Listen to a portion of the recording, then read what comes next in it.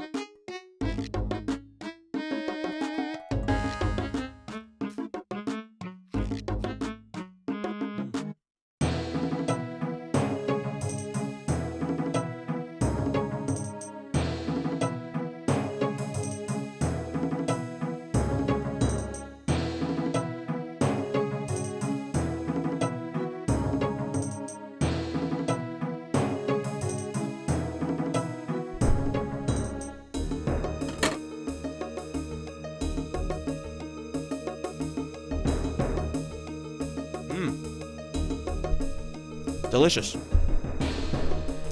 Delicious toasted bread.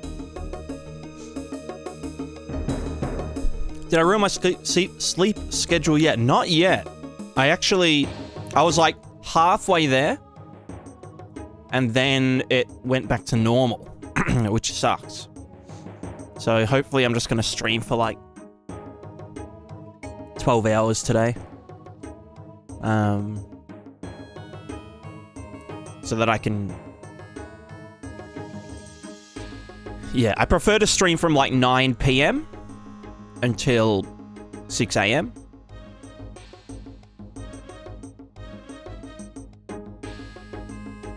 So I'm just hoping to shift it forward, you know?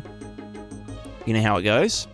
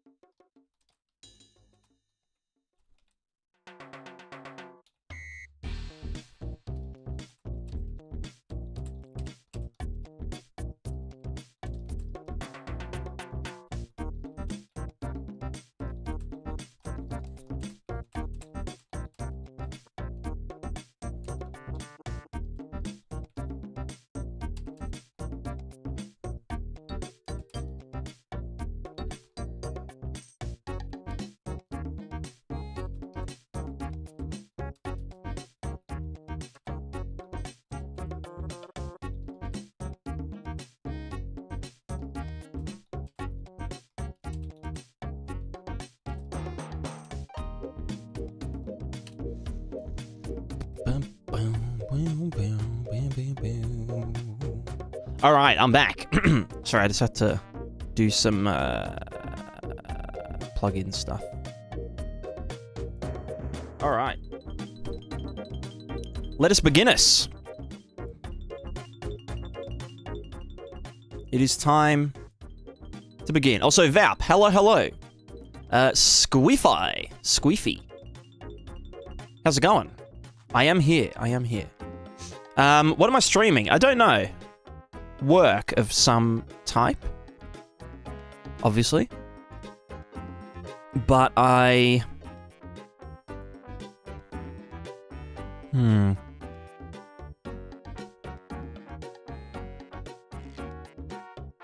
I need to see how the item stuff is doing.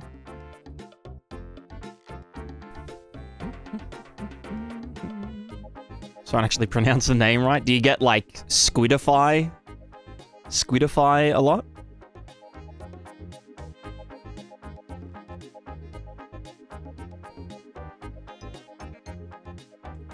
I'm the master of names. I'm the master of reading comprehension. They call me Mr. Reading Man. Among other things. Among Us. Alrighty. Oh, actually, there was one other thing I had to do, which was... no, it's fine. Where were we? Oh, so let's go to maps. This one here. Alright, what was we up to?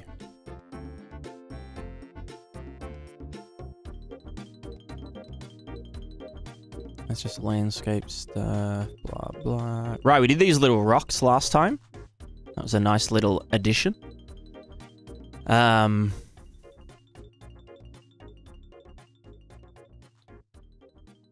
Actually, before we get started again, I kind of wanted to... You know how I had that, I found like a texture, rocky ground or some shit? Just like rocky.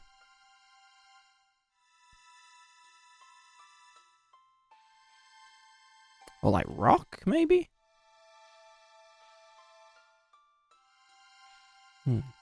Oh, no, that's not it. Rock pile, rock surface? What are you? No. I mean, that's nice, but... That's terrain rock. No height map, though. Do you make the Prismatica soundtrack? Always just figured you, but never asked. So the soundtrack that I play on stream is the old school RuneScape soundtrack, but all of the Prismatica music is done by me. So like at the start of the devlogs, there's that little jingly dude, and that's one that I did for the game.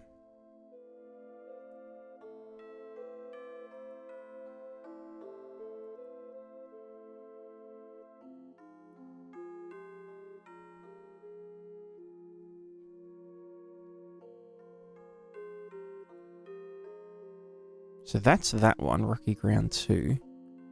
Where is that other one that I saw? Like I had it in Blender or something. Was it called rock? Or maybe it was like stone? Stone. No. Detail. Stone. No. Yikes.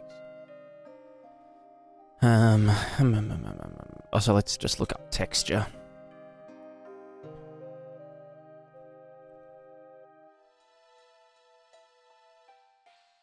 There's like a really nice ground texture. Ground? Ground texture? No, I mustn't have it in here then.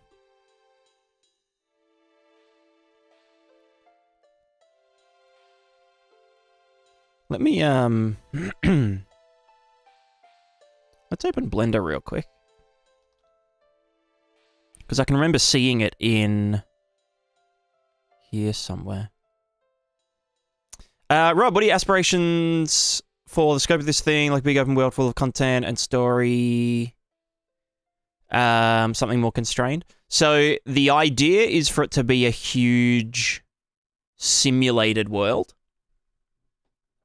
So not necessarily like, not procedurally generated, as in like the world itself, but procedurally. How do I even explain it?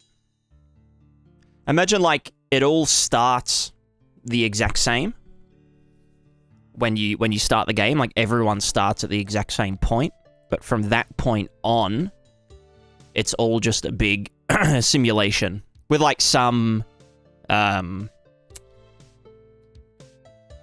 is it? Rocky? That's the one. What's that called? Rocky Ground. ZKMF. That's nice, brother. Oh wait, does that has a height map in it? What the fuck?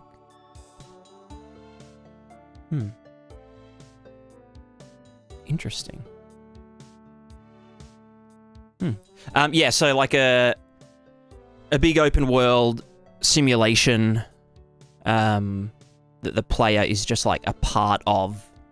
So it's not very player-centric.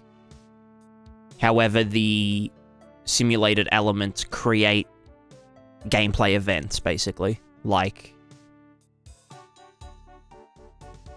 on the fly.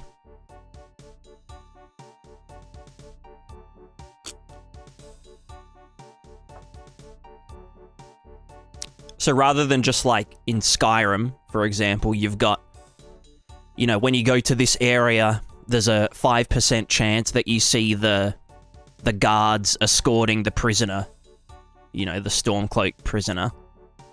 And that's just like a scripted event that, you know, if you see it once and you're like, oh, that's so cool, like, this world is so alive. But then you see it like 100 other times and it's the exact same dialogue and it's the exact same, you know, character that they're escorting and all that kind of stuff. In this game, it would be like, okay, they're actually escorting prisoners for, you know, for different reasons. Maybe some of them were, you know, unlawfully imprisoned, or, you know, they're just slaves, or maybe it's bandits escorting slaves or something. So every time it's like different, there's different reasons that things are happening. There's actual events that led up to that happening. So you can do kind of like a story backtrack. For example, like you come across a hunter in the woods who's just had his leg bitten off. And so you can go and help him, bandage his stump up and whatever. And then he'll be like, or maybe his arm got bitten off. And so he asks you, hey, can you go and track down the bear that chewed my arm off? Or the ex-animal, you know, that chewed his arm off, because, you know, my wedding ring was on that hand. And then, you know, you'd go there, you'd kill the animal, you'd, you know, cut its guts open, you'd get the wedding ring back. Or maybe you could just track it for a while until it poops it out, and you could sift through its poo and get the wedding ring. So that way you wouldn't have to risk dying, you know, killing this massive beast that chewed this guy's arm off. Because, like, the condition for that little, you know, quest would be give ring to person. There wouldn't be any other rules. You'd just have to find the ring, give it back to him. So whether you employed someone else to, you know, kill the bear or the animal or whatever, or you trapped it, or you poisoned it, you know, maybe it has like a little pond near its den, you could fill that with poison and kill it or whatever. As long as you complete that objective that NPC offered you, you know, procedurally, quotations, then that's kind of how the sort of gameplay unfolds.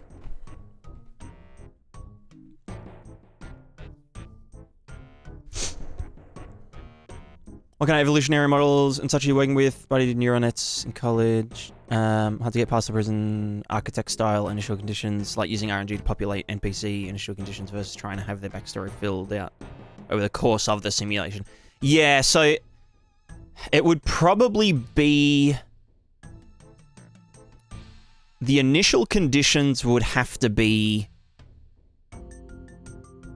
a mix of smart, like populating it so it makes sense, obviously. So like, you know, people of the majority of people in this region are of this ethnicity, and they are, you know, good at these things, and they wear these clothes and that kind of stuff. All of those kind of initial conditions would need to be sort of RNG to some extent. But then there'll be the ability to go in and, you know, handcraft some NPCs or move stuff around or add extra ones to families and whatever. Yeah. But then for the actual, like, AI stuff, it's all just done in, like, a sparse update cycle when it's off screen.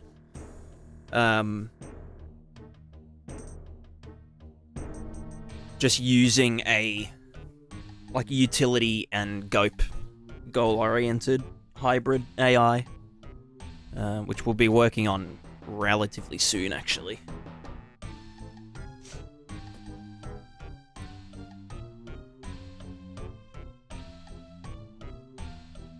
Wise? Huh.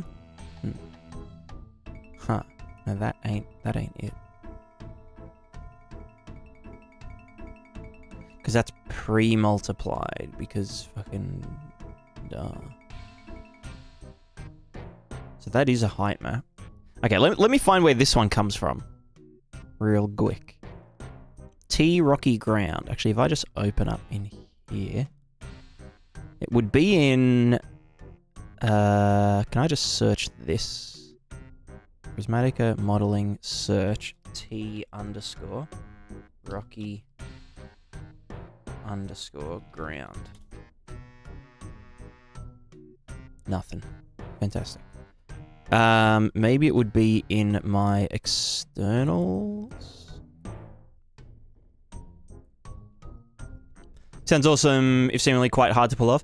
Definitely would be hard to pull off, but I don't, you know, have like a time frame, or I don't have anyone breathing down my neck about finishing it on time or anything.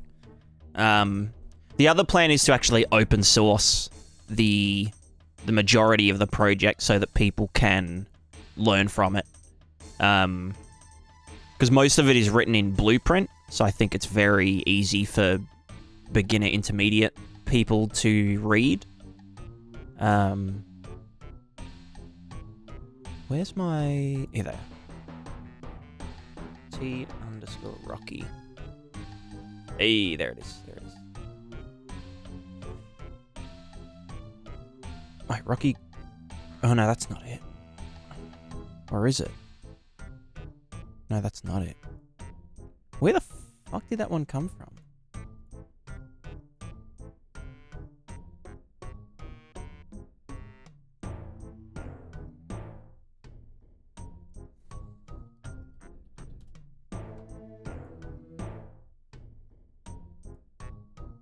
Maybe it's in an asset pack somewhere. Can I go to my asset packs folder? T underscore rocky. Working on it. It's gonna search through like fucking gigabytes of... Oh! Ooh, Rocky. That's it. What's that from? Project Nature Assets. Content. Pirate Island. Rocky Ground. Okay. Oh, we got a few. Oak Forest? Let's have a geeze.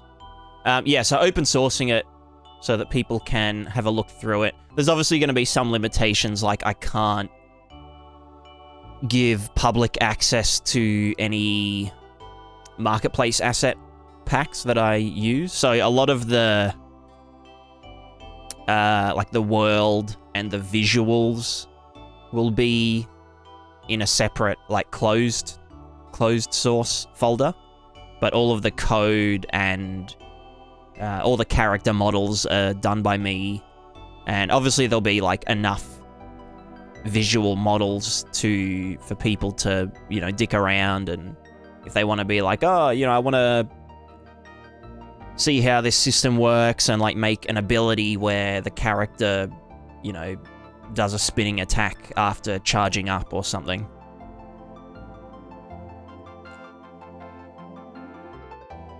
And then potentially people will, I mean, I know there's a lot of people that want to contribute already. So it would be cool, you know, just for people to add little details and little subsystems and whatnot. Like if someone wanted to do the Prismatica fucking fishing minigame, or like fishing system, then they could spend like a weekend or a week doing that, and it's like, there you go, there's a big systemic part of the game now that can be used for a bunch of stuff, you know, getting ingredients from fish, characters fishing just for fun, you know, recreation and whatnot.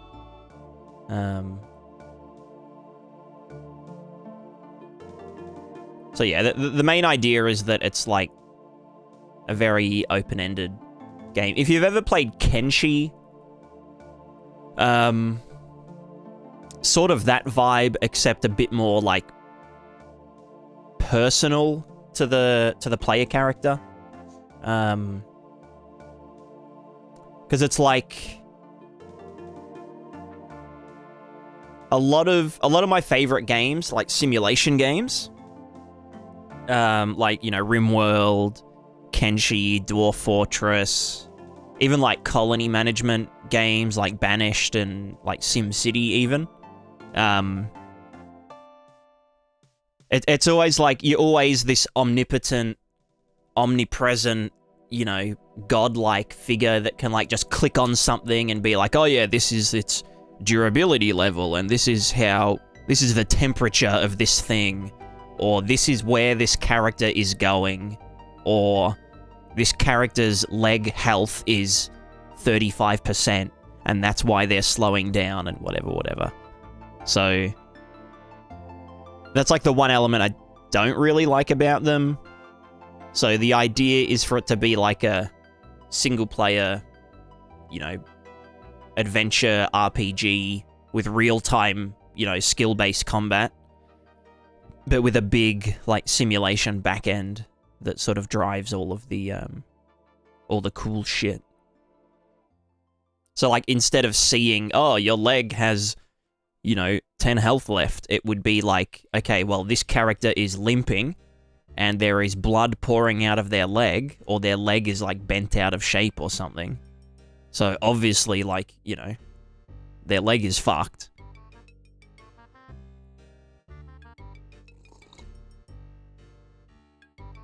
And being able to actually like intentionally aim for a character's leg, or a character that isn't wearing a helmet, you know, their head or their neck or something. That would be, you know, a way that you can directly affect, or like directly interact with the simulation system.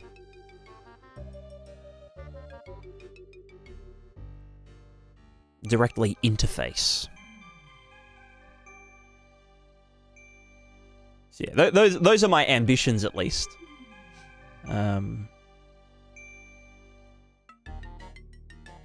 And like, I've done, like, I only started Unreal. Well, I only started GameDev about 3 and a bit years ago. So like, people are always like, oh, you still, like, is Prismatica not finished yet? It's like, bro, I restart the game every year because I actually learn how to do shit. Like, if I went to uni for this, I wouldn't even be graduated yet. Like, give me a fucking break.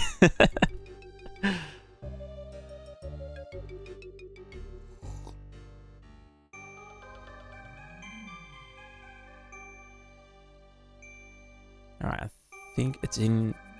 no, not this one. Fuck, wrong one. I want this one. You need to close.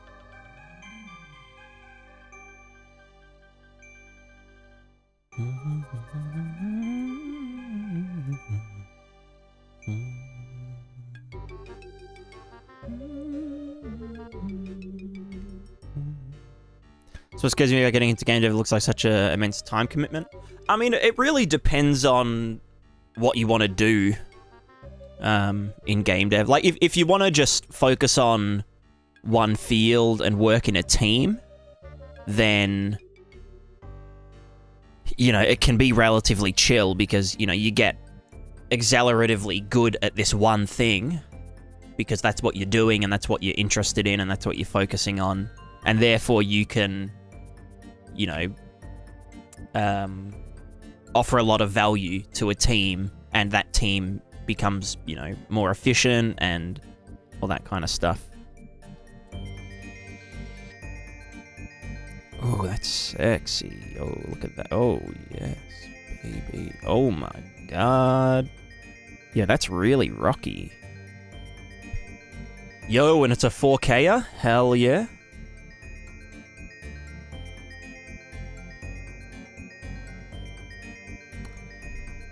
I think that's one of the rare cases that I'd actually want to use a 4K texture.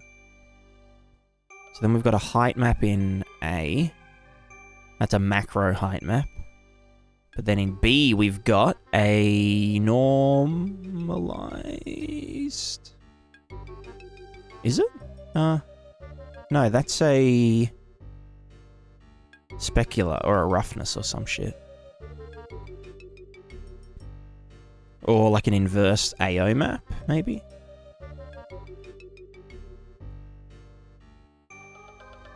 Yeah, because if that was a... Is that... Yeah. Yeah, that's like inverse AO.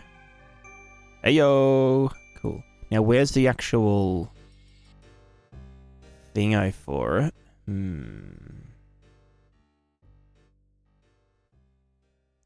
you reckon I could... Actually, does this have a... No, that's an AO. AO! And that's just color. Ah, I wonder if I could...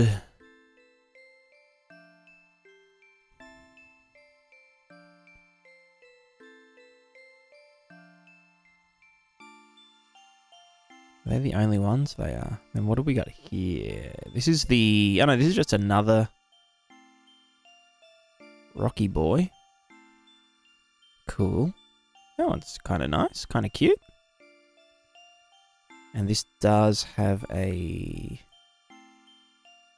Colorino. Could I... Actually, what's its height? Wait, does this have a height map? Ah, here. We've got an R, which is an AO. AO! Pardon me. G is a specular, probably. B is the height map. Yeah. Probably do a... Nah, just use B.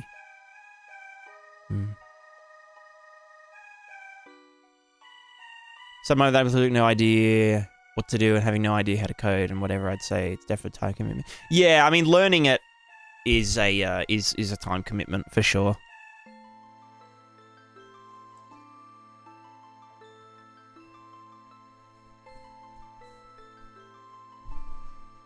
God, I wish more people did their height maps like this rather than like this, where they've got these huge fucking macro height maps. Like I want the rocks. I want the rock height maps individually. You little shit.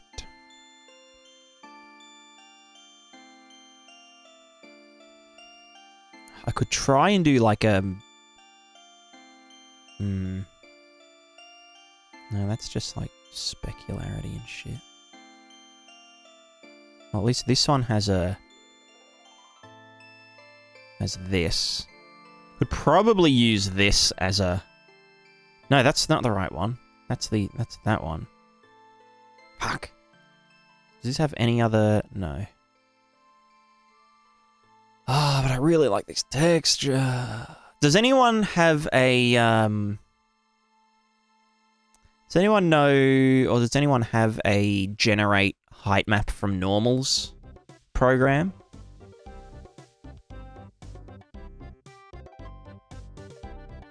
I wonder if... Oh no, I don't have mixer anymore. And I don't know how to use bump to normals or whatever the fuck that was. I just want to like normalize this somehow, but I can't. Yeah. Oh, I could... No, that wouldn't... What was B again? Inverse AO.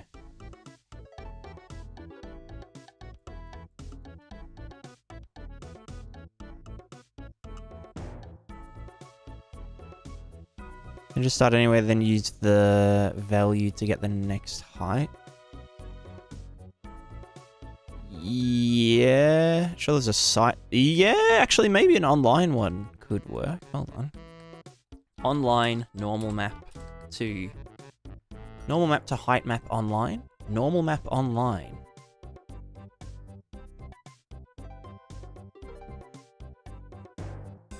Can I make it bigger? I can download it.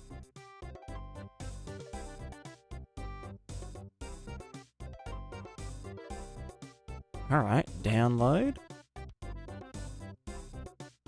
Or, no, is that to download the app or the...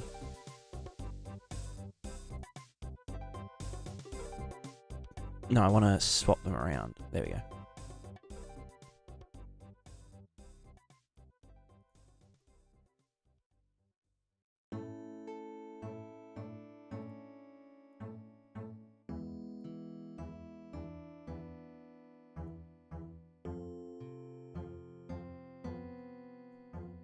Normal map online. No, I don't want to do height to normal. I want to do...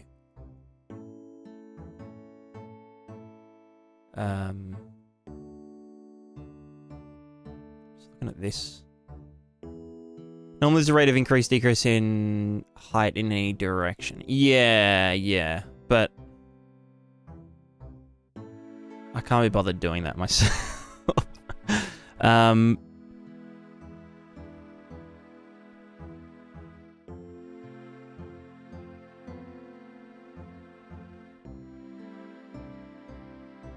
I think this only does height map to normal, not normal to height map.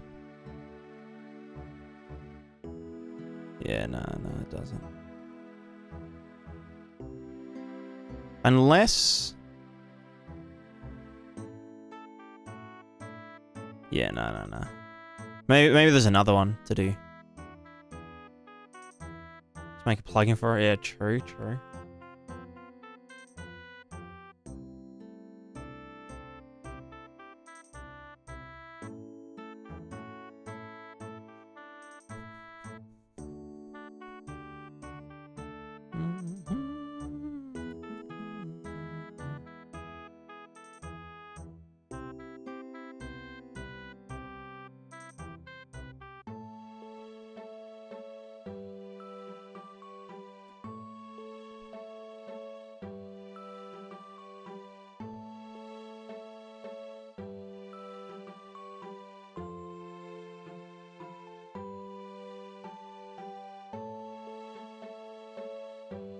Normal to height map.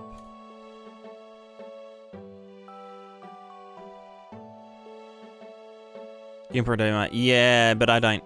Well, I could have GIMP, but I don't. Normal map is housing normal angle information, not depth. There are a few apps out there that maps online. You can download. I usually find the effect to be gimmicky at best, but my standards blah, blah, blah. Yeah, fucking give me the fucking thing.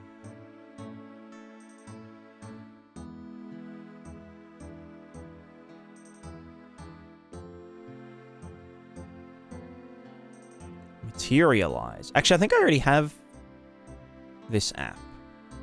but I could never figure out what the fuck it was. Let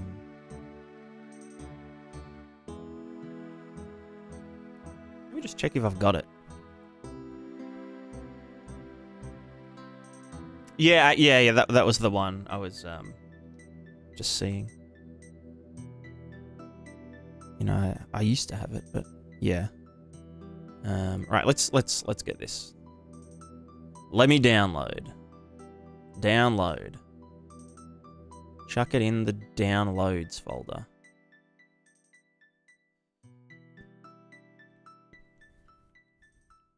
It's a very small package. Hell yeah. Good things come. Full stop. Sorry, in small packages. Downloads, materialize, extract here. Yeah, materialize.exe. Here we go.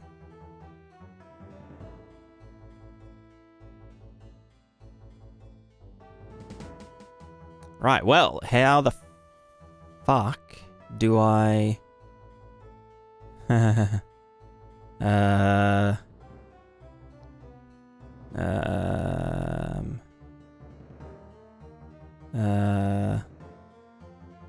hello.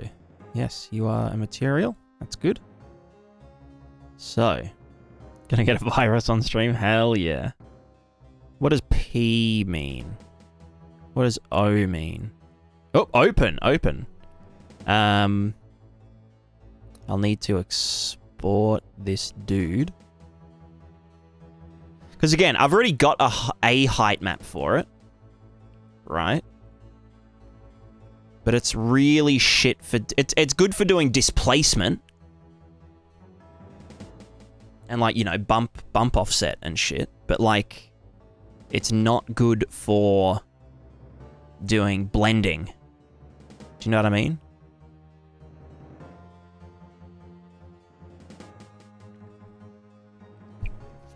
And it's also terrible for color. I want to... Well, I guess this is just one big fucking dude, isn't it?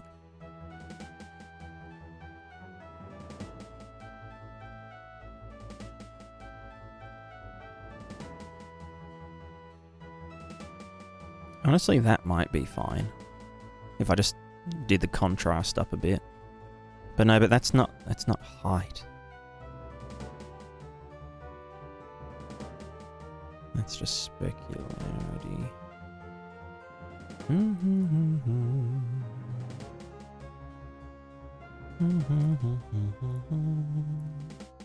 Let's just see how it goes. Asset actions.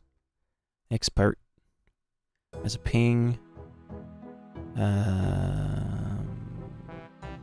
In and out. That one. Go to here. Open. Go to... How the fuck do I find... C drive? No, let me go to fucking... D. No, that's C. No, I want it... Drives. D. Prismatica? Unreal Engine? Prismatica modeling. Props. In and out. This one.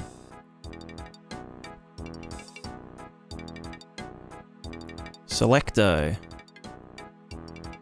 Oh, there we go. There we go. Cool. So, how the fuck am I gonna... No, I put it in the fucking diffuse map. Why am I so dumb? Actually dumb as fuck.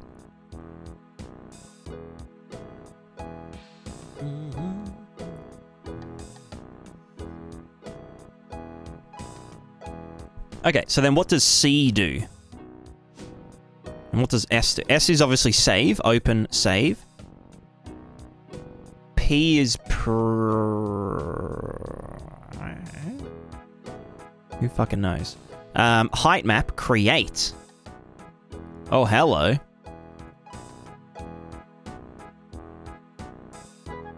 Okay, this is lit.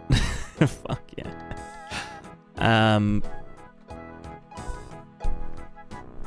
Oh, does the blue channel need to be... Right, that's just that.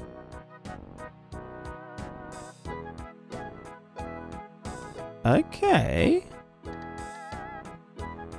I can fuck with it. So it is doing... Okay. So it does do a fill. It is doing a fill thingo. Then we can do contrast at the end. Bias, which is just offset.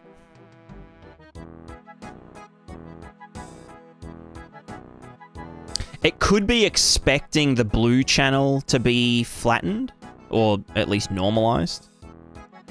Actually, if I set this to normal map, it will then generate a blue Chanel, which might give it an easier time. So if I unfuck you and do that, yeah, you're fine. And then open this one. Hold on, no, not that one. Cancel. Okay, let me just. All right, this is a pretty cool app.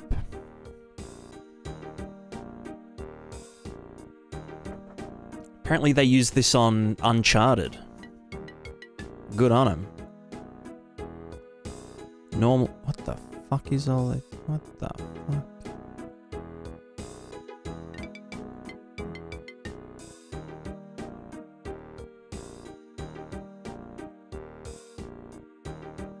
No, I said... Does that not fucking... export?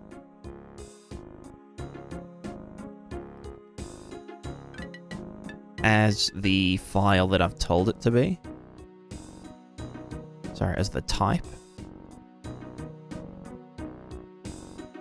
Does it export it as the real... The real boy? Yeah, it does. Ugh. I'm sure it's fine, honestly. I could even do a I could even do it from the diffuse map, even. That might even work better. Or from AO. AO! Sorry. Let's try that. Diffuse map. Open. Why can it not go to the saved fucking folder? I have to go through every single time.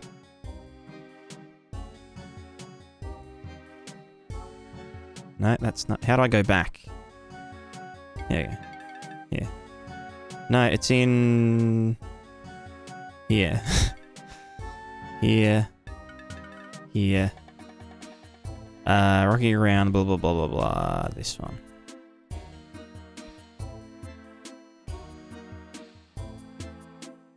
You know what to do about that paint buffer? 3 weeks. 3 weeks. Give me 3 weeks. I'm going to be starting on it in 4 days from now. Alright, can this do a height map? Create. Okay, so height from diffuse, it has all its... Oh, that looks decent. That looks pretty good.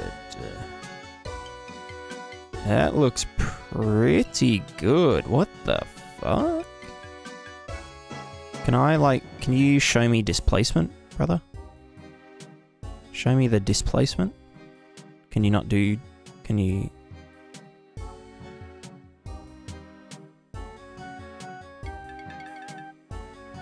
Like, I can't... I mean, yeah, that does look... I mean, yeah. Better than nothing.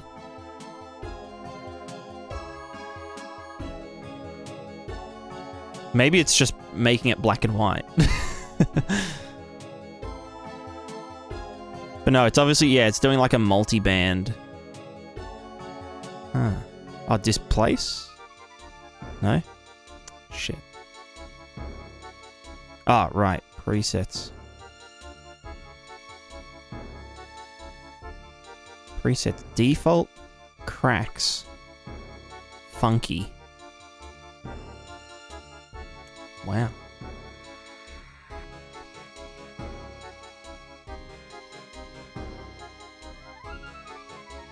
Oh, right. Frequency weight equalizer.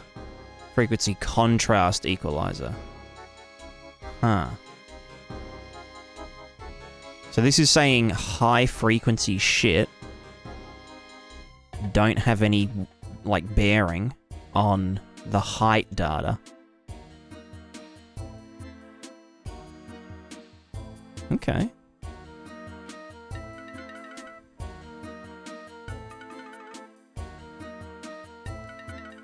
I mean, honestly, it's...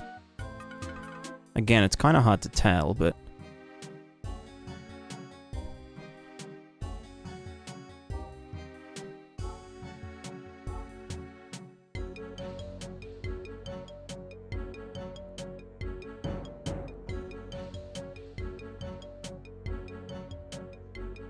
I wonder if it can do, like,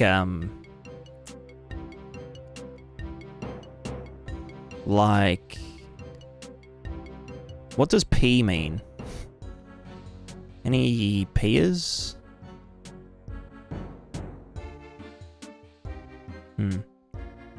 Height map. Let's create. Right, we can say from normal or from diffuse.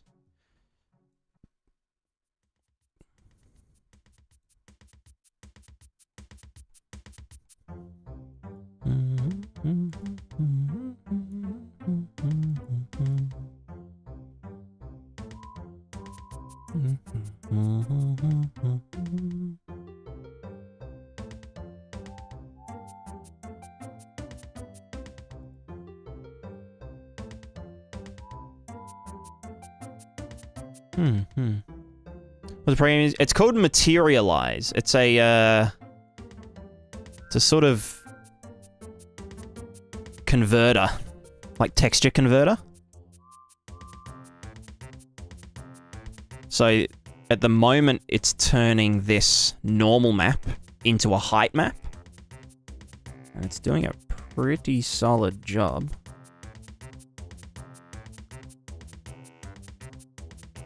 Yeah, definitely normal to height is the better way of doing it.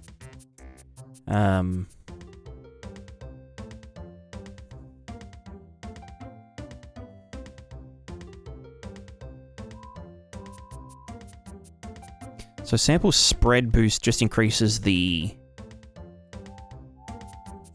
Yeah. So if I had that down at 1... So the higher this goes, the more... Right, the more macro noise we get.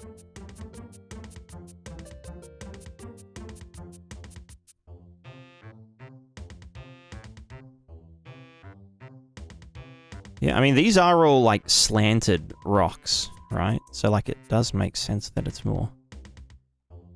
So it must be doing, like, a flood fill of some kind. So if I did this, which is the flat noise, and then averaged it with the original noise... Sorry, the original height map, which is this one... then we would get a pretty good result.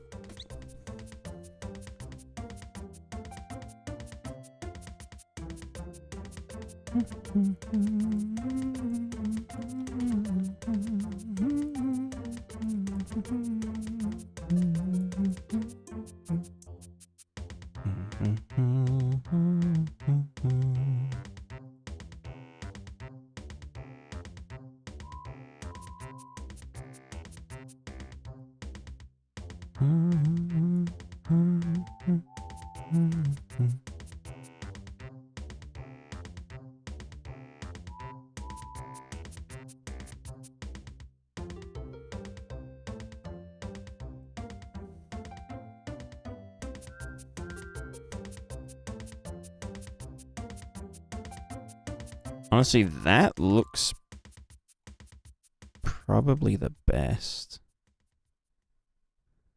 Ish.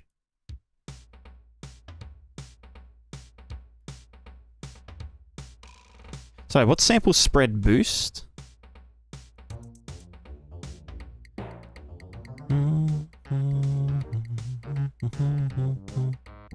Ah, right.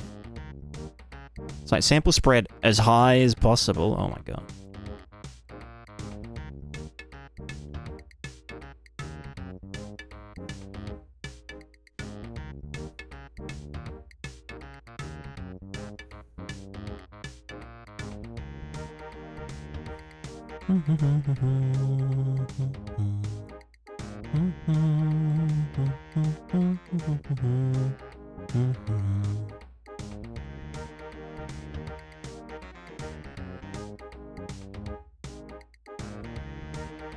Honestly, I am impressed. So then set as height map, and then I can save the height map. Oh, fuck yeah, boy.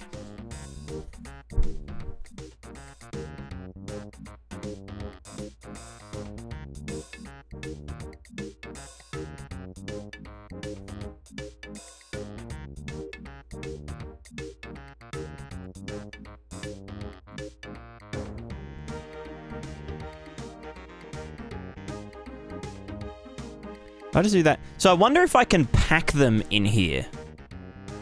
Because we've got like... Oh, but I can't do the alpha. You fuck. I can say red. Hello?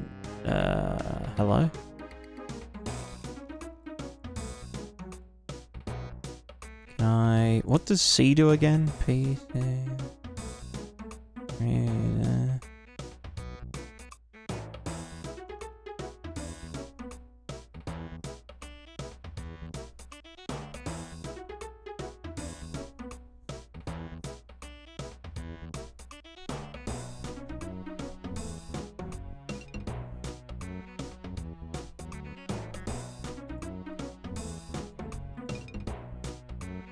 Yeah, why can I not put the,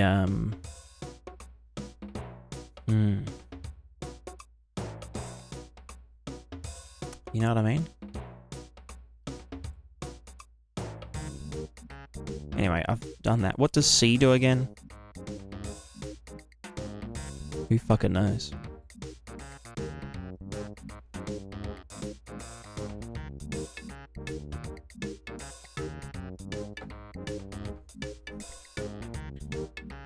Alright, well. What were the other textures that I wanted? So that's that. And then this wouldn't need a color mask then, because that's essentially just the flattened height map. So we can then go rocky texture. And get this one, I believe.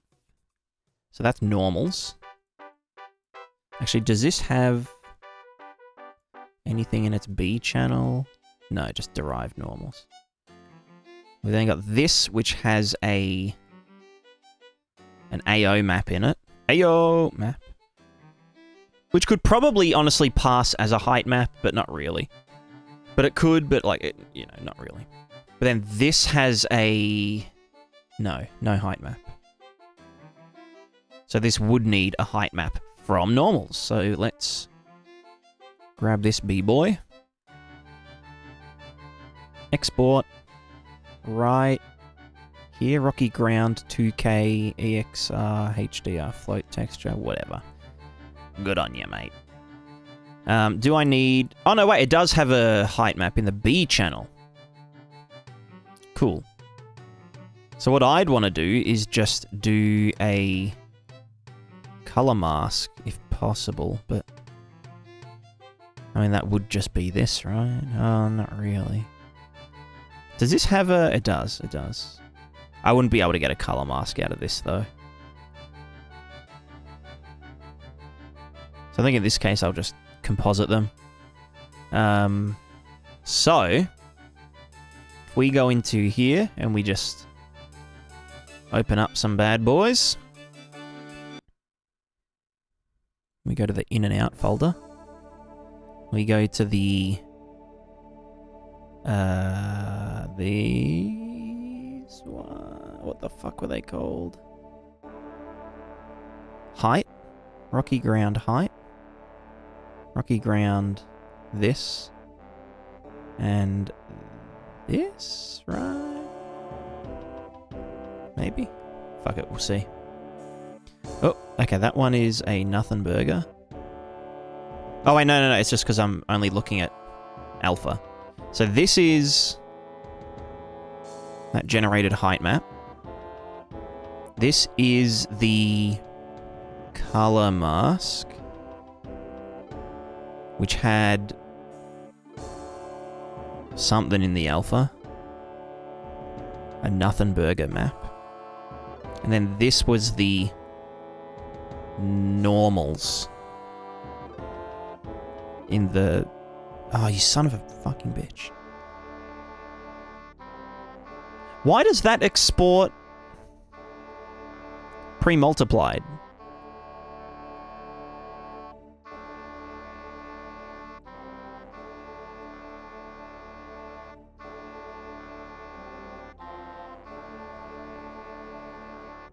Can I just, like, save this as a...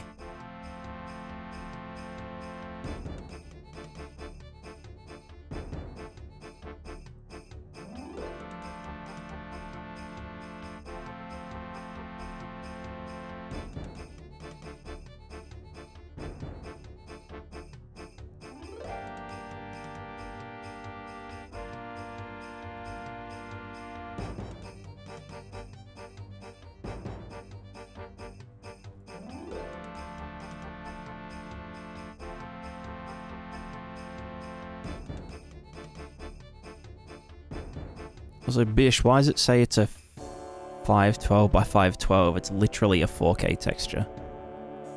You know what I'm saying?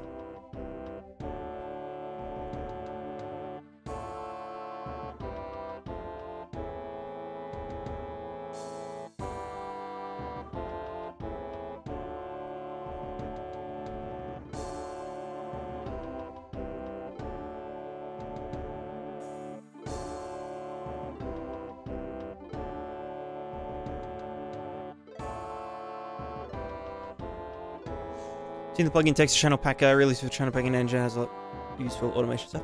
Yeah, I have seen it. The only reason I don't use it... Oh, wait, if I save this as a target, there we go. Rocky ground, normals. And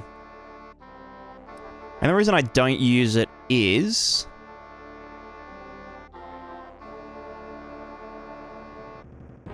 because... Wait, can this not import TGAs? No, wait, no. Yeah. Hey, and then this should be real. What the fuck is this? What is this shit?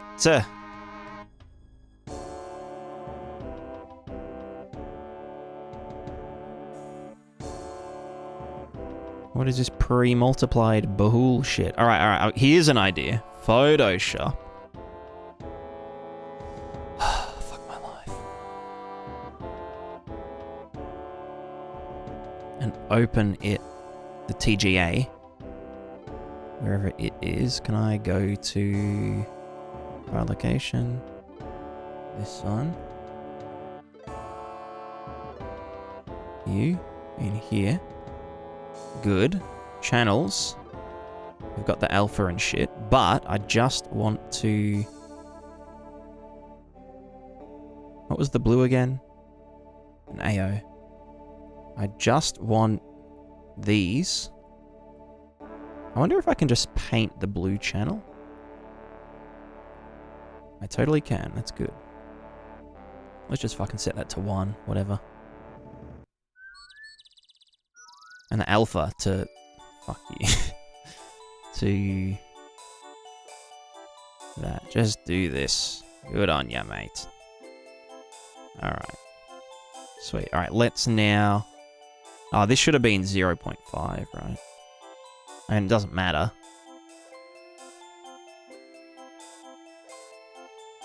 Whatever.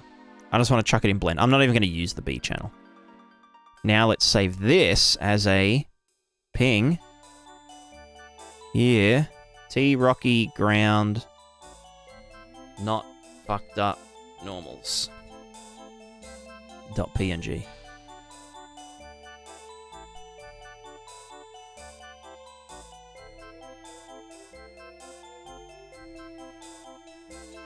Yo, Marbs, how's it going? UE5 4, they added texture graph like Substance Designer, can be used for packing channels much more. Yeah, I'm actually pretty excited for that one. That's like one of the actual cool things that they've done in a while. There we go.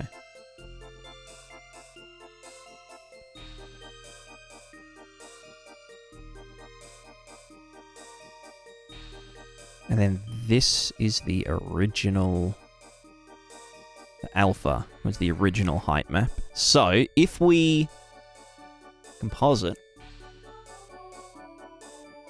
Making a height map from normals, satisfying the... Well, no, I was just using materialize to do it. Yeah, the controls on this are wacky as fuck, but... You know. I'm just packing them to my liking right now. So this would be the normal map, which is the rocky ground, not fucked up normals. That will then put itself there. How the fuck do I... Oops. What's the fuck? There it is. Alt drag. Into the... height. Do I want to actually combine it, or do I just want to put both in? I think I'll just put both in. I'll put the high detail one in here, which is the blue channel. Sorry, the low detail one. So this will be rocky, normal, original, using its alpha channel. And then the new one that we made, which is the height one. Rocky, ground, blah, blah, blah, height. You are going to be the A channel. Oops. Yep. And then the B is... That shouldn't have any alterations there. That should just go straight into there. There we go. Maybe a bit of contrast, maybe? You know what I'm saying? Well, actually, that should be sampled as a... No, because it's coming from the alpha, so that doesn't actually matter. And I'm pretty sure the normals are supposed to be sampled linearly. And then the alpha can just be whatever fucking looked good. Then we go here. We say rocky, Pris rocky ground, Pris rocky ground, 02. And we save it. We get an error, which is good. It's a good error. Right, then the other one I wanted to do was... Ooh, what's rocky sand? Ooh, that's nice. What do you got here, brother? We've got a normal RG. Cool. We've got a... height map in B. And we have a color, which I could definitely get some juice from. Honestly, even just doing a grayscale would be fine. Shit. Which one has the most... Oh, fuck off. I might put it into Photoshop and try and manually extract, you know, black here, but then grey for all of these ones. So let me get you. Let me just export all these. Export into the in and out as EXR, HDR, whatever the fuck you are. 4K bullshit. Let me open up you. Sandy boy. Oh, actually, let's just wait for it to... Ah, it's got to do them all individually. Also, how is everyone? Sorry, I haven't been looking at chat. I'm locked in. Yo, is everyone locked in? Rocky Sand...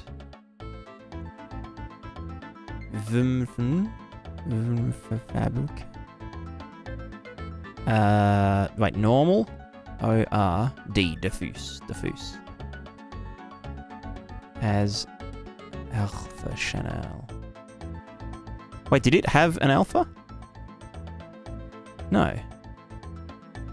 No, there is no alpha. Fuck the alpha. I am the alpha. Alright, let's go... Layers. Image. Adjustments. Black and white. Why can I not? Is it because it's locked? Can you, like, unlock, please? Thanks. Mode. Adjustments. Black and white. No. Is it because it's in... fucky ass mode? Yeah, whatever. Yeah, just... It's because it was HDR, right?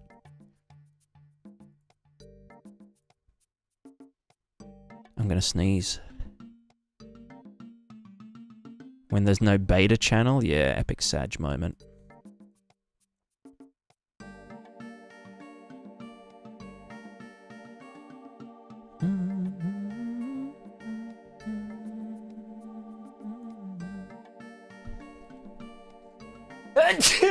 Pardon me.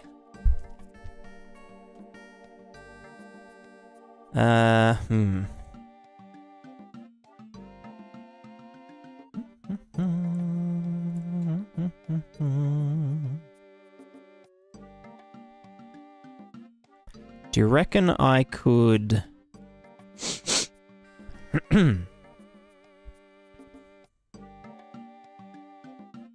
Fuck off.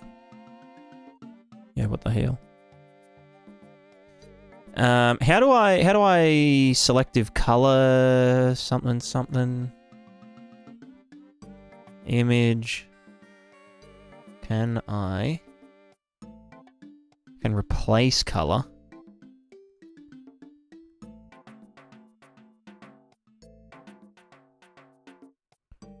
Color with black. Oh no, that's get that color. And then, right, result. Do this, yeah, okay.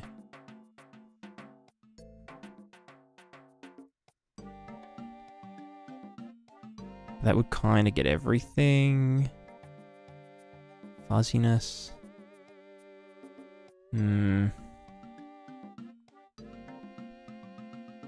Oh wait, I can add a, right? Yeah. Sexy.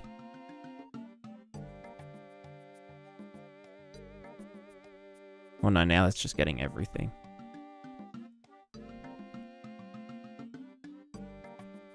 That's these. Because I want that to be black. You know what I mean? Let me just say, can you just be like fucking green?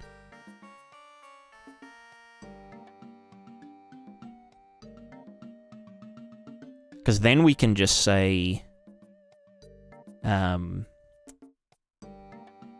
anything that isn't the color. You know? Turns green.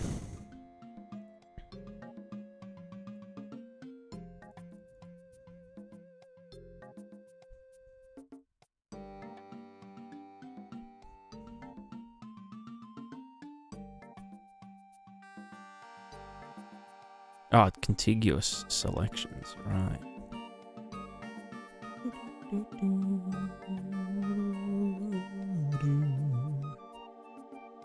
That's pretty good. There's a few little exclusions, but I might be able to... No, they're always just going to be the same color. Because now what I could do, in theory...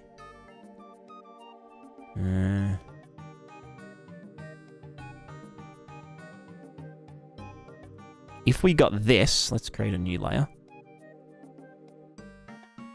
So if we got this one, right, and we said black and white, but we put the green all the way to black, like this, and just fucking yeet everything else up. Right? Maybe not all the way black. Yeah, no, we'll go all the way black. I might want to do a quick denoise on it. Like noise, reduce noise, just fucking blur me up, daddy. Just go for it. Whatever. And then just a quick little blur. Gassy boy. Nice. Because this is just going to be a color mask, remember? So now if we do black and white, and we say, can I zoom out? Yep. We say green down. Cool. Everything else up. Sweet. Sweet. Sweet. Can I, how do I fucking zoom out? Piece of shit. Honestly, I'd...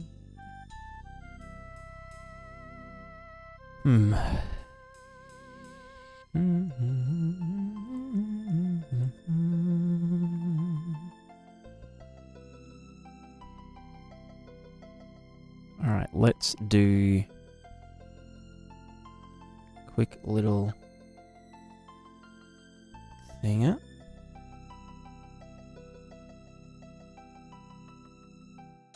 There we go.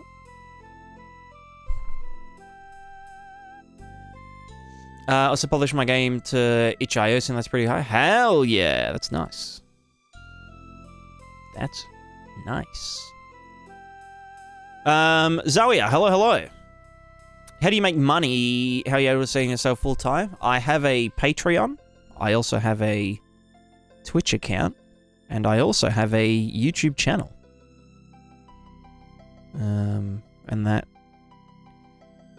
gives me enough money to just do this. Pretty chill.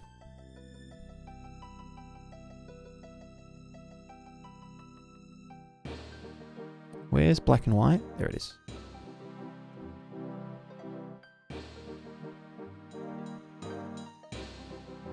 Is that all of the...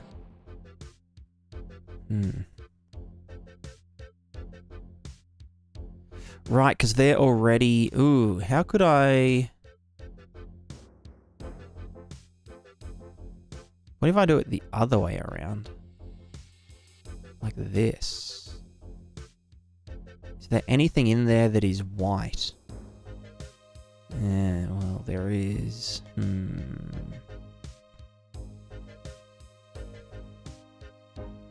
Fuck, that makes it tough, because I want the ground to be... color.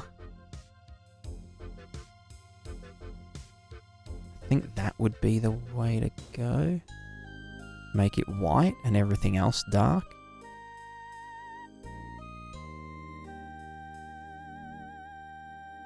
And obviously we miss out on some, but we can then do a separate doodad. Maybe. Black and white.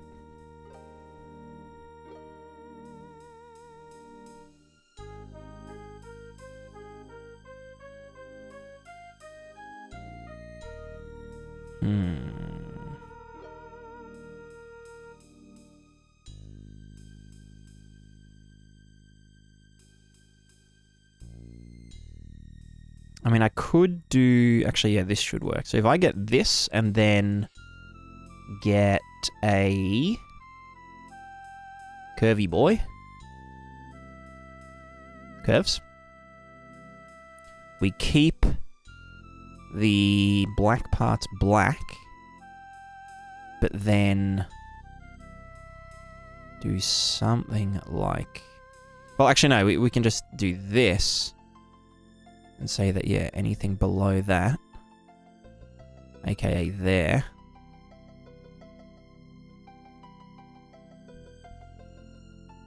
this runs a multi-layer criminal org.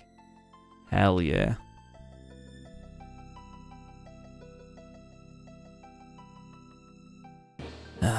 Yeah. And then you this way. Then if we noise or denoise that.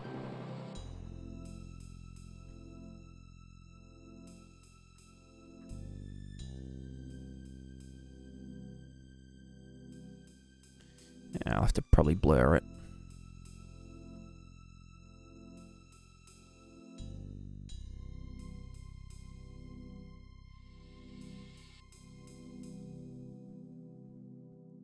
And then run another curves over it.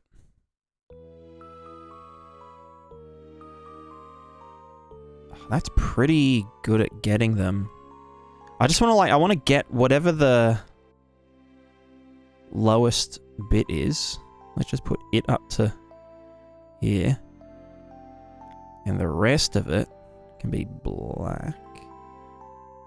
I just want to get rid of that tiny... See that? This? Oh, yeah, now we're talking. Like this. Right? Then, we put this over that one using darken. Where are you? Darken. There's just like one rock that...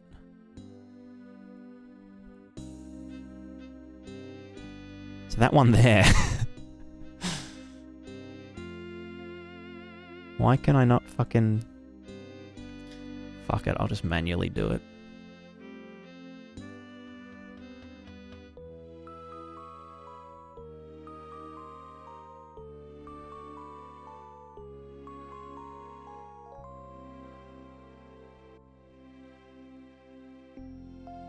There we go. That goddamn rock. Anyway, so this is like a color mask for the stones and shit. I wish that... No, that's actually fine. Let's just merge these together. And then... I wonder what would happen if I ran a cutout over that. No, they have to conform to the normals, so I'll... Yeah, they can chill. They'd get quantized anyway. So then I just want to invert. There we go. So that's just a rough color mask, which can be used in conjunction with the height map. You know? So we'll save this one as PNG. This is rocky sand color mask. Yep. Then, so that's from that. Then we've got this normals, which is just normals, RG. And then this one has a height map in the B channel. There it is.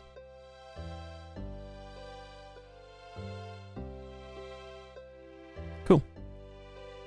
Color mask's only really useful if you do flat colors like you do, right?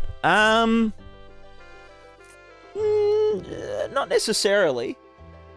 You can get use out of them. You can get use out of them in like PBR stuff. For like tinting things. So like, you know, if I had this texture, this like color texture, And I want it to be like, oh, I want the sand to be redder, but leave the rocks how they are, kind of thing. Or just for like, you know, some color variation, color macro variation. It could be handy.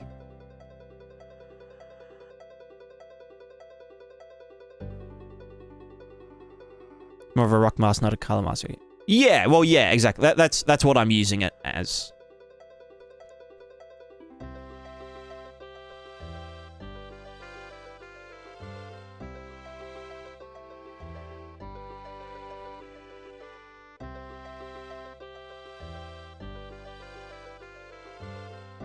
So now we've got the sand color mask, we've got the sand diffuse, and the sand normal.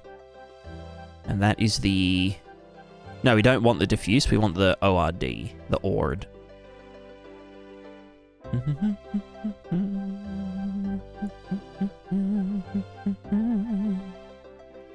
So then we can just go here, we can go to rocky sand, normal. Get the RG from it. We can go to here, which is going to go into our Alpha Chanel, which is going to be the Rocky Sand ORD for the height stuff. So that's going to be using the B channel, I believe. Also, I feel like that has gotten rid of itself. No, that one's still there.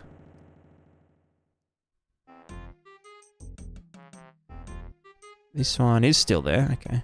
And it is in the B channel, right? Yeah, B. B movie. And then the other one was the... Yeah, the OID and the normals. Yeah. So compositing. Why the B look like that? Oh, because that's going into the alphas. Alpha height map. I want to give that more contrast, actually. Let's just do a fucking... Jesus. How do I... Contrast? Cool. Image.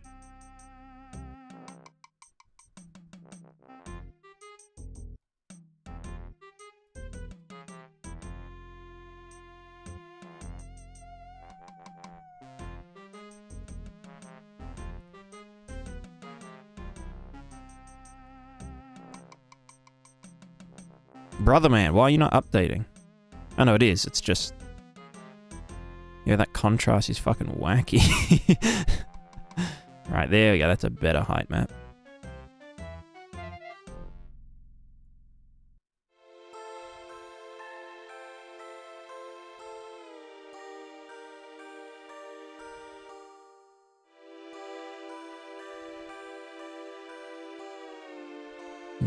Yeah, that's fine.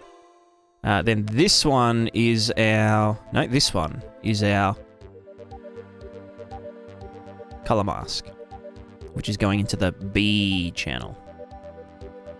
What the fuck, brother? Are you... Oh, right. Just anything but the B. So that then goes into there. That doesn't need any fuckery, right? Well, actually, no, it would because we...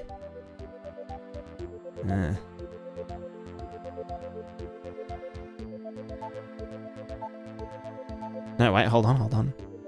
So that goes into the base. Exponent is the divide by this number. That would then go into the B channels. Or the B channel, full stop. Right. So we've got R, G, B, alpha.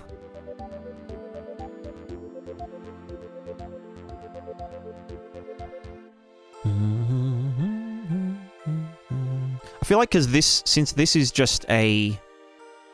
Nah, I like that actually. Do it. Alright, there we go. That looks great. Yo, nice one. Let's yeet this out. This is called Rocky Sand. 01. Pris Rocky Sand. This is going into the fucking wherever. Yeah. Save that motherfucker. Oh, wait, no, I need to make sure... Oh, yeah, no, that is linear.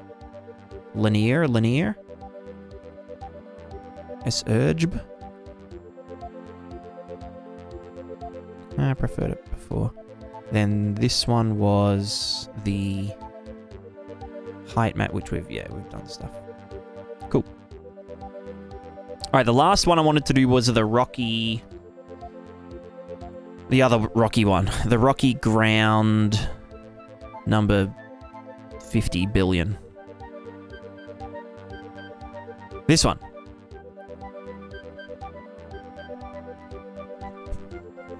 Which I don't think this one had a height map. No, this one did have a height map. It was in the... Does it? No. Where? What? It does, it's here. Rocky ground, this one. Which has a height map there. So that was Rocky Sand. Yep.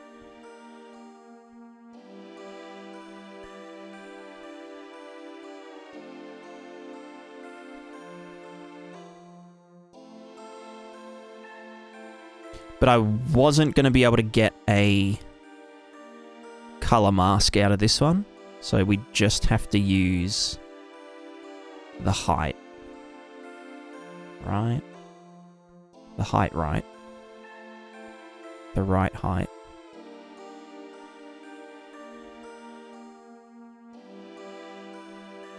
Speaking of inventory, have you ever made a video about inventories? I have never made a video about gameplay related stuff. As in like tutorial, like instructional videos about anything coding related. Are these volumetric? Yo. Cool.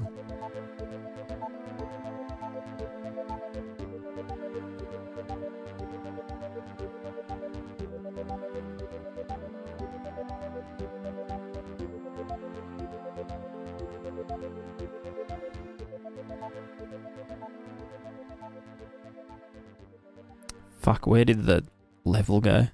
Come back. No! Oh my god. There we go.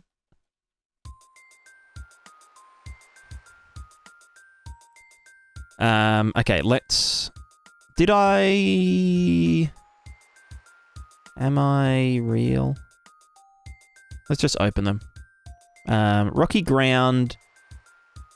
ZK FM blah, blah, blah, blah, blah, blah. Is that the one? Rocky Ground. No, it's UE5 Oyukugung.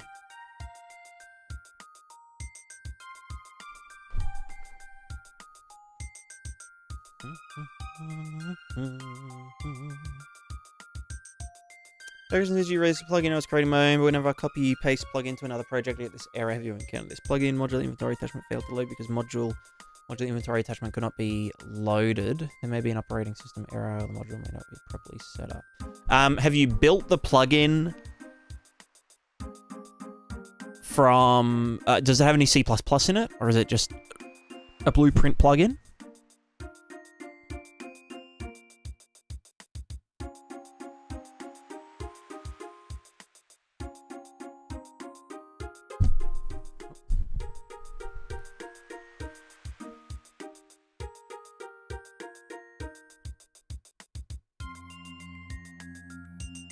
It might also be that the engine version in it is set to the wrong version.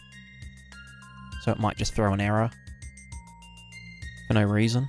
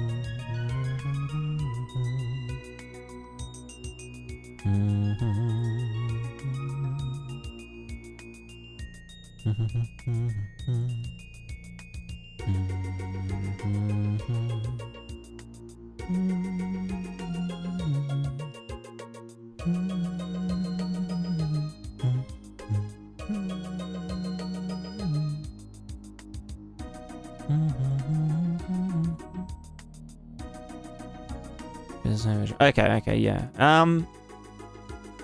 So it's obviously working in the, like, in the session that you're, like, creating it in.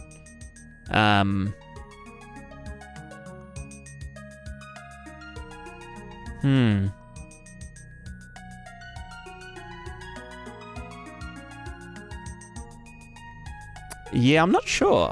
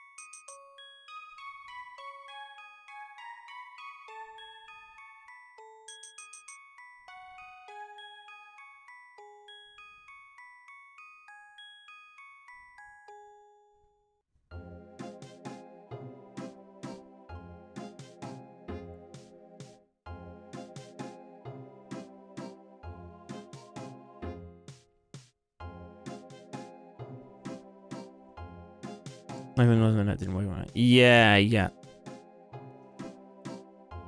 I'm trying to think. Which is rare for me. Sometimes I just don't think, full stop.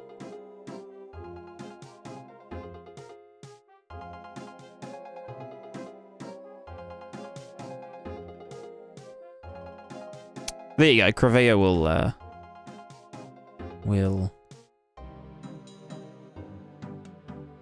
Crevea's the master when it comes to this sort of bullshit.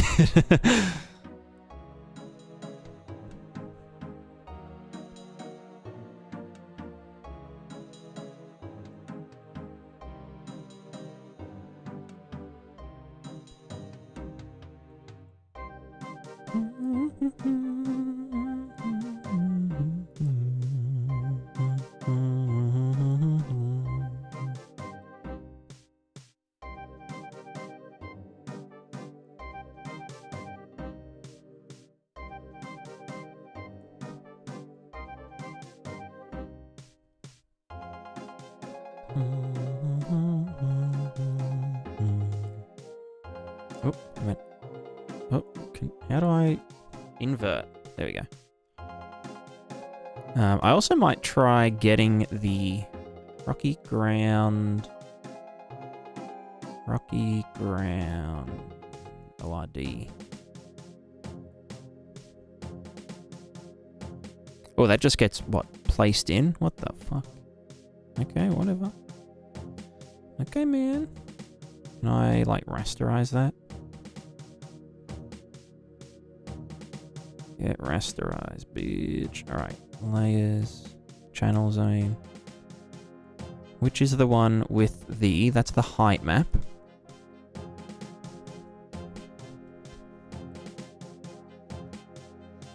Let me just get that. here. No, I just want the... How can I just get the blue channel? I could just make an overlay that's all red.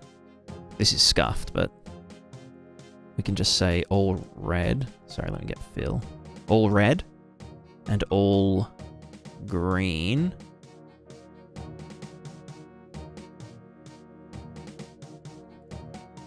No, fuck off. All green. Well, okay, no, I'll just do all yellow, which is 255, 255, that one. Do that, then subtract this from that. That should leave us with just that. This is scuffed. Merge them. Then black and white this.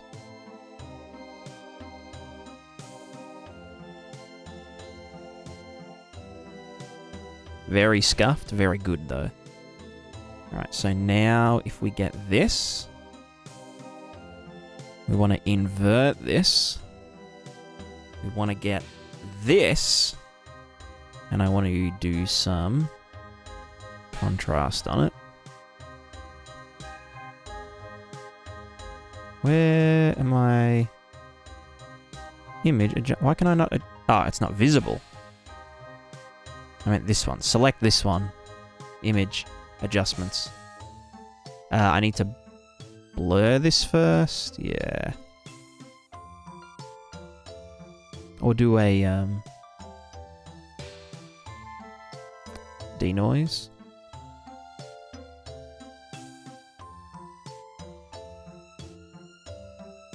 Good enough, whatever.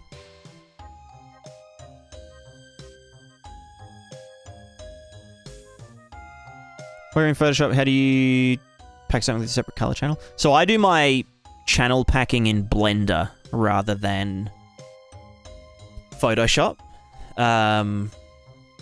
Photoshop exports in a stupid color format and you can't really do much about it.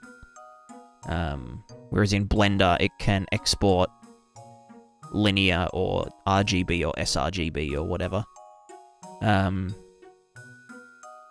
probably could figure it out in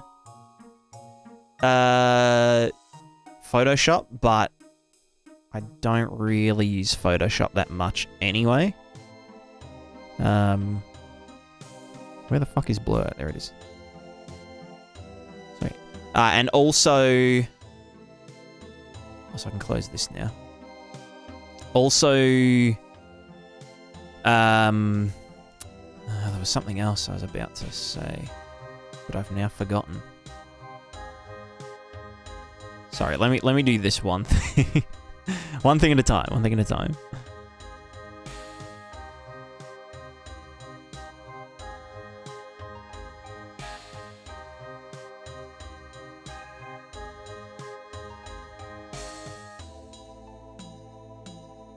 Cool, let's chuck you this way. What's that one? That one's that. So then I want to get a curves of this.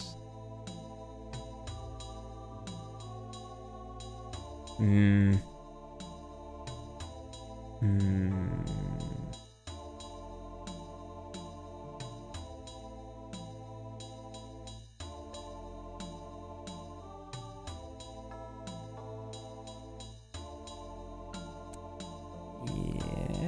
hold on. Cool.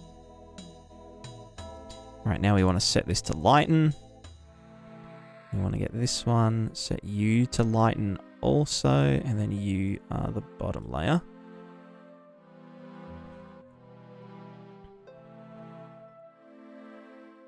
So our original is this, but we are now... Wait, can I set you to lighten as well? That'd be kind of nice.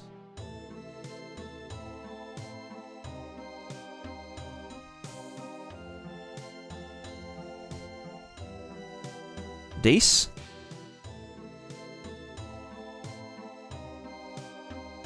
Pretty good, I guess, kinda. kind of want to boost this a tiny bit. Actually, I could boost it now. Now that I've actually clipped the black. Fuck it, use legacy. Go all out, bitch. Oh no, that... Okay, never mind. Brightness all the way up. Contrast. Yeah. Kill, kill.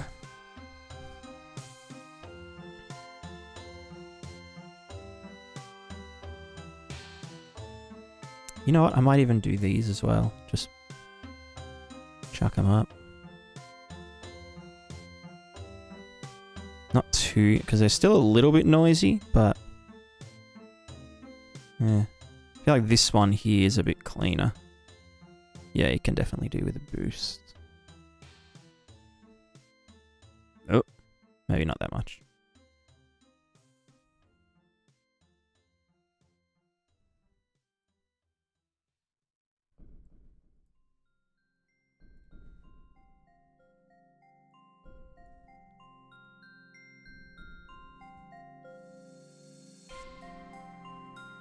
Yeah, I vibe it.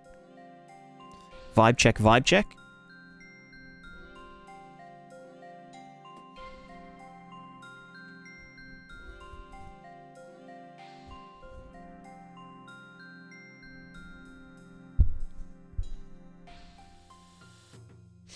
I wonder if I could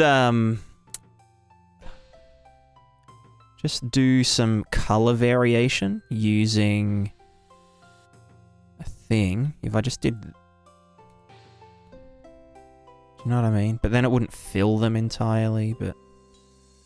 Because I could just say this. You know what I mean? But I'd want to do it like per thing for some real noisy shit.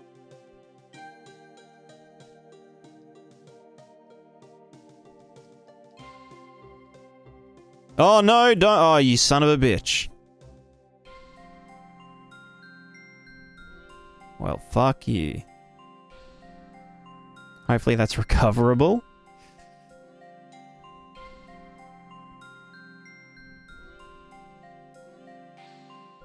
Thank God.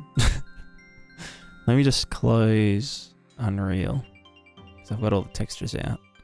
Right, where were we? We were just doing contrast pass.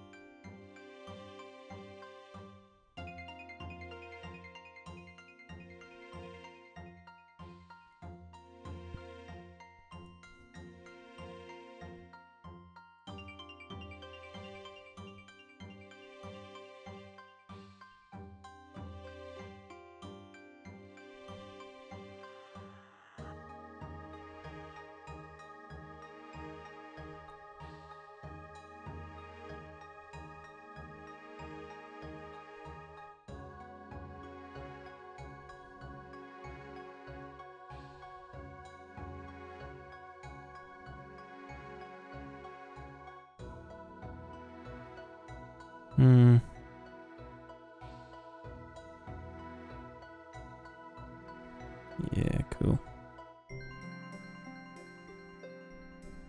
That one really does get a lot. I wonder if I can do like a edge detection on this.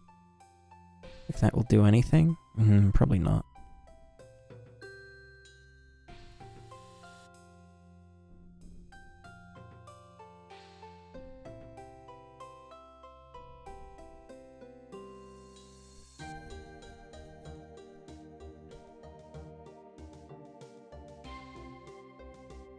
Nah. Oh, unless I... No, that wouldn't work. Nah.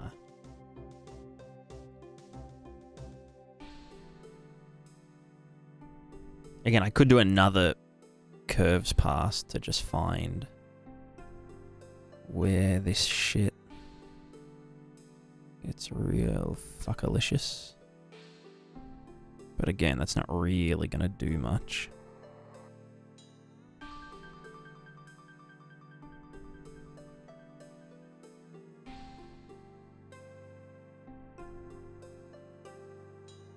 Try that, and then put that over the top. That might get a bit more... Yeah, it fills some of them out a bit more. I mean, it's really... I just want to not...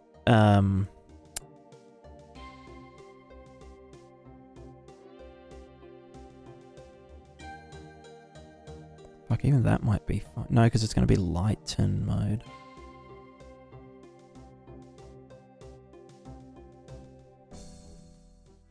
We just go down.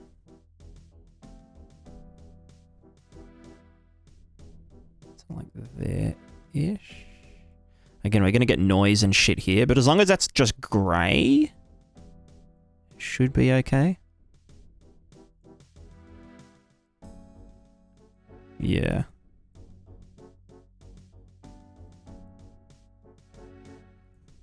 Yeah, fuck it. That's good. So that's our color mask. Do I want to sharpen it?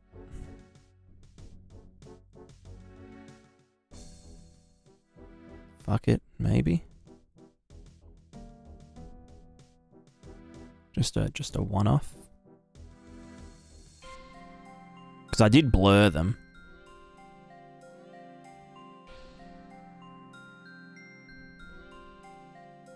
I mean, it's probably gonna get ass fucked anyway.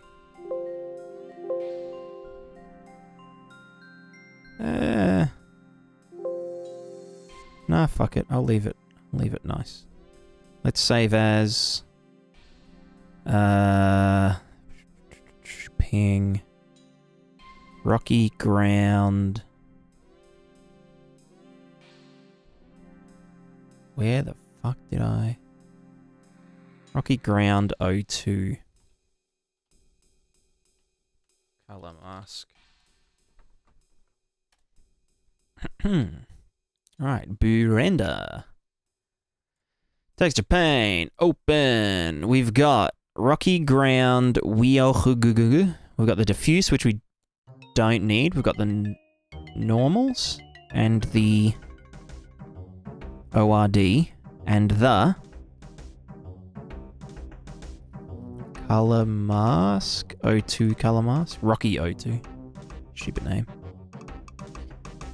Wait, is that only a...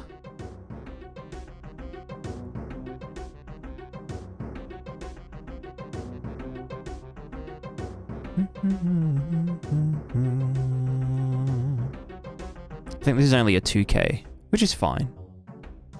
You know. Good on you. Alright, fuck it. Yeah, let's just go...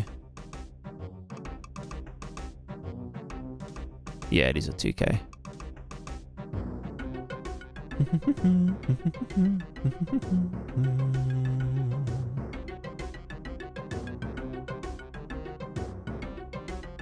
Yeah.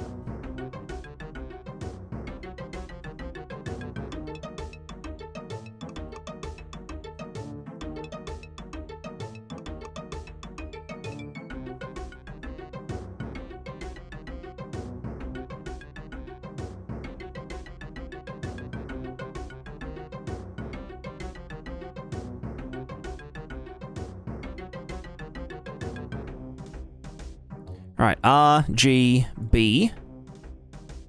Alpha is the height map. The real height map. Which is already contrasted. Which is fine. Yeah, fuck it. So then our total boy.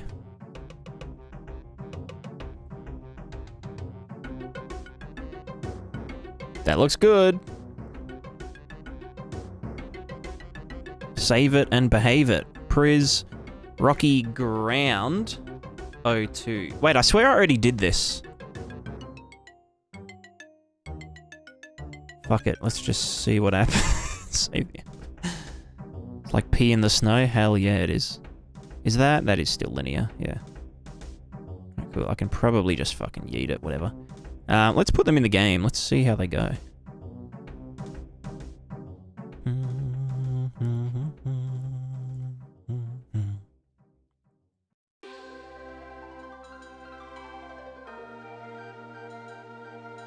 And then we can actually do some work.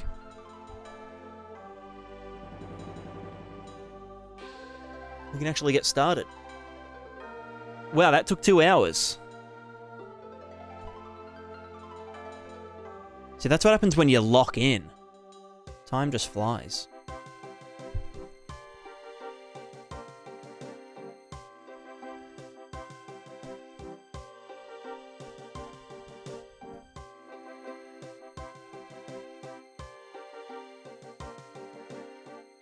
Are you gonna... There we go. Load the normals. Alright. Let's see. If I just go into the dude map. Art. Textures. Landscape textures. Yeah. Let's get... Fuck, where did I put them? Exports. Repurposed.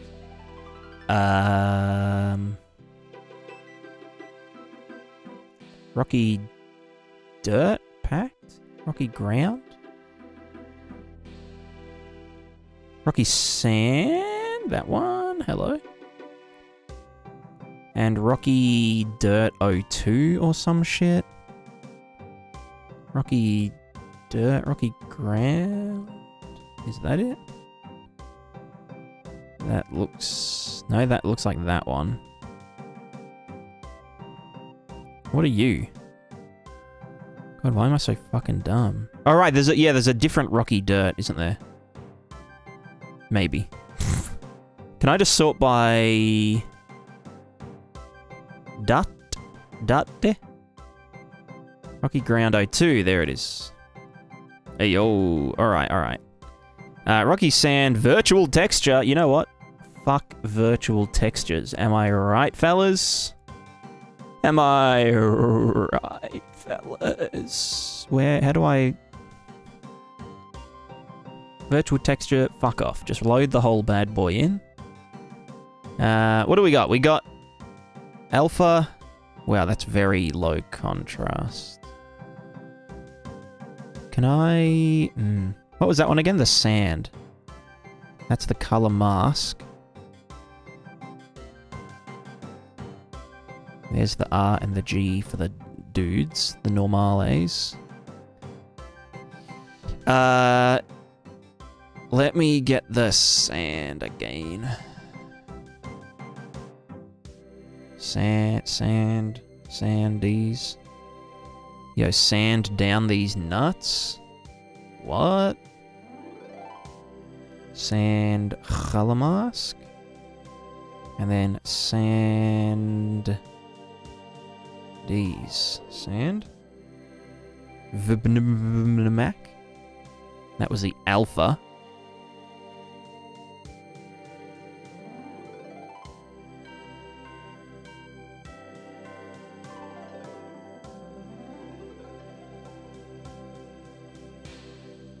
Right, because it's a fucking dude thing, you know? You know what I mean? It's a dude thing. It's a thing with a dude.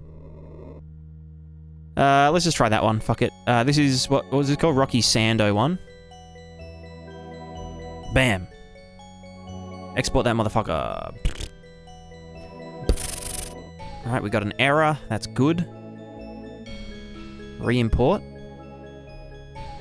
I'll fucking re-import... This one. Fuck you. Okay, well, you've got a different name, but hopefully you are less fucked up. Less fuckadoo uppadoo. Hey, that's better. Well done, well done. How do you know make textures for like the ground, like regular noise textures, you hand draw them? I do a lot of repurposing of marketplace assets. Or I use like Quixel Mixer, Quixel Megascans library and like edit them from there.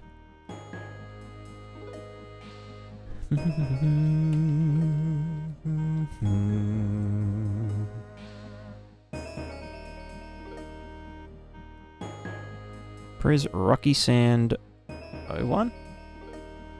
This is rocky dirt. What are you? Oh, that's a different one. Where did you come from? What the fuck is this? What is... Oh. Well, that is one I haven't seen before. Rocky dirt. Where did you come from? I mean, it's nice. Oh, yellow. We've got this one, which I already have here. So you can get delete. We then have this rocky ground. This one.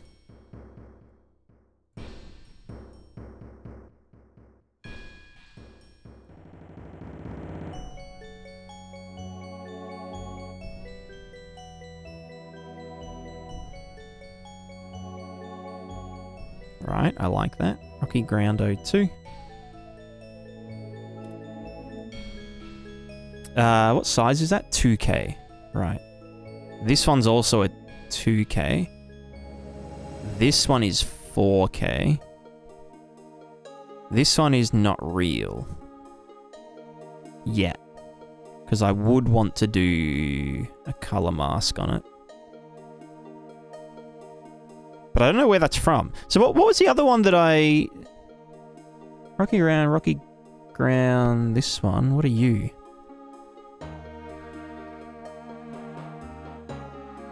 Right, this one. This is the other one.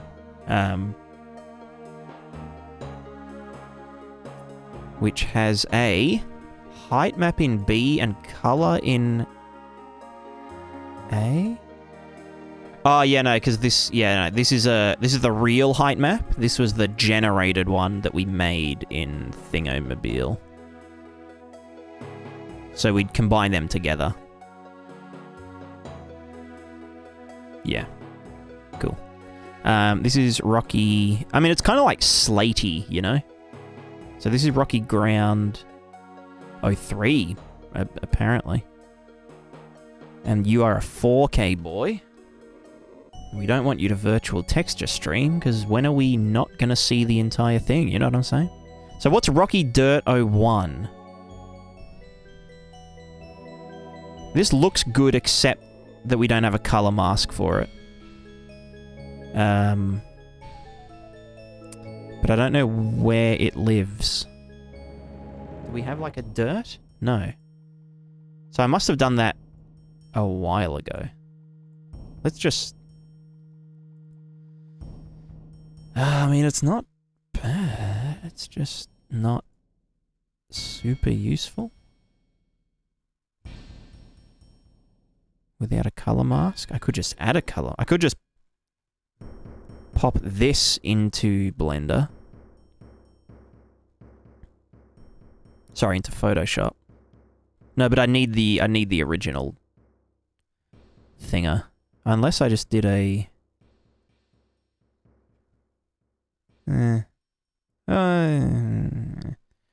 Fuck it, I'll get rid of you for now.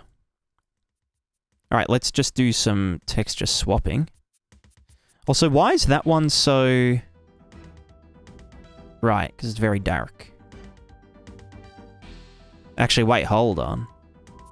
Are these in the right color space? Maybe not.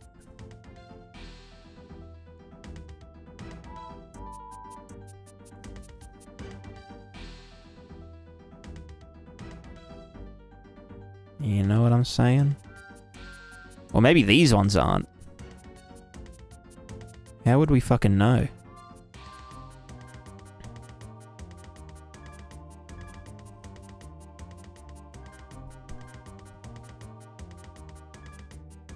Like, why is that so dark?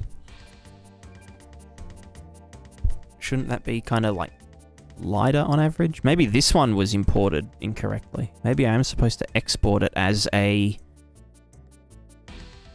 linear. Well, we can fix that later. If we just go to the landscape, we go to the fucking thing. Just go into here. We go to the Rocky boy.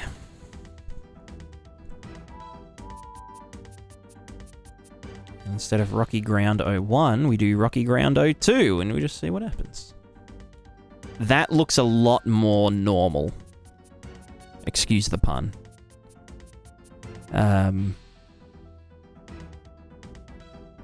Yeah, okay, I need to redo number 01.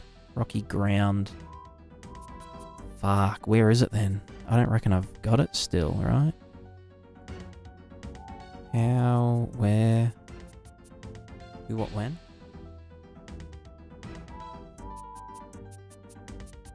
Fuck it, I can just import it. Rocky ground 02 BC TGA. Normal.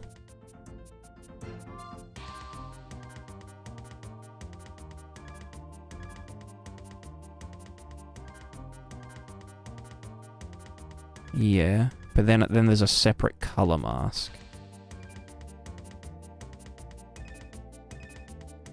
Which is like an actual... Is it this? Rocky 02? No.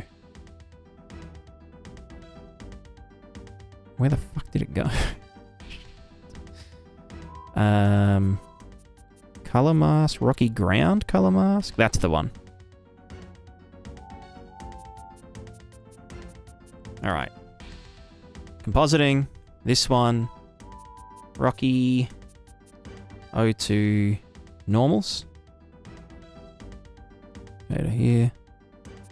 Rocky color mask is rocky color. Rocky ground color mask, yeah.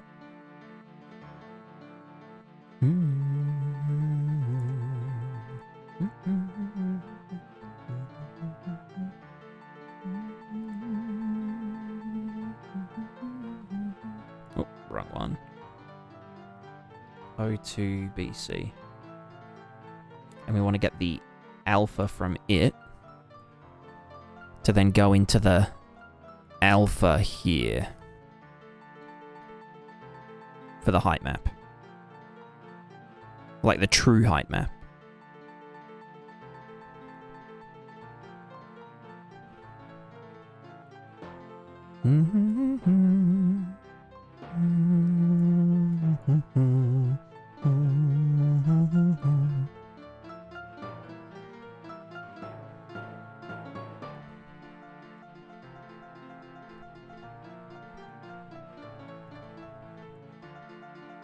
Cool. So we've got RG, B. Sweet. And that should be as linear. The other ones don't matter as much. That just needs to be output as a... Yeah. Some shit like that. Right. Export. Rocky. Ground. What's this one? Is this 03 then? So it was called Rocky Dirt, but Rocky Ground sounds a bit better. Save it. Let's go. I could then get this, re-import with new file. Rocky sort by date. Rocky Ground 03. Yeah, that's better. That's better.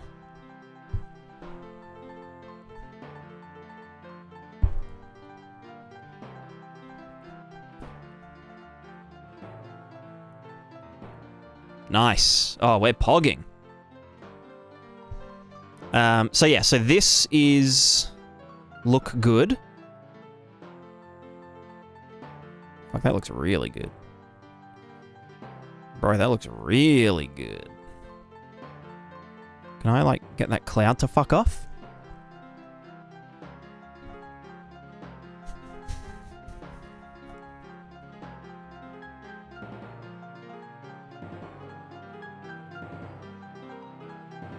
Look at that sweet parallax. Any parallax fans?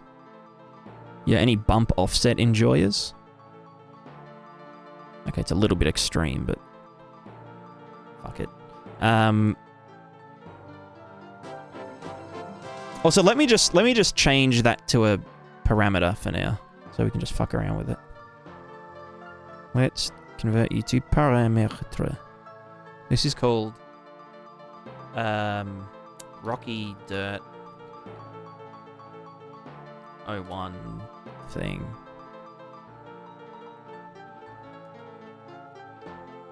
Fuck on. What the fuck? Alright, they should be linked, yeah. What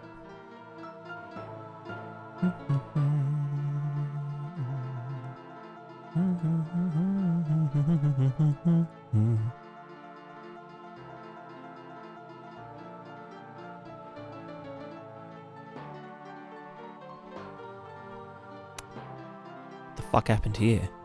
Rocky Ground 03. Oh, that's right. That's the one with the huge fucking macro dude. I should have switched the A and the B on that one. You know what? It's not too late. That was called Rocky Ground Not Fucked Up Normals or something. That was this one, yeah. So then we want the Rocky Ground color mask, which is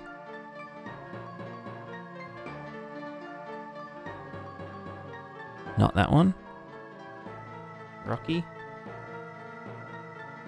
Ground. Well, no, Rocky Ground height. That's this one, which is then going into the B Chanel. And then I want the original height from here, which is Rocky Ground. Da-da-da-da-da. This one. Nope. Wait, who's going to that alpha? It's you. Rocky Ground. This one. No, the ORD. Rocky Sand, Rocky Ground. Is that it? That is it.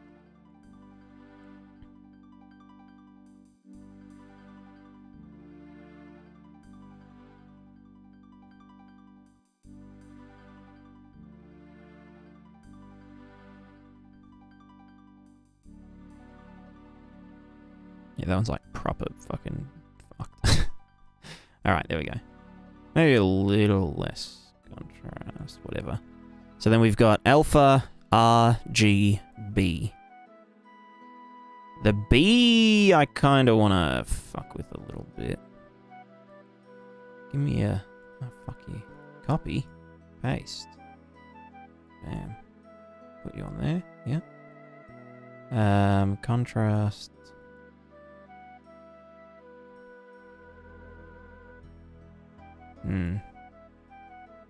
Well, that's then going into pet. Let me do after. Oh, fuck off. Going to the B channel. U. Well, it is just grayscale, right?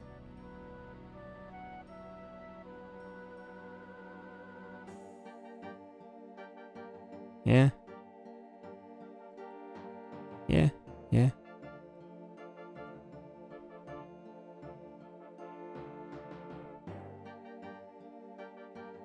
Cool.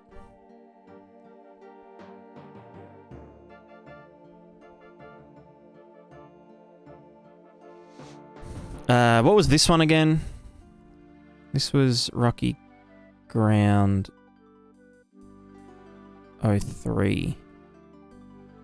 At least that's what it was called. Rocky Ground 03. But I think I called it 02. Rocky Ground fixed. I don't fucking know. Who cares? Save it. Save it and then shave it. Right. Click you. New file. Here. Yeah. And that should act better. Can you like not virtualize, please? Yeah, virtualize these nuts. Am I right? So this is now the color mask. Yeah, it's better than nothing. And then that's the height map here. It's not perfect, but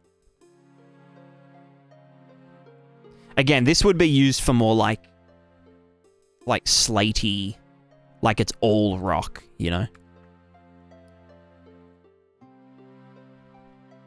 Doesn't look too shit.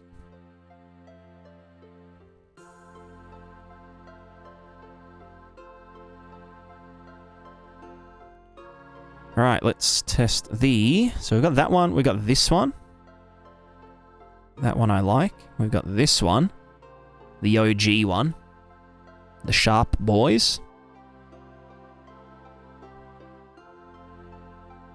Is that shading the right way?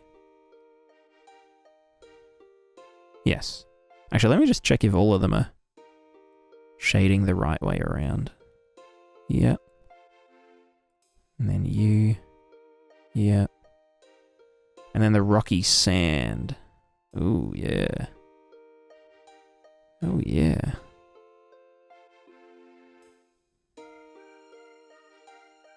Yeah, that bump offset kind of cursed, though.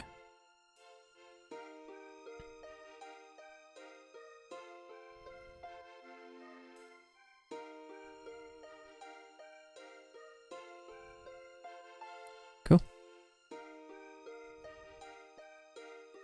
Oh, there's a few more textures for us to use. Very cool.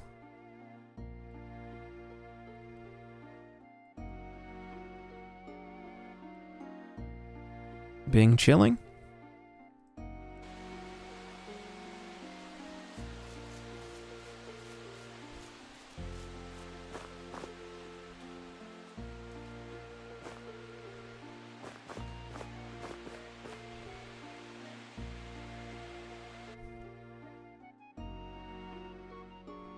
Could do with the normal intensity increased. Why does this one look so... I guess it is just the intensity, right?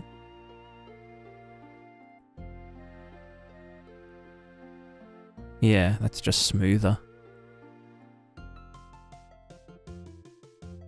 Whereas this one's pretty jaggedy. And this one is pretty chill. Yeah. Hiya!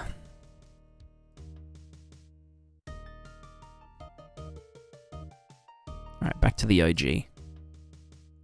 Nice. Alright, there's some nice visual shit done. What was I... So last time I was doing the inventory UI bullshit stuff. Oh, my back.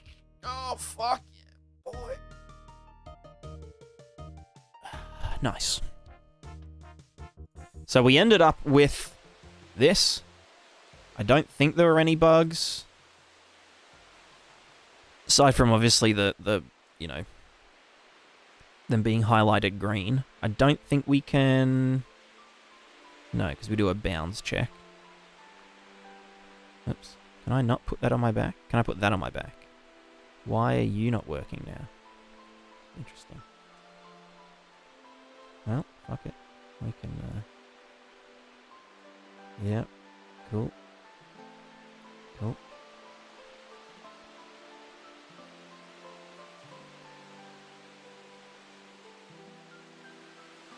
Cool.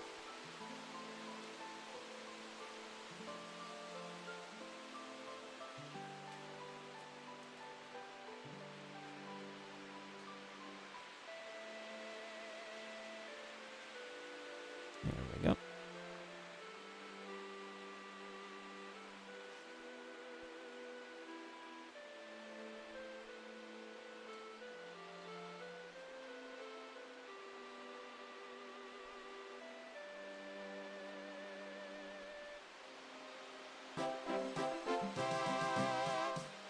Cool. All right, now why was it not... I can't remember. Sometimes I like leave myself little clues to what I was doing last time, but I haven't this time.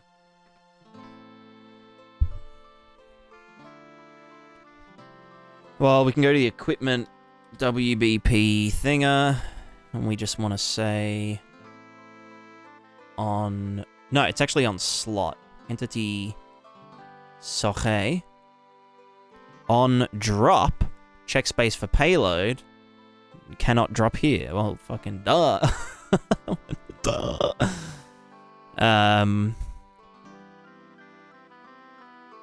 So this is where I was at, obviously. Switching back to UI mode. For a moment, just to basically do this, which is literally just the get owning PyCos can fit at index entity. Index is the slot index, or do I call it a socket index? Socket index. Bam, bam, bam. If it can fit, can be dropped here. Bam. That's all. Running the problem where dropping the gloves in the helmet, hit the gloves, also move the UI for something. Yeah, no, I fixed that. The reason that was happening is that when I create a drag drop widget, so when we like drag it, it was doing a thing. It was reinitializing the widget, and because we... Oh, my internet. Whoops. Bam. Because I was reinitializing the item so that it, like, you know, all the stuff would move along with it, like visually, so you'd see the things within the thing. It was moving them because of the optimization that we've started doing, where it's like, you know, we track all of the widgets, and if the widget already exists, we don't reconstruct it, we just move it from where it was previously. Which has the limitation of we can only have one visual of the widget exist at any time. So if you... I mean, it should never be an issue. Because, like, the widget is representing a literal object in the world. Or, like, in the, you know, in the game instance. So, like, if I opened my inventory, and there was, like, a party inventory as well, which showed everyone's, you know, everyone's gear. Like, I couldn't have two copies of my character entity widget open at the same time. It would take mine and put it, you know, there, and... Does that kind of make sense? I'm trying to think of an example where you can see, like, multiples of the same thing on screen at once. Maybe like Diablo 2's trading system, where you'd add things to the trade window, but you could still see it in your inventory. I don't know.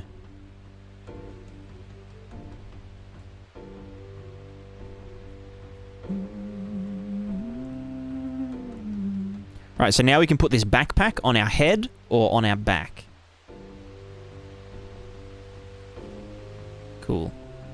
But not in other places. We can't put it on our feet, because the tags don't let it. Go team. I think it's clearer to the player if it's no longer displayed in the... Yeah, exactly.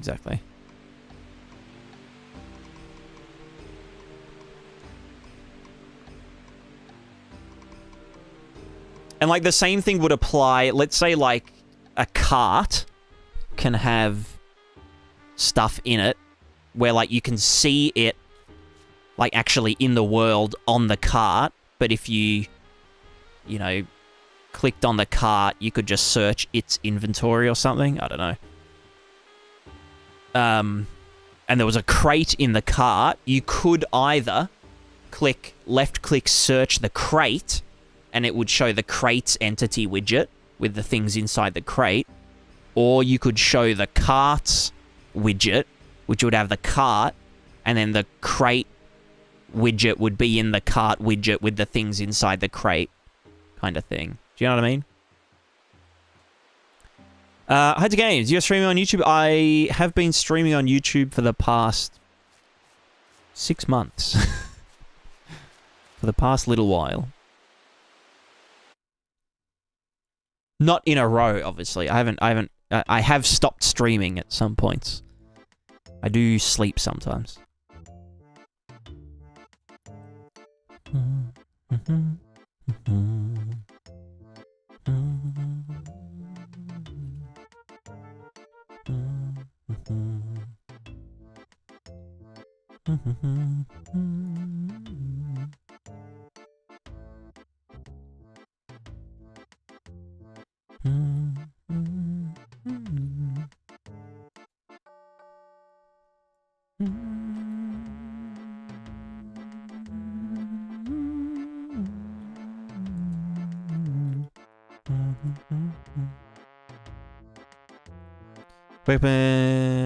Head into the dynamic icons for items. So that will all be done through a scene capture.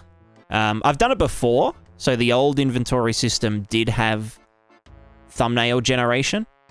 And essentially I just spawn a copy of the visuals of the item, you know, under the world or wherever the thumbnail generator is.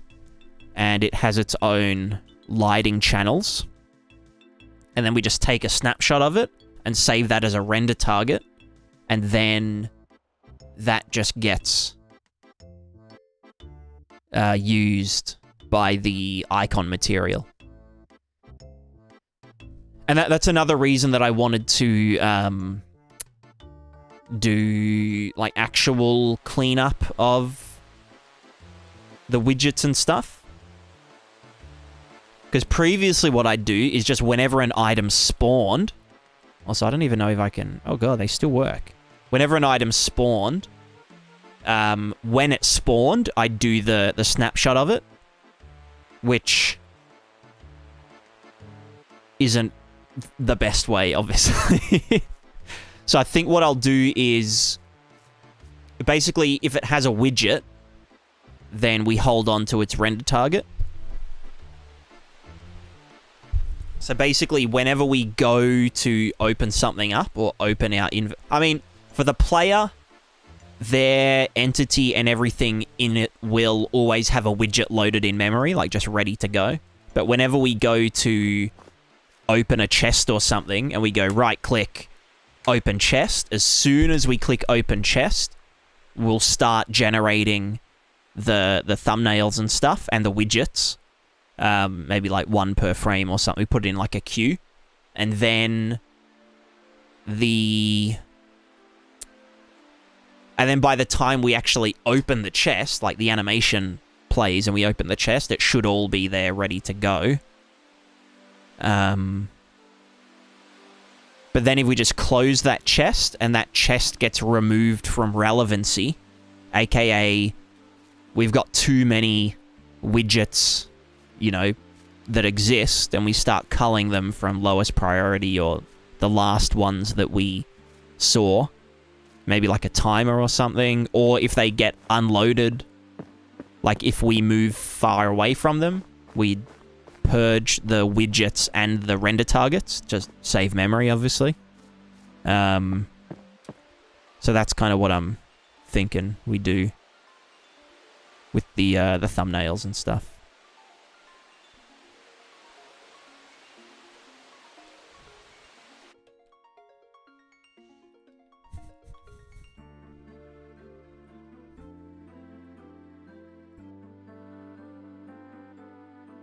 But yeah, I might have some thumbnails from a long time ago. from the dev updates thing.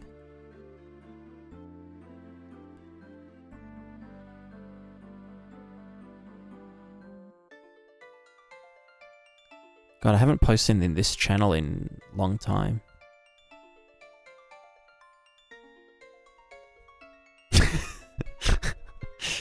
Nice.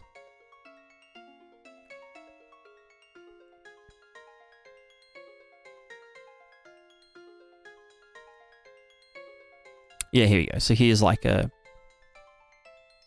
Well, except the arrows have my face on them.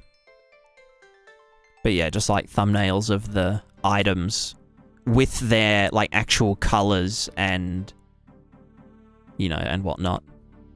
So like, you know that this one is made of copper and these are made of, you know, whatever white cloth is. Looking at my fish getting the eggs spawn with random patterns, and the patterns determine what the fish's color will be.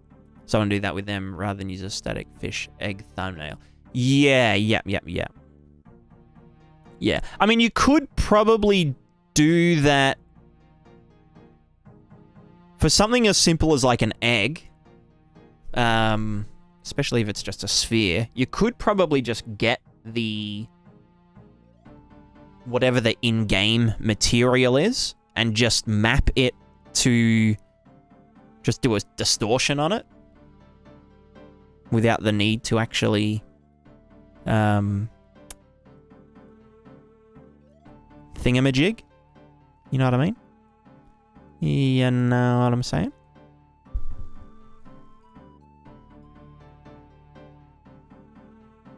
Like, you could just kind of wing it. Just kind of wrap it around a ball. Do a little ball distortion. Yeah, any ball distorters?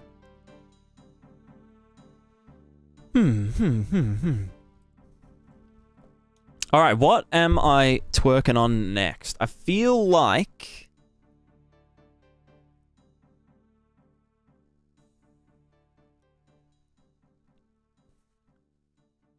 I mean, I have to do actual equipping of stuff now. Like the actual assigning of the goods.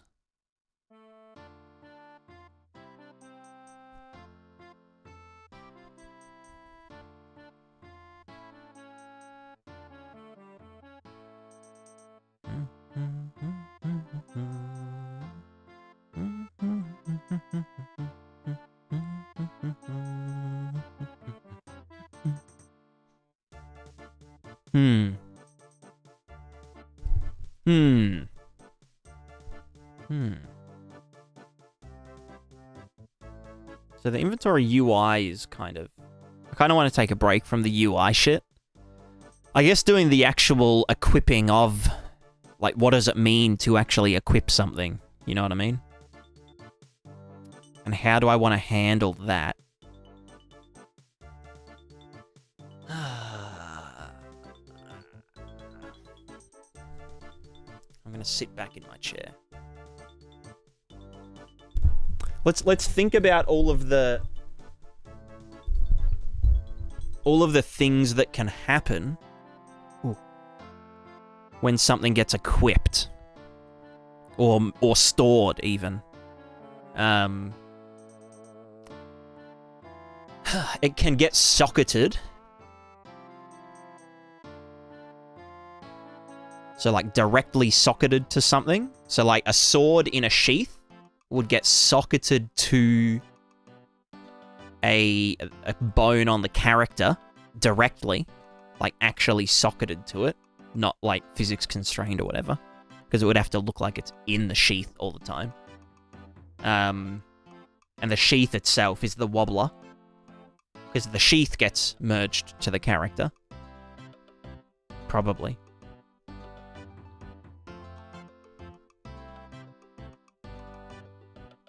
Then we have stuff like armor, which I guess what do people call it? Like visual definitions. I think that's what Sov calls it. If that's kind of what I'm thinking of.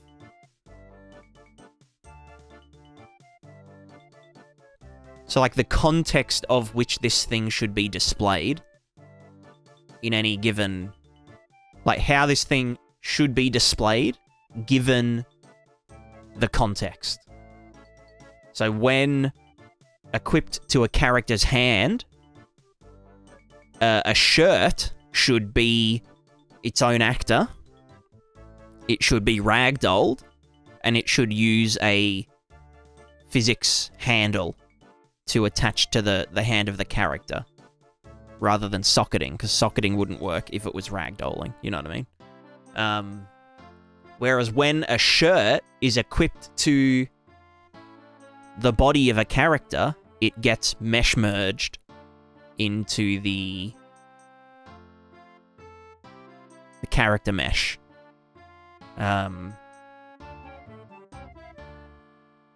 But then if, like, for example, a shirt gets put on an armor stand or a clothing dummy, maybe we don't want to merge it. Maybe we just want to fucking have it, like, just layer it there, you know, in the pose of the mannequin. Context, yeah, exactly.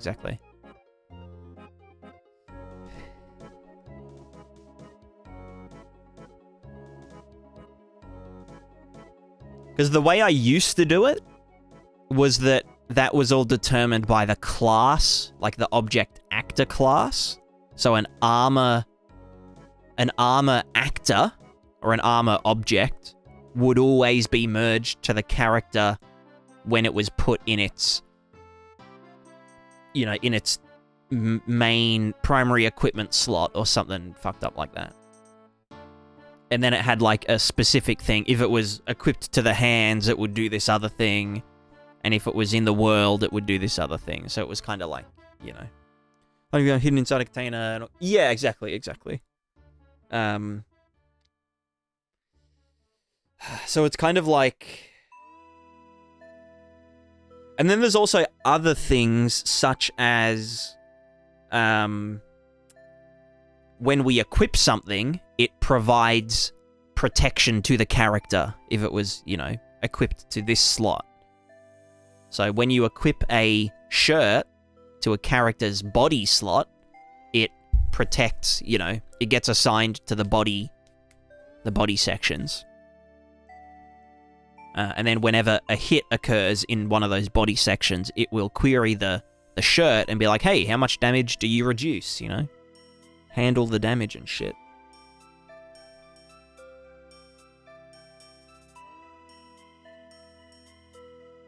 Yeah, exactly.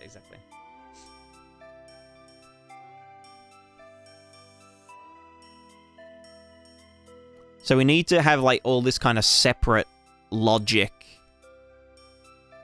Because maybe sometimes we can equip something, but it doesn't provide any armor. So, like, a necklace, for example. It will get merged onto the character, but it won't assign to any armor sections, but it might do some other shit. You know what I mean?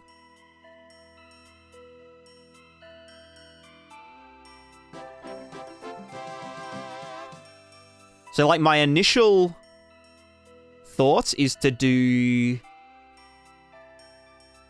like,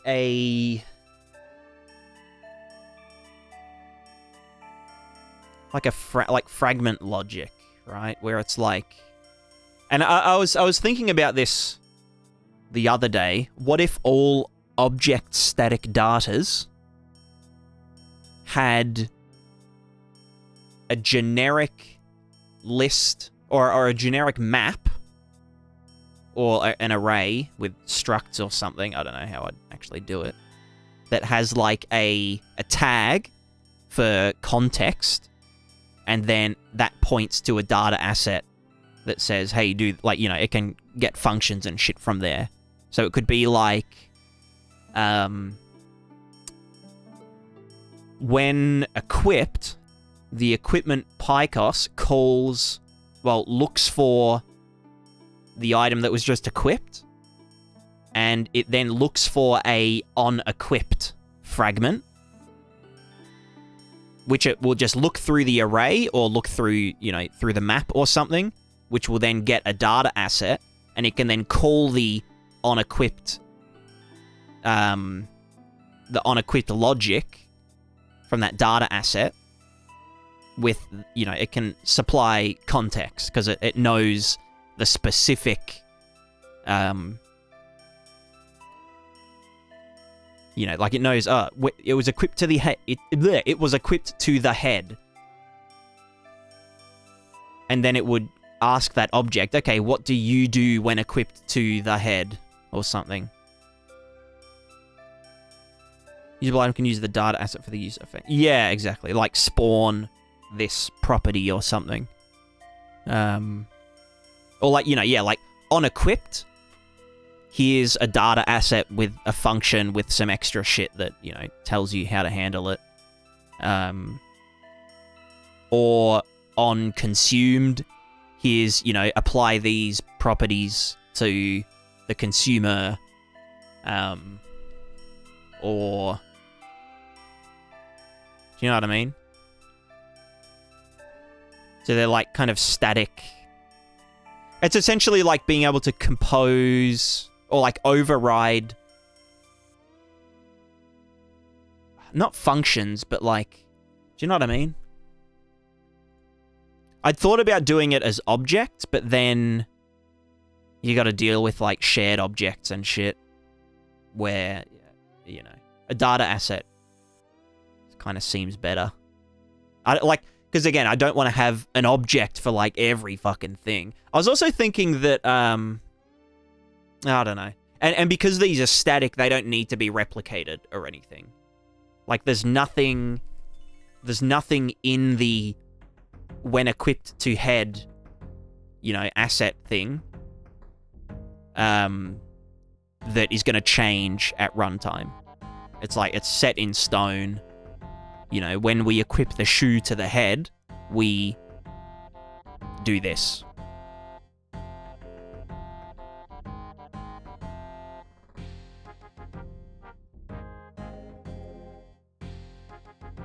Well, that kind of generic data for stuff that does need replication. Well, the pointers to the... What's it called? To the data asset would be replicated.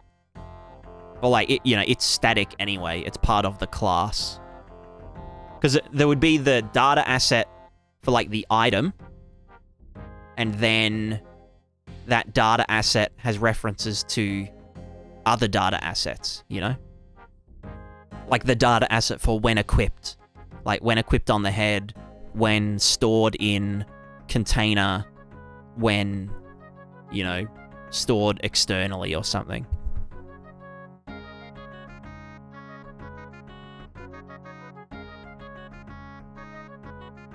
Because, like, another example could be, like a mining helmet, right? Like, it's a helmet, it's got, like, a gem on the front of it that, like, lights, you know, the front of it when it's powered or whatever.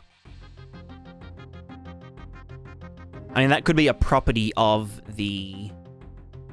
That could be a property, an item property or whatever, which I'd probably do anyway, but... And the property would need to know the current context, which is doable, I guess. But, like, anyway, the example would be when we equip the mining helmet, we merge it to the character, but we also spawn a directional spotlight and attach it to the character's head at this location. Whereas if it was spawned in the world, it would, you know, just be a static mesh, maybe. Not even a scaly mesh. Maybe just a static mesh, but we still put the point light on it. Sorry, the spotlight.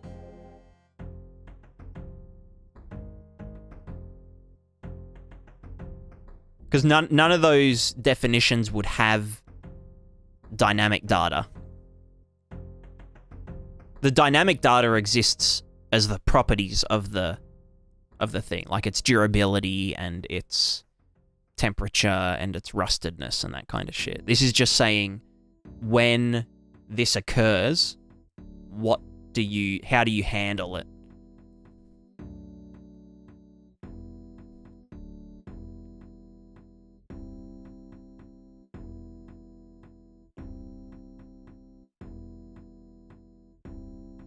And I think I'd want them all to be data assets. So I think we do a... So there's the base static data asset. We would then... Because, like, what if we just want a generic helmet behavior set, right? So, like, a helmet and a hat and this helmet and that helmet and this helmet all have, like, the exact same commands. So we'd want to probably put it in a data asset called visual definition data asset, and that data asset has either a bunch of different functions and, like, you know, enums or something. So, like, you know, when this enum, blah, blah, blah. Or it just has data assets within the data asset that say, you know, merge to the character and whatever. I'm going to run a quick ad and be back very shortly.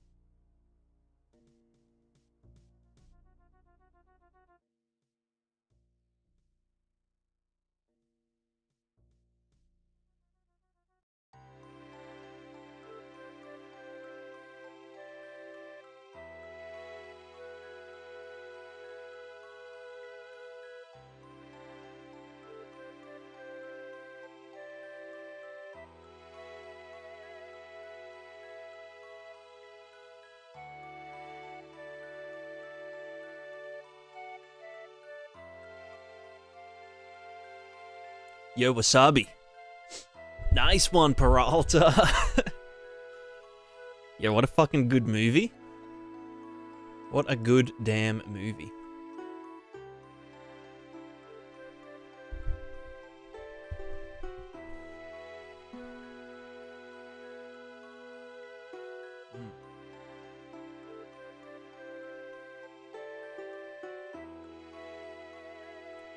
Surf's up, bruh.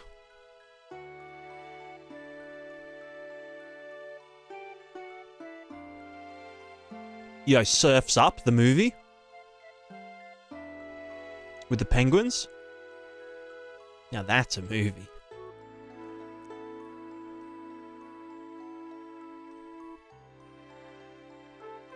It's a very legit movie.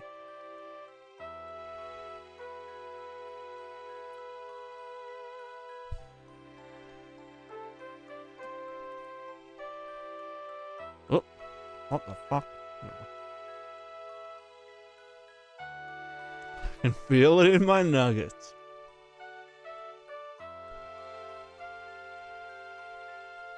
I need to watch that one again.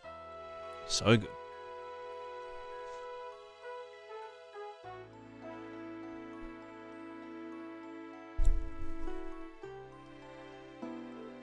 Alright, so we're thinking about behaviors when blah, blah, blah, blah, blah, blah, blah. That'll go on the static data of any entity. Now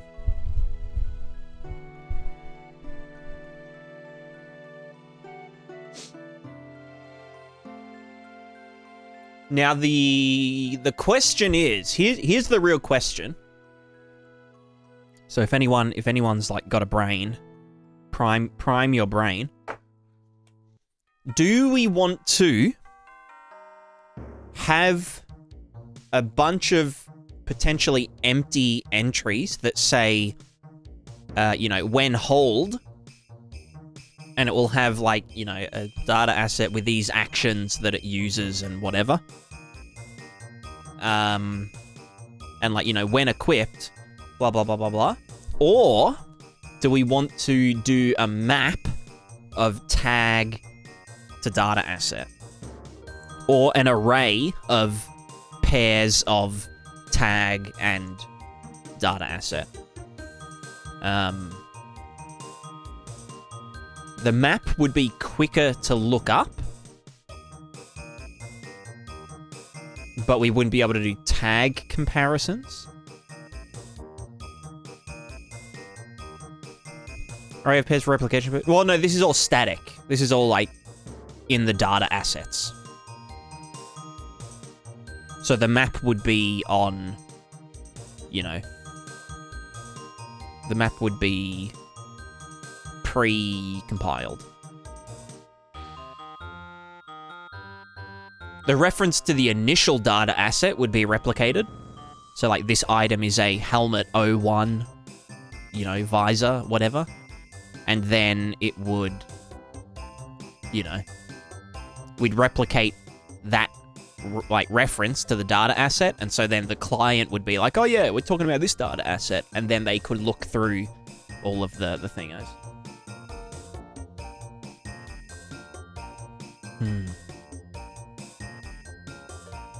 But again, an array might be better because we can then do like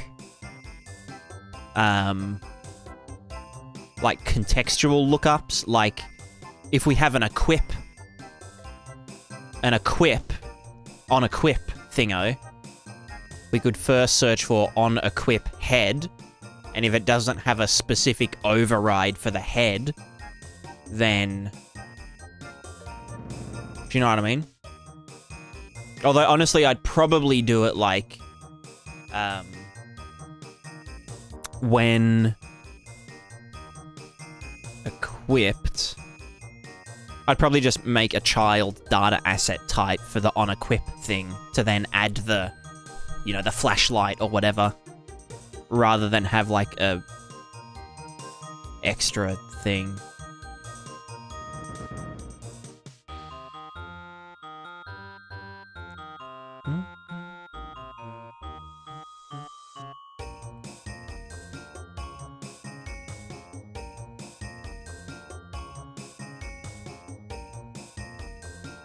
I'm also thinking, like,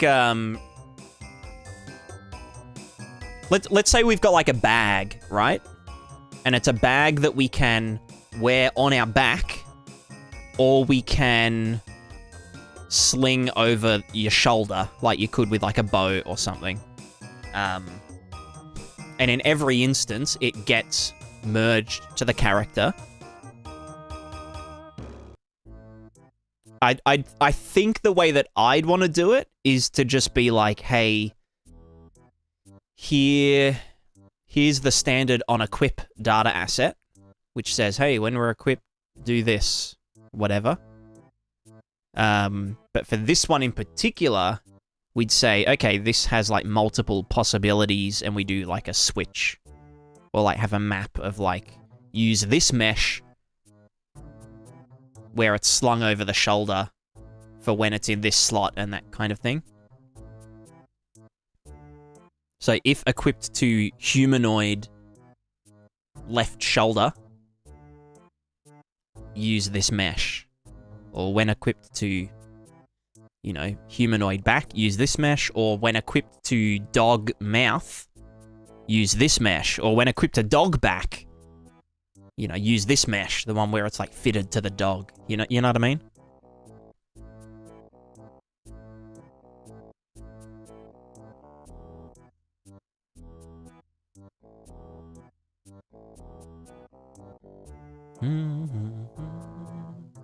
And so that would be completely separated from any kind of gameplay logic. Hello, Naughty. What are you doing? What's wrong? You're not supposed to be inside. Come on. Come on. Quick. Naughty.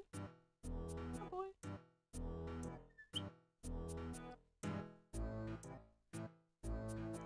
Right, I've got to get this cat outside real quick.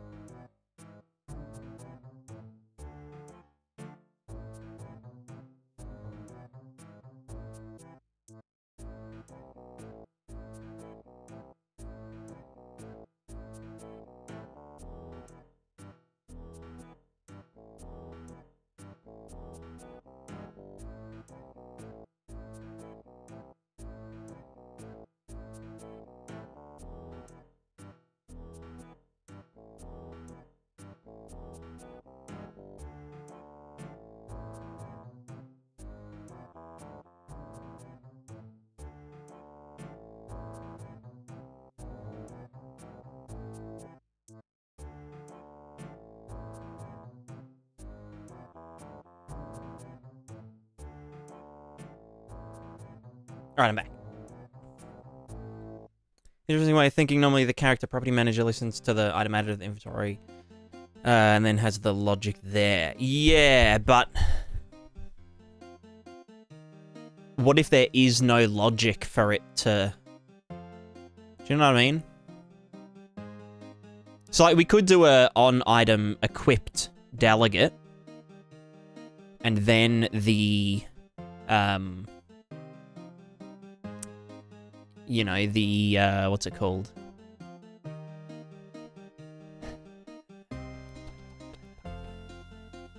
The armor, you know, the armor body section manager tracker could, you know, say, oh, yep, something just got added. Let's look for...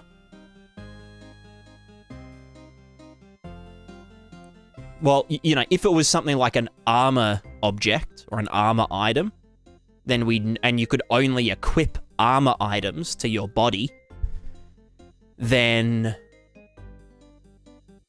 it's like,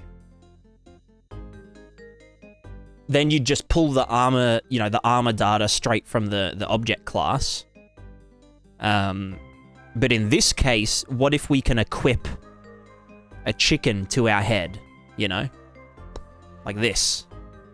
And the chicken is an entity, not a piece of armor. But we still want the chicken to provide, like, protection for our head, you know? So the chicken would need to have a, you know, on equipped, here's the armor logic, or here's the armor data for a chicken carcass. You know, we're stuffing a turkey with our head. Or, you know, maybe a backpack doesn't provide any armor, rather than having armor of 0, it just doesn't have armor at all. Which then saves us memory, because it's like, you know, we don't have like a billion... we don't have like a bunch of empty values for heaps of data assets. Because like, basically all item data assets are going to be loaded at once in memory. Because, like, there's never not going to be an apple in the world. Do you know what I mean? So I feel like the more modular they are, and the less redundant fields there are, the better it will be in the long run. Body armor coverage provider could subscribe to unequip and try to cast it to armor thing. Yeah, but not all armor things... Maybe not all armor things. I mean, like, armor thing is not it's not inherent to the class, you know? Does that kind of make sense? Like, armor isn't a class. It's just... armor is an entity that has an armor data asset, you know? Subclass data assets. Yeah. So we compose a static data asset of other data assets that have the data. Like, here's, you know, when equipped to the head, here's all of the data that you need for that. And then we can read from that when we get hit in the head. And all our other calculations and shit, obviously.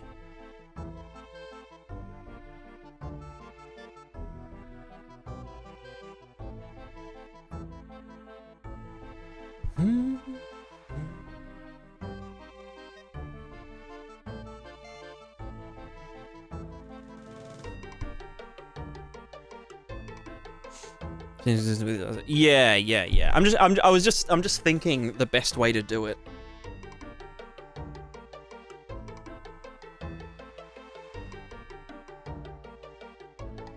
I wonder how real people do it.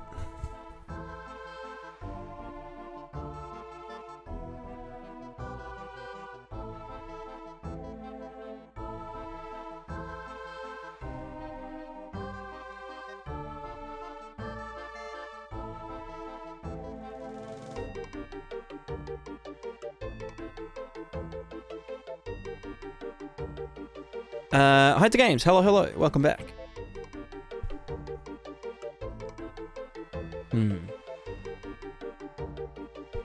Stream gonna end? No. We're still going. We're gonna go all night.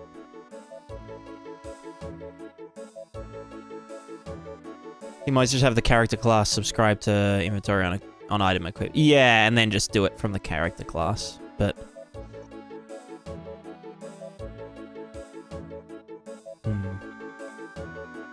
don't know what Kenshi Dev does. Kenshi's a fucking a big spaghetti pile.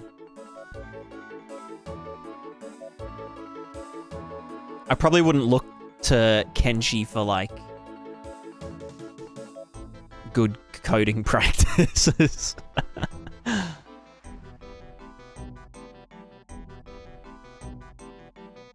What do you think about algebra or geometry? Which is better? Ooh.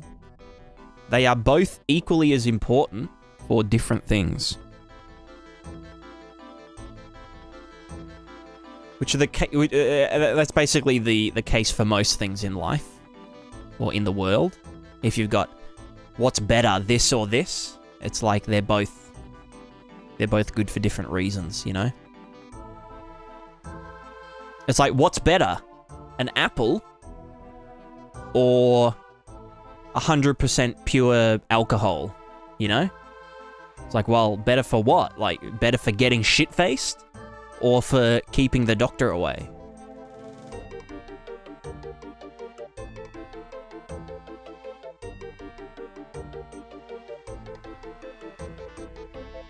That's not a cop-out answer. That's a real answer. Real talk.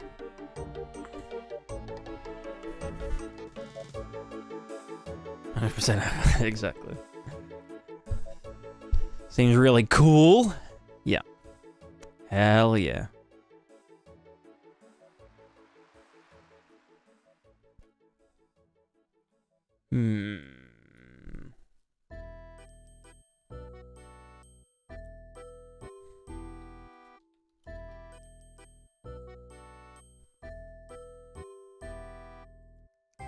So the real question is, how do we want to store all of these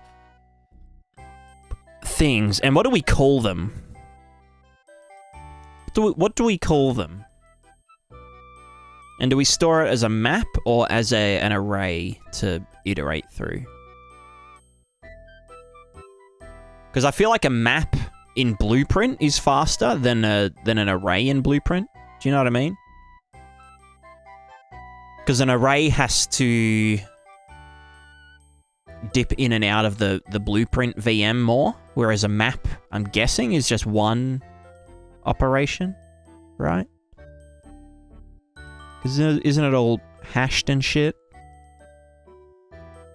9% sure it's not? God damn. Do you want to confirm? So I was complaining about the map performance in original Prismatica. I don't think I ever used a map, though.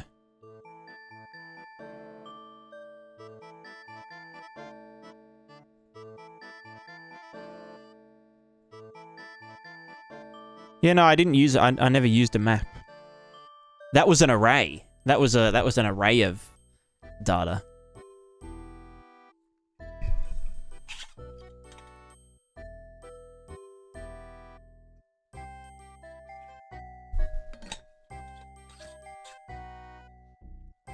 Which, yeah, that was like the reason it was 10 times faster in C++ is because it has to iterate through a for loop like 100 times. You know, I can just test it. We can do, because we wouldn't just be getting, we wouldn't be getting index, we would be, what's it called? We would be looking through a list of things and comparing tags.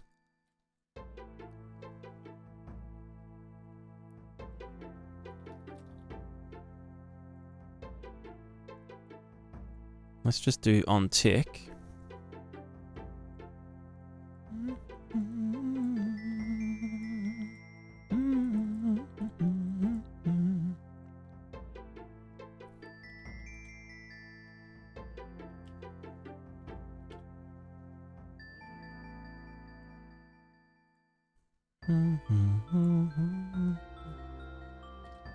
So this would just be gameplay tag. Map to data asset of some sort. Fucking pris static data, whatever. So this would then have a thing.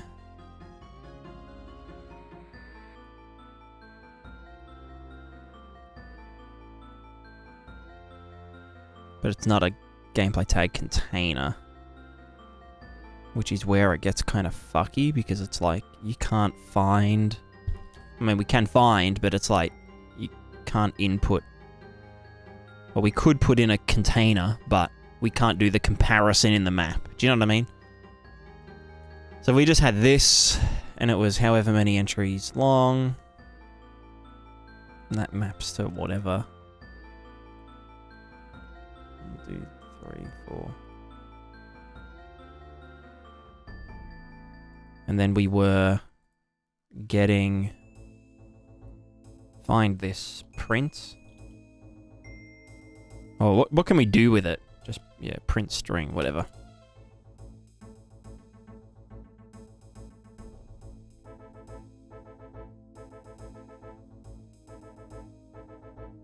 I could just do that, yeah.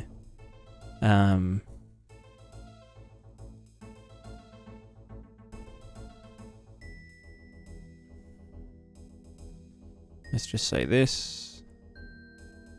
That should always find. Bam. Versus, if this was an array, which again, a map is kind of fixed cost, isn't it? Because it's pre-hashed and shit, or some, I don't fucking know. So we just had an array to, well, we'll just do an array of gameplay tags, I don't fucking know. And we then want to go through here. Well, not a sequence, I'll just do it. Yeah, we want to do a for loop.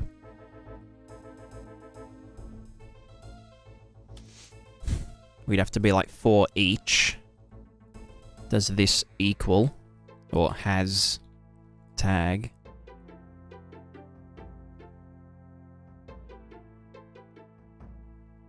Yeah, whatever. Oh, I'll just do tag equals. That's more in line with the map. So tag equals blah blah blah lower body.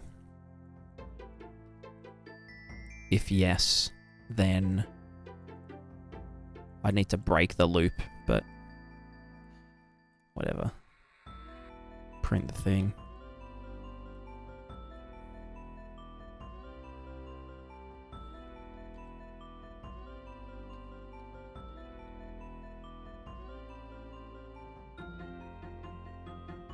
Right.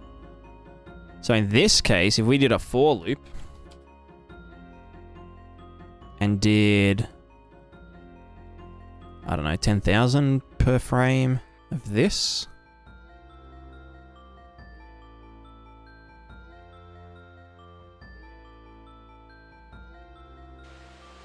we get a juicy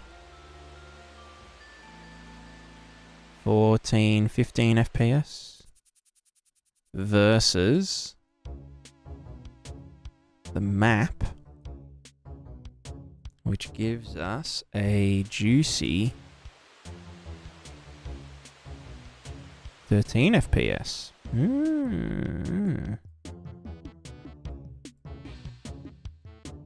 Oh wait, that's because this doesn't have any. Oh god, come back, game. It's over. You can rest now. I mean, to be fair, this one's returning an object reference and getting it from it. But I also don't have any entries in this, so it's just immediately failing. It's not doing any comparisons. And now my engine frozen. Let it go. Let it go. Para beep pop pop boom bam bim bam bom bim bam bom ba boom bom bom bim bam boom ba blah blah blah blah blah blah.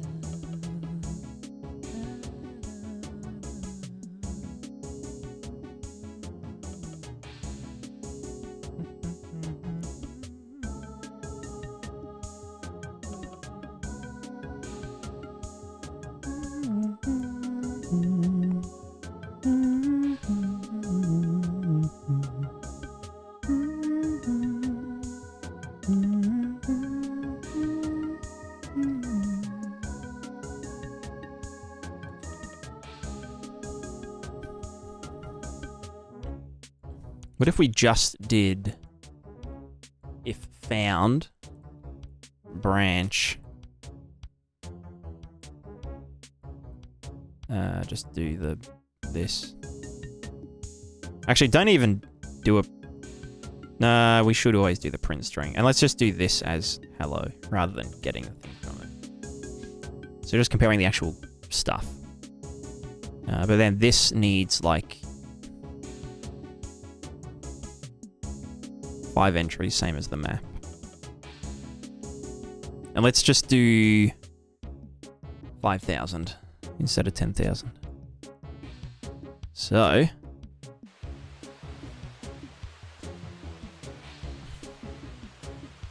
this is the array. Fucking hell. 5K is not a lot. Well, I mean, it is. If you're doing it every frame.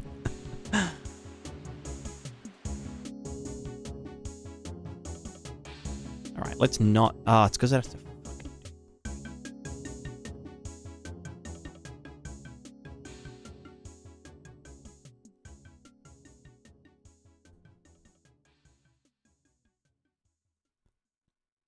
So that would be doing 25,000 iterations. Alright, I think the print string is kind of fucking things up a little bit. Just a tiny bit.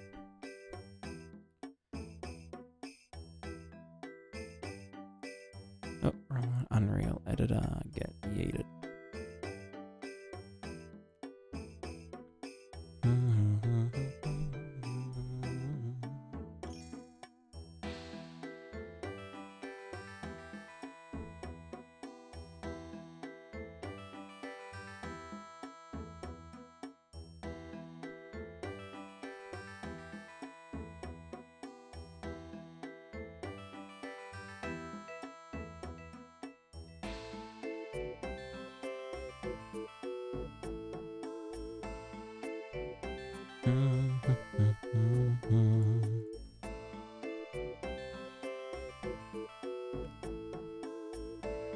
Alright, no more print string. Get rid of you. Let's also just do 1,000.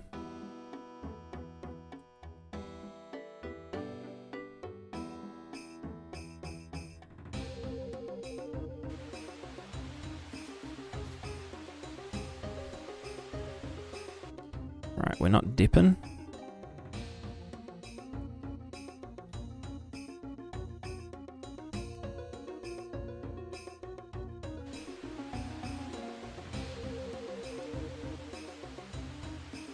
We have dipped to 50 FPS, 50 of our 60 FPS. And we do the array, which is just 5 entries long. We are...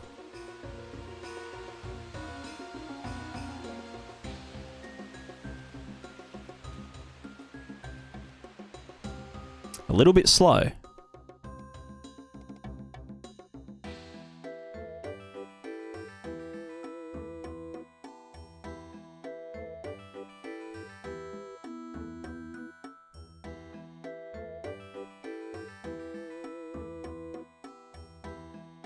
How many's that got? 4. That's 5.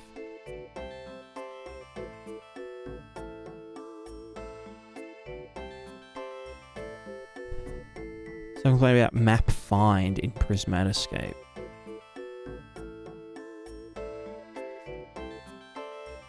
About his code or about my code? Because I don't think I ever used a map.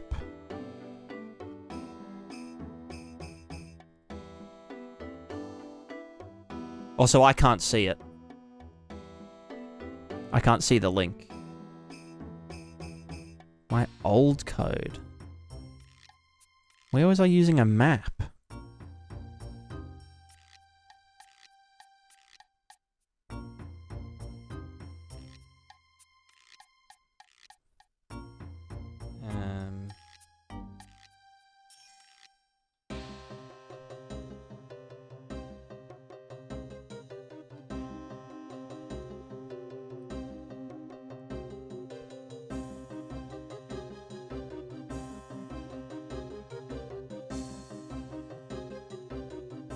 And get deform capsules.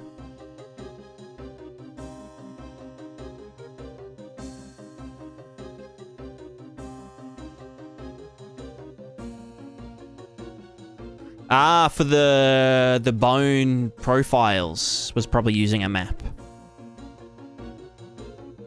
Which was to get the name. Yeah, no, that's still in there. That's still... that code still exists, yeah. No, that isn't what was killing performance at all. No, it was the iterations over and over. I mean, we can see right here that a map, 5 iterations of getting from a map or finding from a map, gives us 50 FPS. But then 5,000 iterations of an array of length 4 gives us 12 FPS. So I think the map is probably what I want to do for something big. Bidge.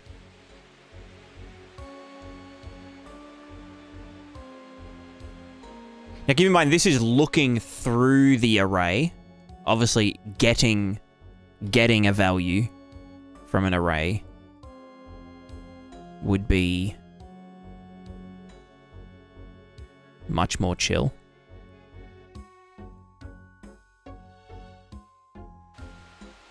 Yeah. Reevaluate. Yeah.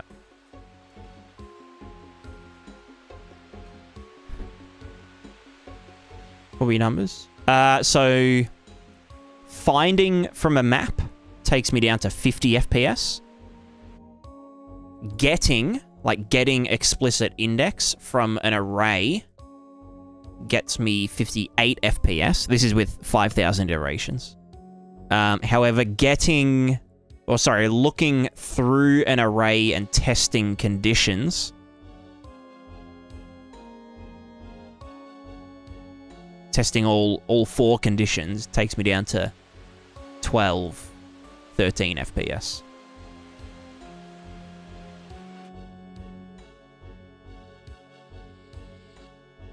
How quickly do you hit that condition, though? What do you mean? How quickly? Oh, this is just looping through all 4 entries. So this is 4 entries long. The map is 4 entries long. How many times of the inner loop run? That's just for each entry. So 5,000 map lookups or 5,000 iterate through the array until we hit the right condition. Well, this will iterate through the entire thing as like a worst case scenario. If I've got like 10 different properties on something, then it would have to look through all 10 of them and till it hits the last one, So I think a map is probably the best way. Like, so said to me, the array loop is that so? It's because Blueprint. Because it would have to invoke the Blueprint VM every time it spits this out. Because Blueprint's has a fixed cost per execution.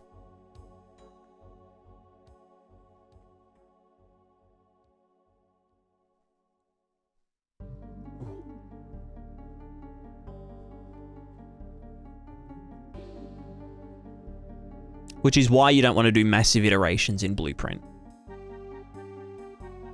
For gameplay code, Blueprint is perfect, because gameplay code it happens once and then nothing for another 5 seconds. But for something I want to check the distance between every single entity in existence, you wouldn't want to do that in Blueprint. Or Prismatica, you wouldn't want to get all of the capsule positions. Yeah. That's the map find was compared to index. Yeah, exactly.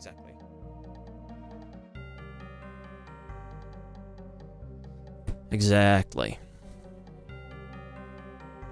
So this is always best. I mean, I could... No, that would be dumb. Yeah, no.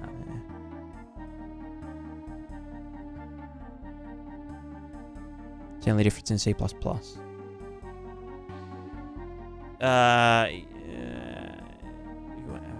Yeah.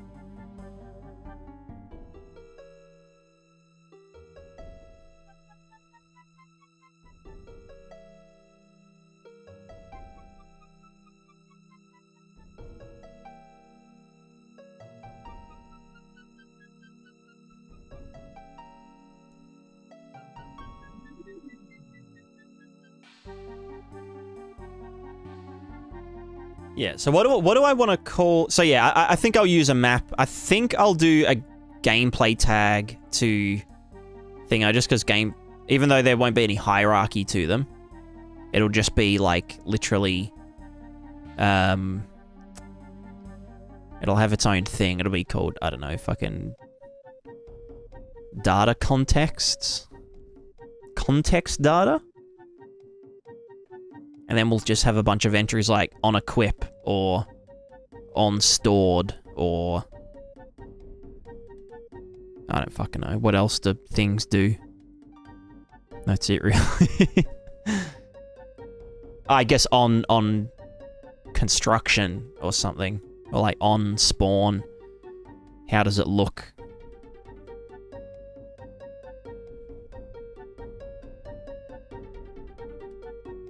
Oh no, I'd probably do nested ones. So I'd do a data asset.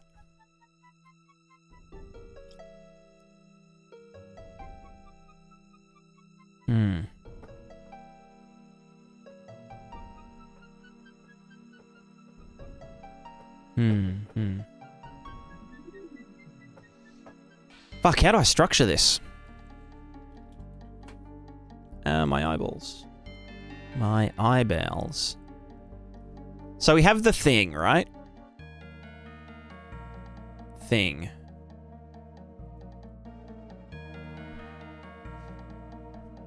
And we basically want to describe this thing. Not describe it, but we want to... Yeah, they kind of are descriptors in a way. But, whatever. So there's a couple of ways we could do it. We could do just a map of here's data asset when this occurs. You know, do this. Or if we look for it and we don't find it, we either throw an error or... Well, would this also...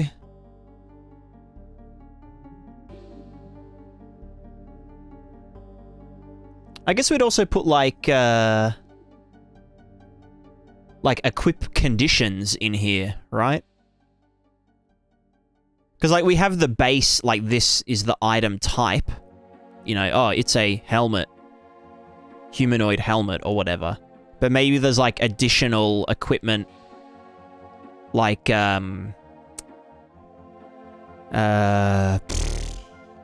stat requirements or something, or like you need a certain perk or something for this particular thing. And so that would just be an on equip, or, you know, equip conditions, look that up. Yeah, we found one. And then, you know, run, you know, here's the entity object. And it can pull all of that data from here. And then, you know what I mean? And then it can return a yes or a no based on, are we allowed to equip this?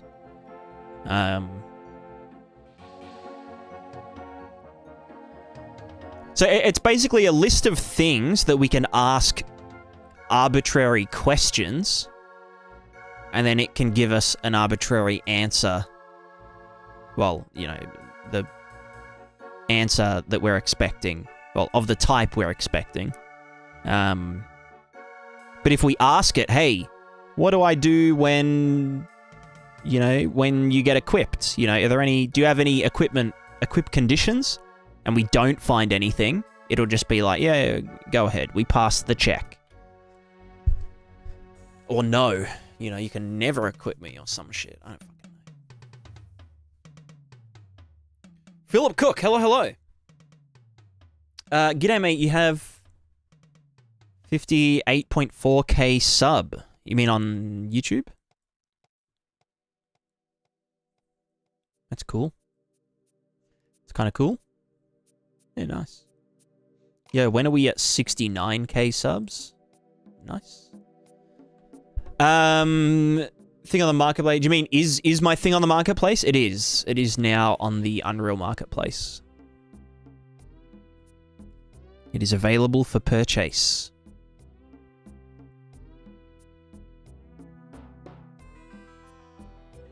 What day is it today? Wednesday. Okay. It's Wednesday, my dudes.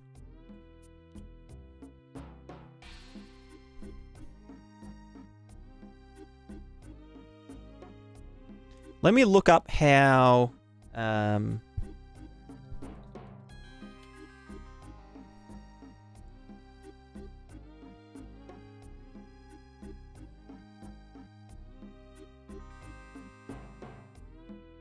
I think Lyra calls them fragments. Why did it send me to the Polish version? There we go. So it's a map from gameplay tag to what? To data asset.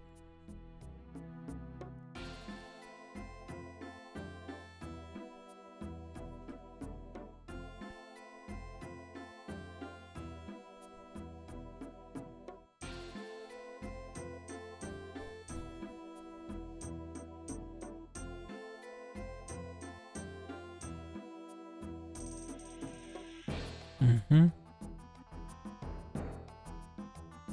Mm-hmm.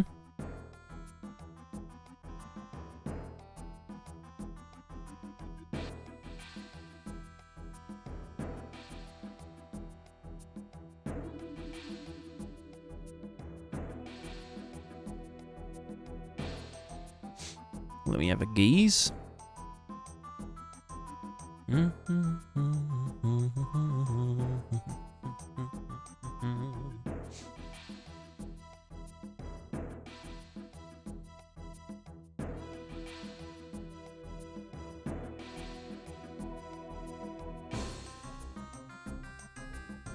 String from in item ID.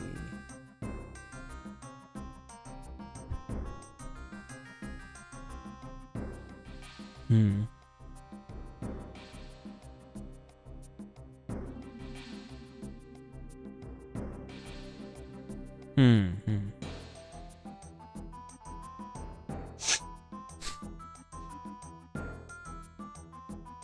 From tag to string. That sounds kind of dumb.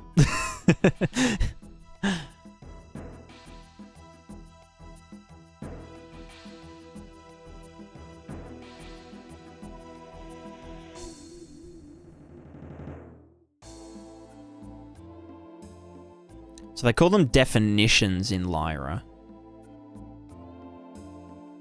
Rather than game database stacks upon pickup, such as ammunition, determines blah blah blah.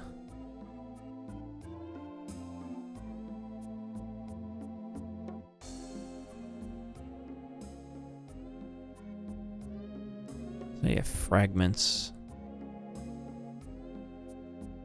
For equipable items, the inventory item has a fragment that specifies the equipment definition asset.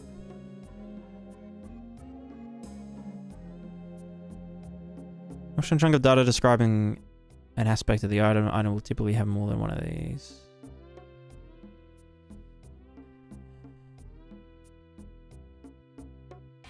Presentation, reason, whatever.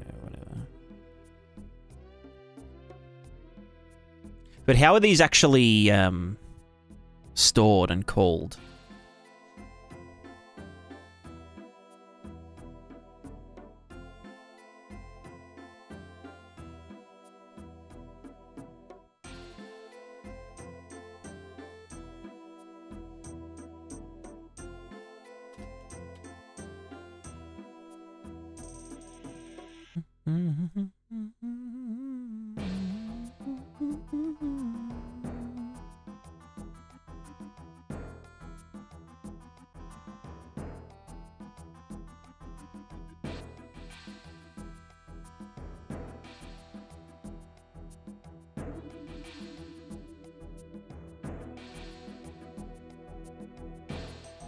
So here's someone fixing Lyra. Also, excuse the fucking flashbang.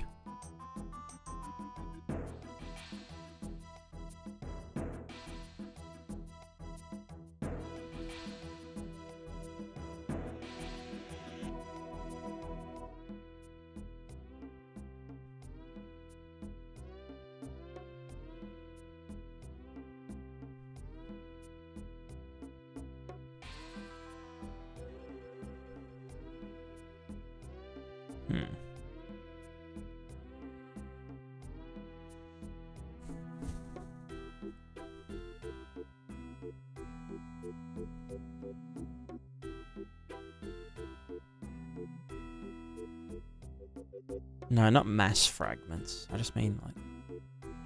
Yeah, so I think doing a map so that we don't have to have a bunch of fields that are just empty for most things, like a, you know, unequipped. We just have a map that's different for every... It's basically like adding components to an actor, right? We're just adding little data asset contexts to the entity static data. And instead of using get component by class is valid, we're just doing look up the map. You know? Look up the map tag, get the data asset. Did we find one? If no, then who fucking cares?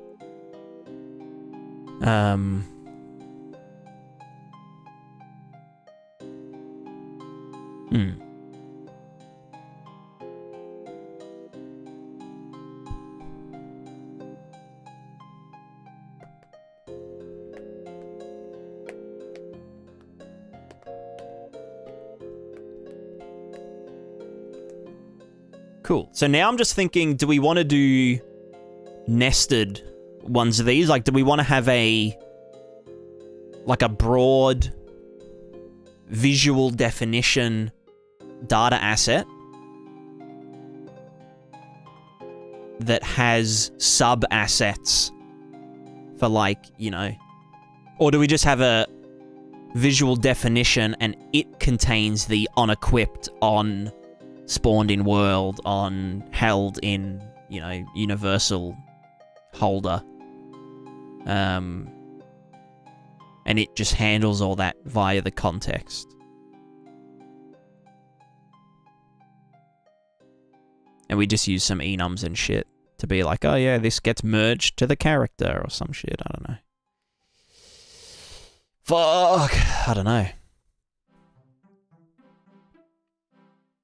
Because, yeah, it could be like thing, visual data asset, to more things, which are data assets. Which we can then be like, okay, well, the equipment PyCos can say, so equipment PyCos. So here's character.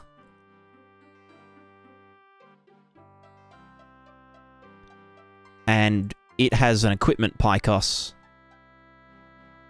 you know, for equipping shit. And it says on added, add thing. And it can then do, you know, on added, get the thing's static data. And then look for its visual definition tag thing. And then say to it, construct visuals of item or some shit. Based on this context, you know, equipped to this slot. And it just passes that in. But it's like, do we query this directly? Or do we just say we have, like, multiple different ones? So, like, this is, like, on, you know, in world or something. Spawned in world. Or when equipped to hands, or when thingoed in thingo. The annoying part of this would be that for every single helmet, we would have to assign all of these, right? Whereas we could just have a generic helmet visual definition, which has the, you know, when equipped to the slot, merge it to the character, and when held in the hands or the mouth of a creature or whatever, use a physics handle, and when, you know, put on an armor stand, do this thing, and when blah blah blah, do this thing. Do you know what I mean? When spawned in the world, use a static mesh of the helmet rather than the scaly mesh version of it. And then we could just be like, okay, well, this is helmet 1, and then helmet 2, we just give it that exact same thing, but with the different meshes. With a different helmet mesh, but all of the behaviors are the same. It will just use the meshes from this one.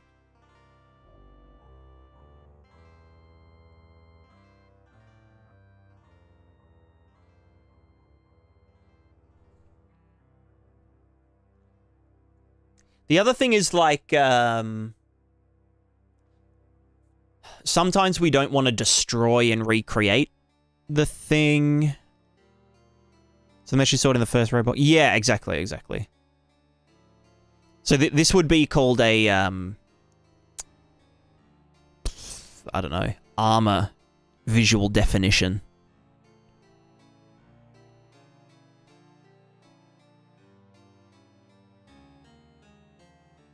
Or like there'd be a base visual definition, but then there would be a child version of that called like multi,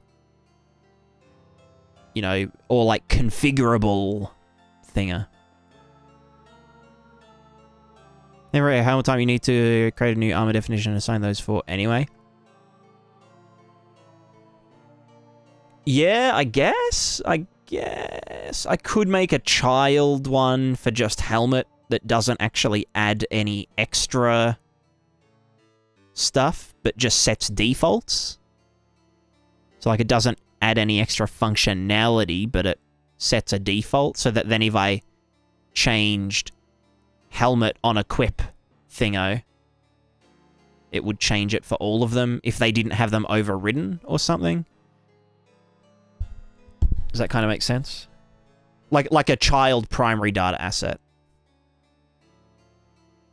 which is purely just there to, you know.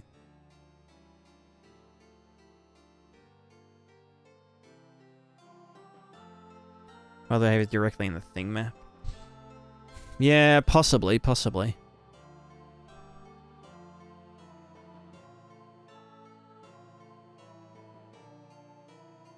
I'm just thinking, like, if I wanted to change... Well, no, I guess if I just changed the actual asset itself, then we'd be good.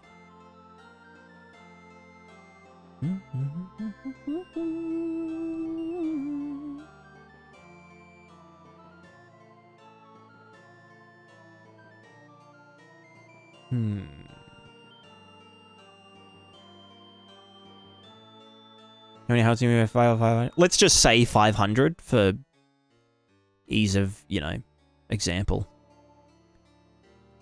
Like helmets, hats. I mean, like clothes are basically the same as helmets in many ways. Like, you know, they just get merged to the character, but when they get picked up, they ragdoll in the character's hand and whatnot.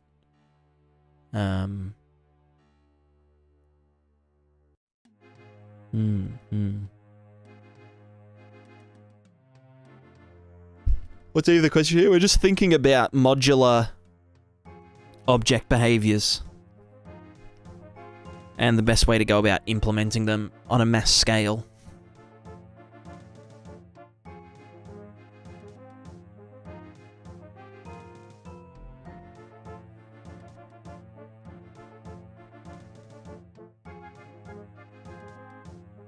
Say 5 seconds on each one. Do your child class thing. Well, it's not so much about the child class thing. It's like if I just wanted to add an extra, you know, thing to all helmets.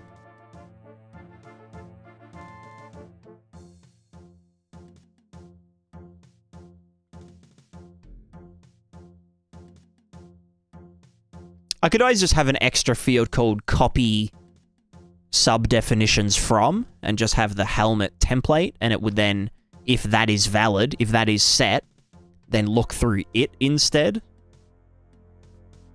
That could be a way to do it. That's kind of what I do with physical materials, where like I have a sub-material or sub-phys material array, and if the first entry of that is valid, it means, hey, this is a composite physical material.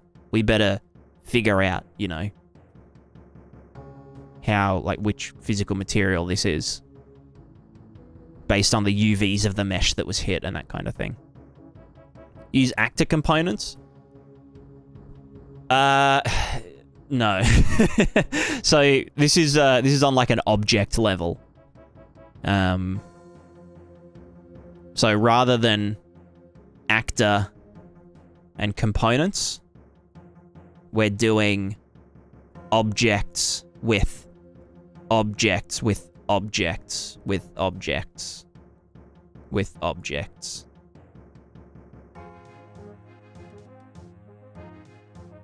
And objects with data assets. And data assets with data assets.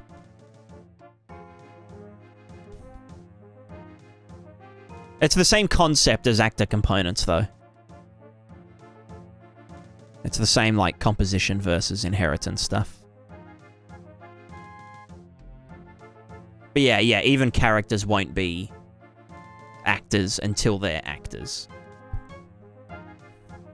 Forgot with... Oh, yeah, sorry, with objects. Yeah.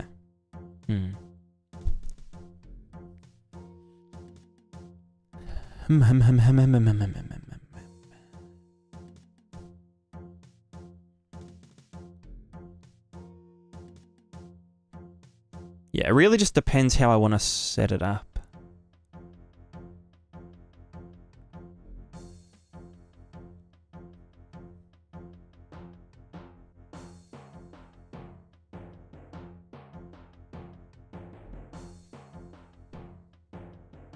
And these data assets also have to have a branch for if virtual or not virtual. So like if something has an armor definition, so when it is equipped, it provides this, you know, these armor values.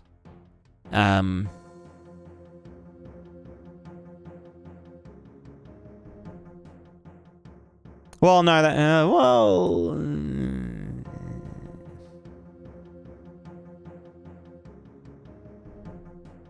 Do we have a generic on-equipped thing? Or do we, when equipped, look for the visual definition of it, and then also the armor definition if there is one, and then apply that? Yeah, I think that's what we do. Yeah. Yeah.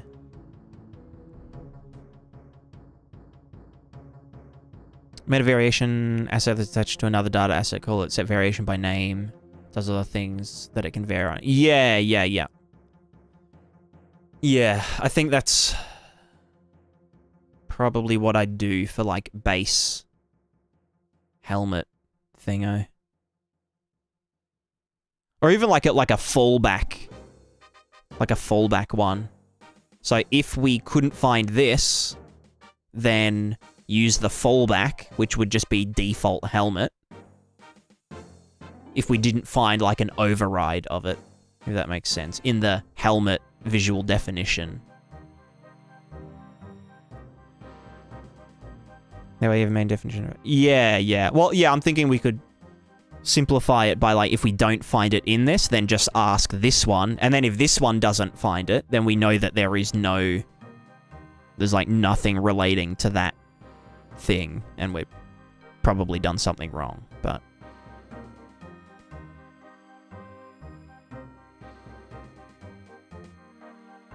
Yeah, that could be a nice way of handling it.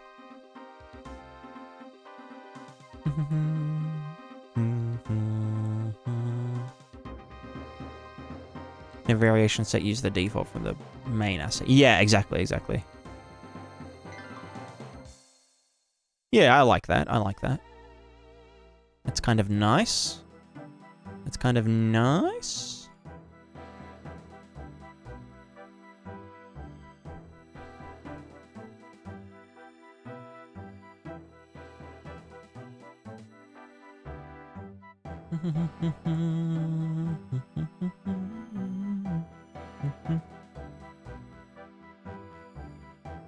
Right, and yeah, and we'll do it by map. To the main one. To the main type. Rather than iterating through potentially tens of fragments. Wow, God forbid. 10's a big number.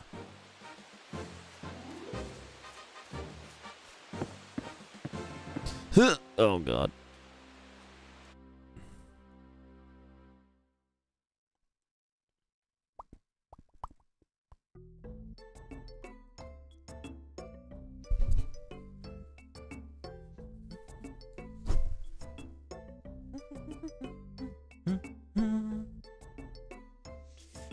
All right, do I want to actually start this, or do I want to stew on it more? I think I might stew on it and ask Sov later how he... Because I know he does something similar for his items, whereas mine would be like an entity definition.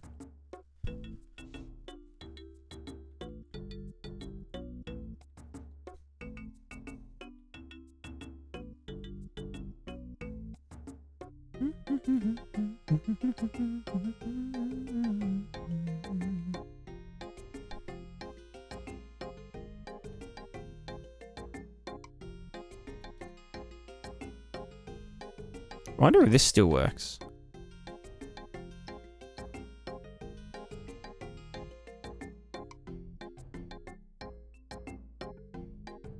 Oh, nice. It does.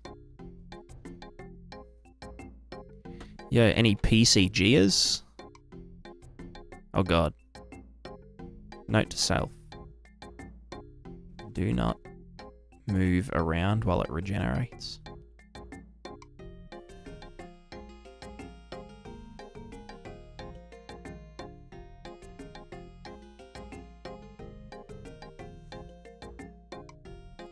Thanks, PCG.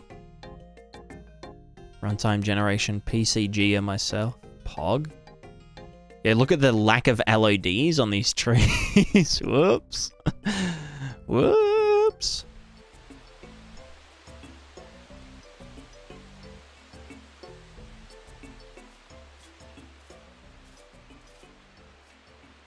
I think it's still compiling some stuff. Oh yeah, it's definitely doing something. Yep, our FPS is climbing. It's climbing again. Oh, we're also... Okay, wait, hold on.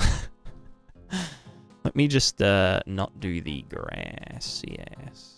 Also, what the fuck is that? What's the out?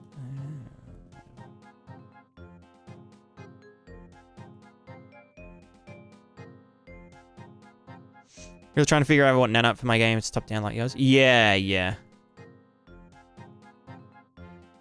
Yeah, nanite's a bit funky. A bit funkalicious. Do we have... Oh, we got the leaves. I have a problem with the wind in my foliage being way less intense than if I were to just place it in the level. Ooh. It might be something to do with something, but I don't know what that would be. Hope that helped. I'm stupid. Does this even have... Oh my god, fuck off.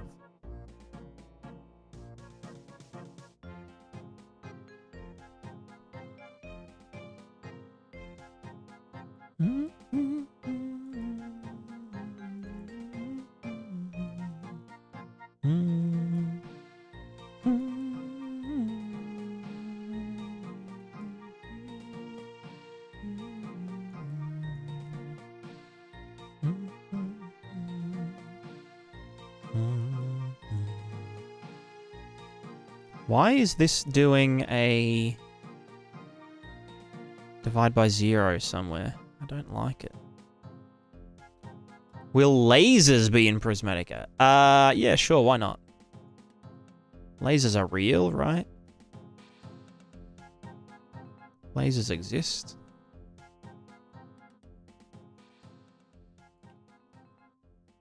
Does this have LODs?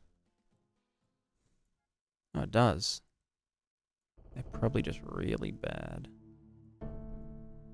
Oh, it's actually not too shit. You could be way more aggressive, brother.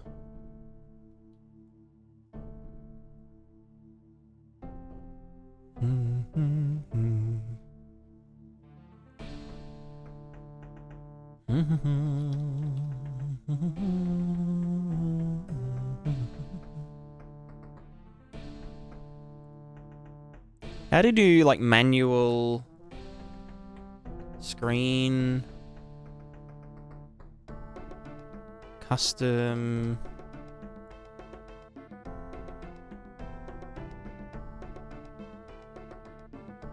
What's the fucking thing called?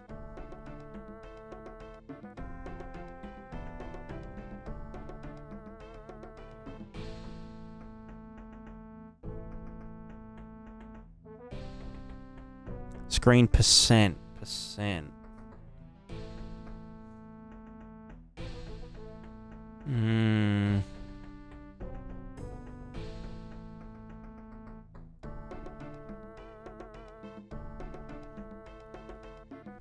Fuck, what do we...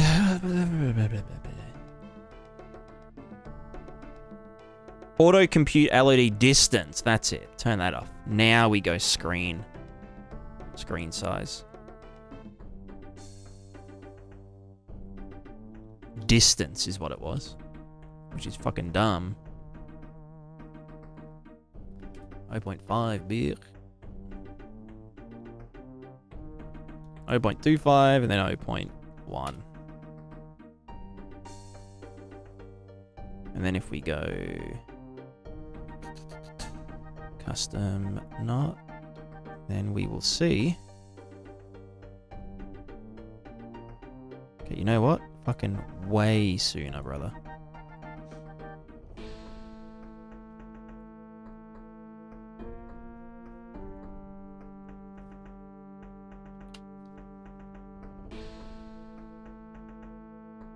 Like the LED viewport setting. Oh, true. Actually, that's a very good idea.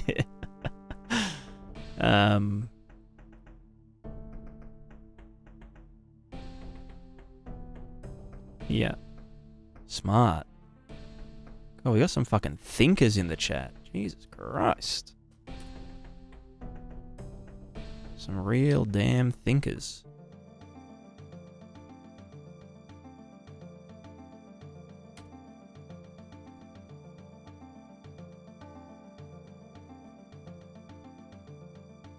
Fuck it, let's do num LEDs. 5. Fuck it.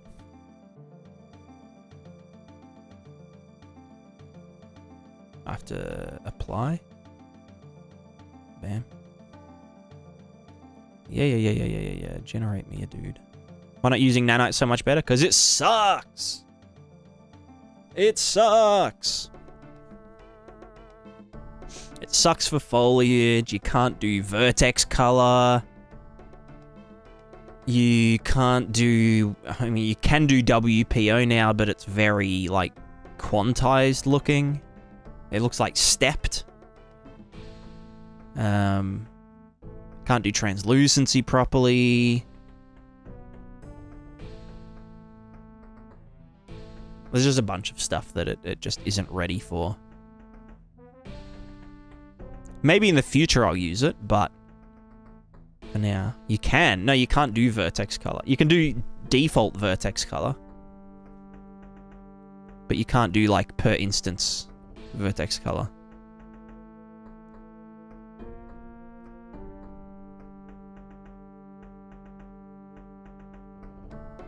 And vertex colors now. Oh, God.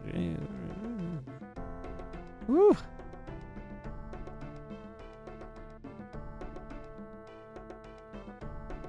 I'm wrong. Oh my God. I've been deceived all this time. The other thing is that nanite has a fixed overhead, which I don't exceed mostly. Some of the time.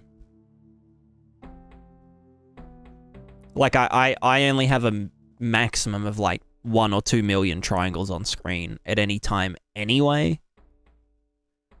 So the whole nanite thing running in the background doing nanite stuff is wasted on me. You know? It's like if you go into if you've ever had like an asset pack, and you go into their test level where there's like not much going on, and you disable nanite, you instantly get like 20 FPS back.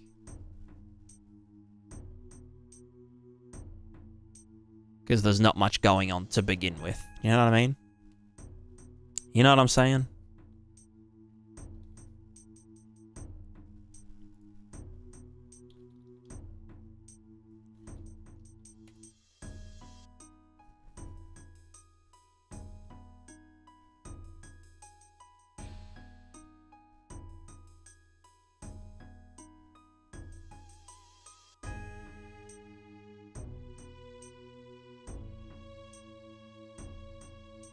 Oh, we go straight to 50%. Oh, that's fine. Whatever.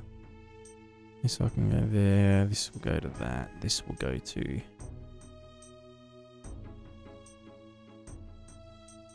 Oi. Oh, reduction settings. You can go like even... Yeah, you're fine.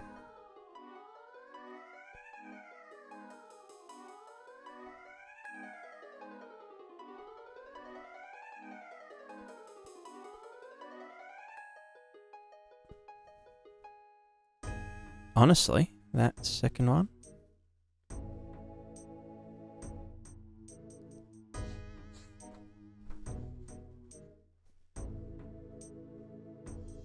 Render 10,000 original Quinn. Fully animated, perfect quality with nanite. It's not possible without. What's Quinn? Who is Quinn?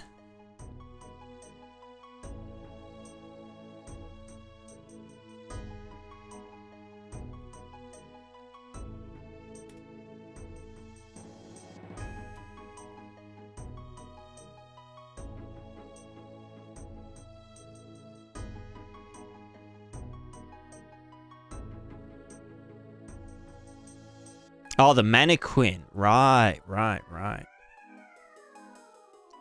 Fully animated with nanite.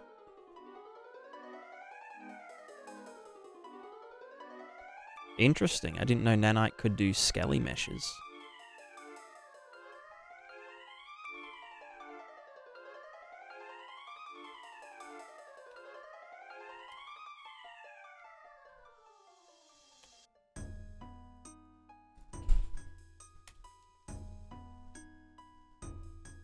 From his vertex. Ah, true. Yeah, possibly.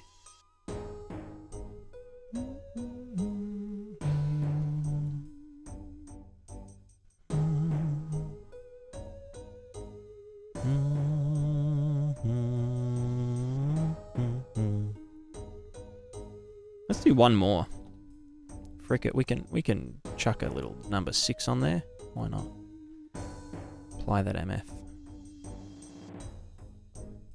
Vertex animated static mesh. Okay, so it's not fully animated.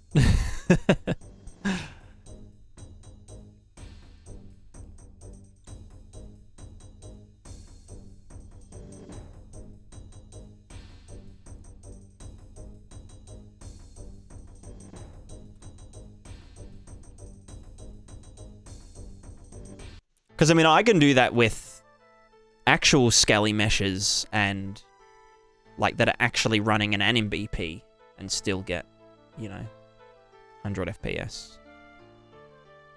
Because my scaly meshes are optimized using traditional methods. Of course, it's not. Okay, so what if you wanted to simulate physics on all of the mannequins? What do you do then? No, I cannot. What do you mean? Who is this guy?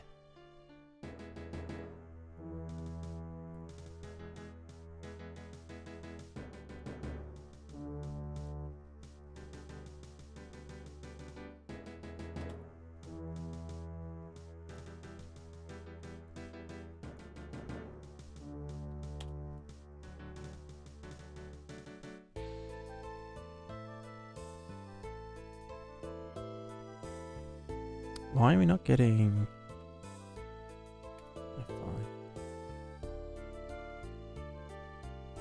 Can have physics because UE doesn't perform at this scale. Sounds like a skill issue.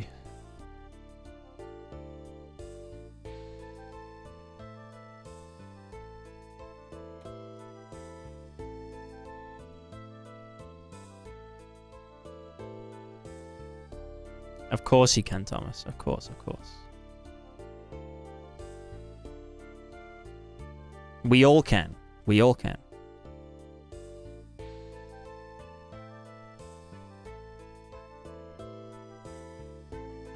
All I'm saying is that nanite isn't appropriate for this project in particular.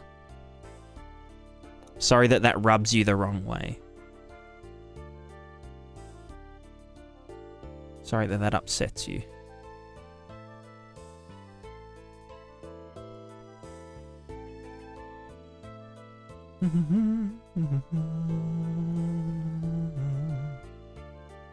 Oh, we're jamming. Oh, here we go.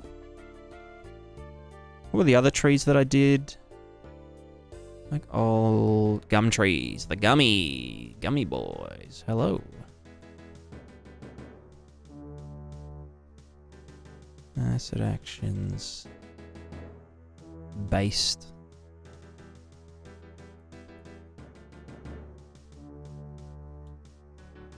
We don't need the tree rigged test.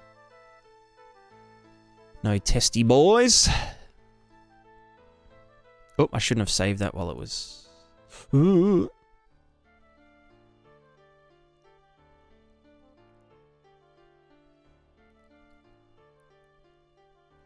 Nanite is superior in VSM, LEDs, and performance of high vertex counts. Yeah, but what about not in them? Duh. So you're basically just saying nanite is superior for your particular project.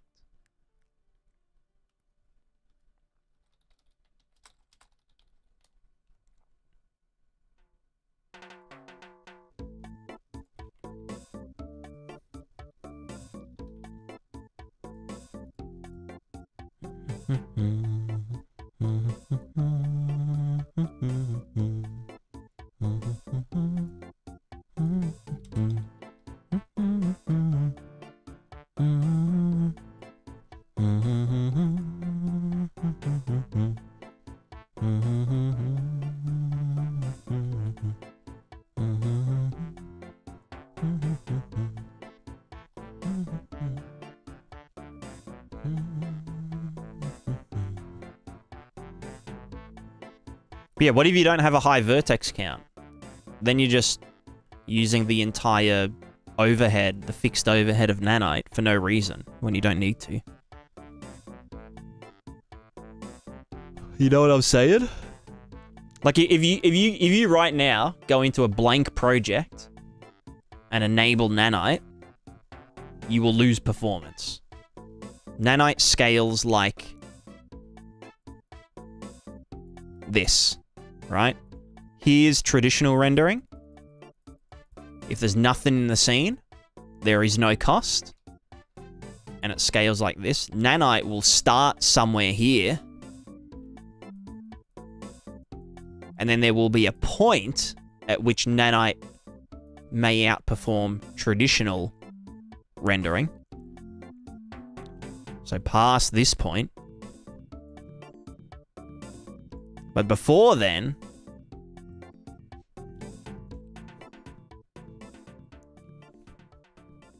you know what I mean?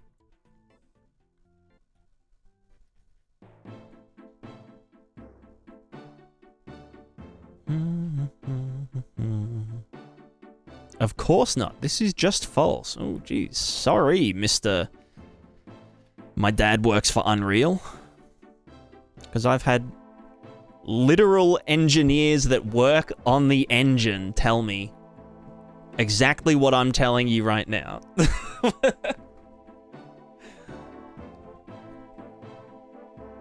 Like, literally, my dad is Tim Sweeney. And he said, hey, Charles, you do know that nanite has a fixed overhead. You know, to do all of the geometry virtualization and the culling checks and all of that.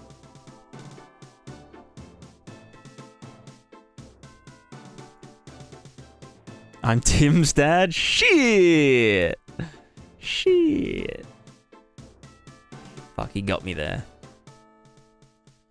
There's not much I can say to that.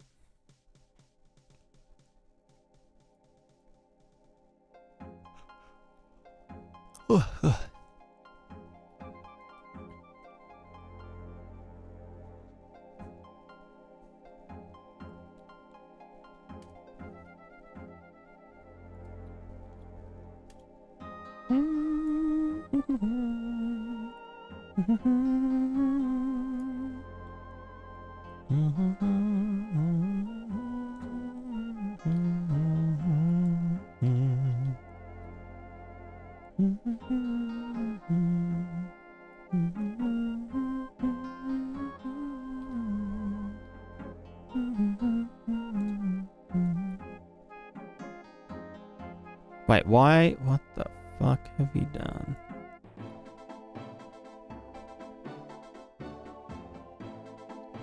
Termination.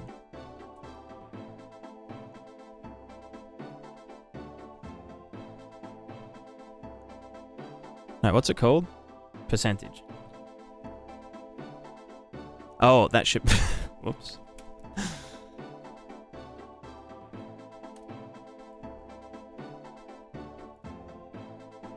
Not 0.5.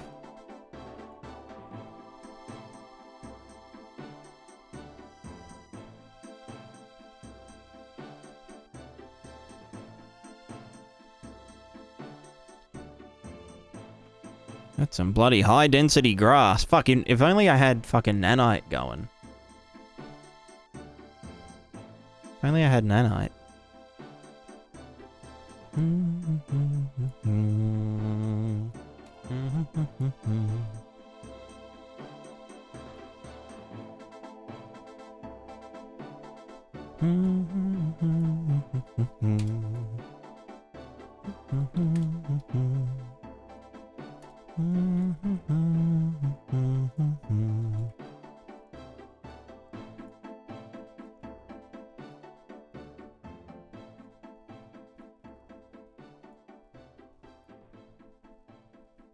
Oh, those are doing DF shadows as well, aren't they?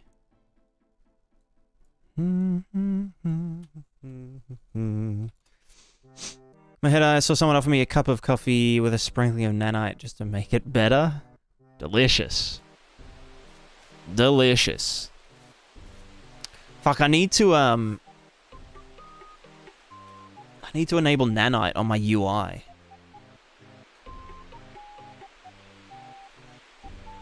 I almost forgot.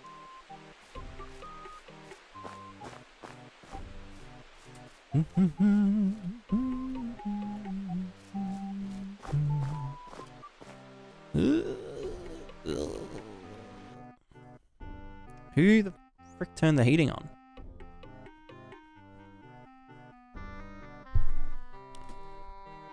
Alright, what did I want to do? I wanted to do some relaxing stuff.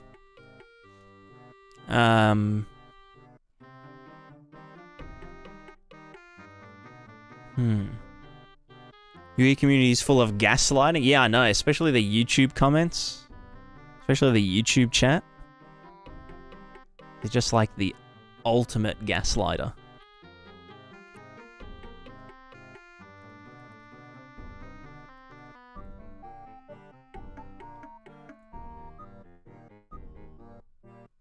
I bet you this guy's a, you should never use casting enthusiast.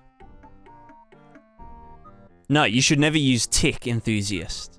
You should set a looping timer to 0.01 seconds. Hell yeah. That's what I'm talking about.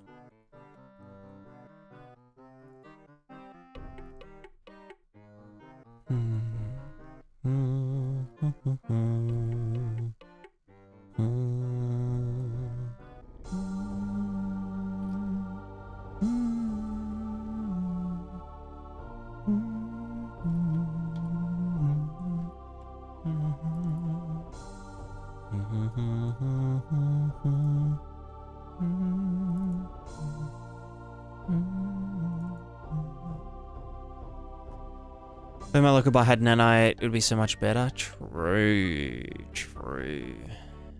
True, true.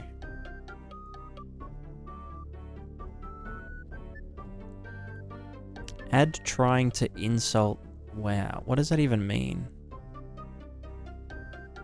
I'm sorry, brother.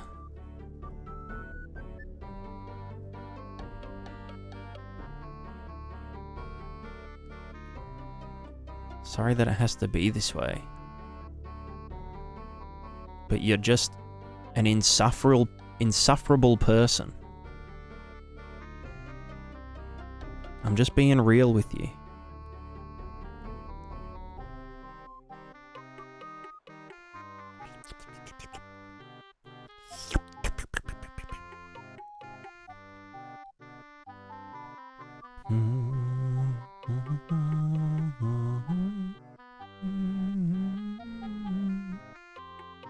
Yeah, who's keen for the hash grid overhaul?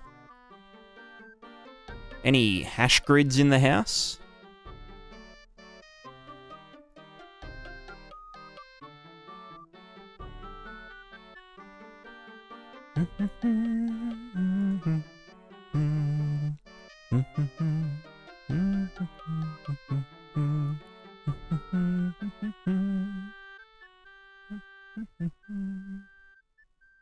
Oops.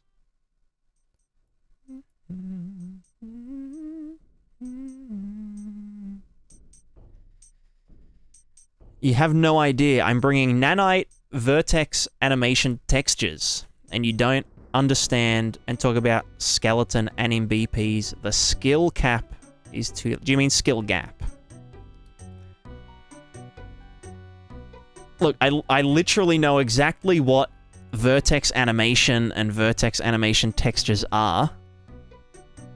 And yes, that would be very easy to do with nanite and WPO. But if you wanted to do any kind of procedural animation, like, you know, gameplay stuff, like, play this arbitrary animation, or twist the character around this way, or do some IK to pick up this thing, then you'd need to use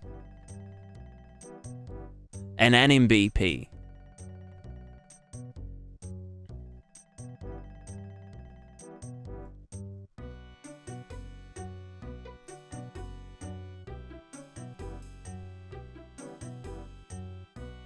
So you're not able to do nanite VATs. I can do regular VATs. I don't know what you're talking about, brother.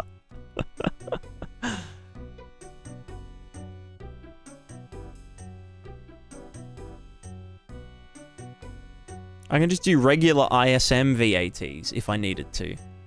Or just static mesh. Get them all auto-instanced. But I don't need to. I don't need to. You don't get it! Not everyone's making your game! Jesus Christ! Anyway,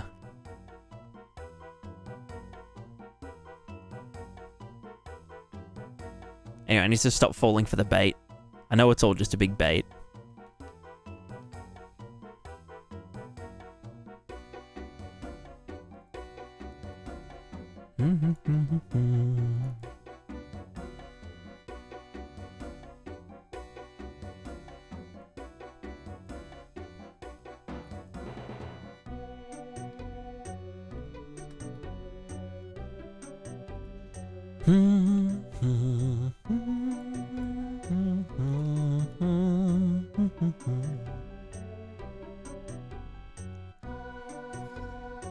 So are these ever gonna be overrideable? Not, no,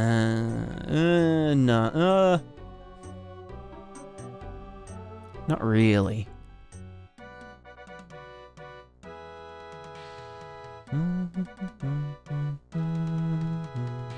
Unless we want to add...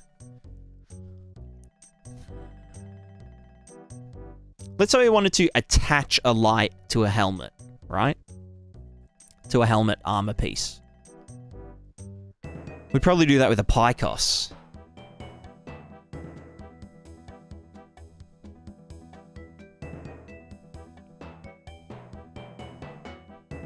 But would that then change the behavior, or would that just be a property that gets added, and that property has a,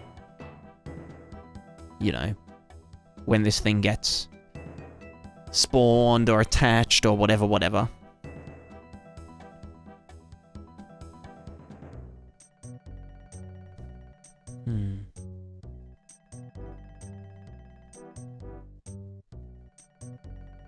The equation of VAT without nanite is 1 FPS, and with nanite is 100 FPS. Yeah, sure, mate. Sure. Upload a video.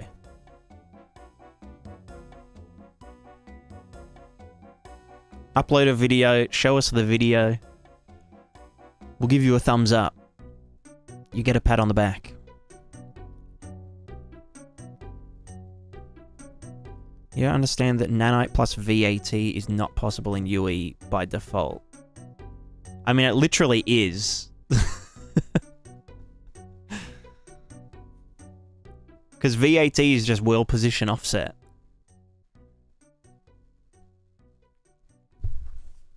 If you want to see some real cool shit, I'll show you something real cool.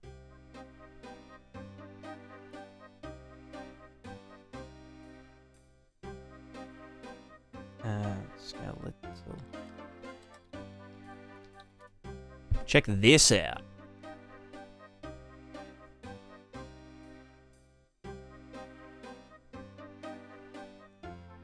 This is real shit.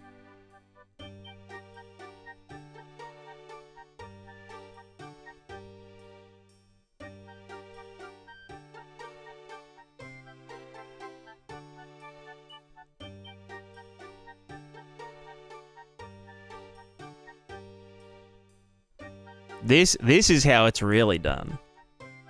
Skeletal mesh instancing in Unreal 4. What? How's he doing it in Unreal 4? What the fuck?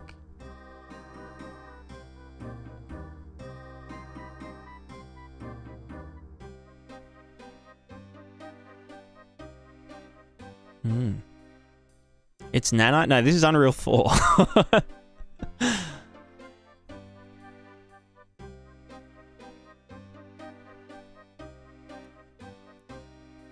This guy does some crazy stuff. Let me see his other stuff. He does like physics, GPU physics.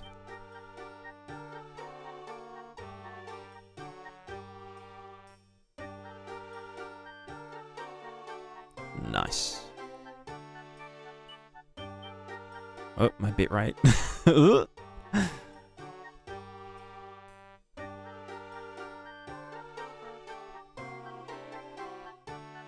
These are not even actors, it's trash. I know all that stupid shit. Sheesh.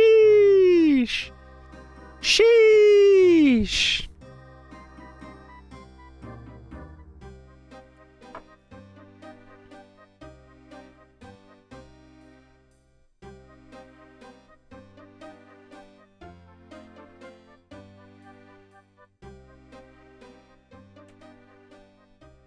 Remember ECS? No, this is about the rendering, not the unit movement.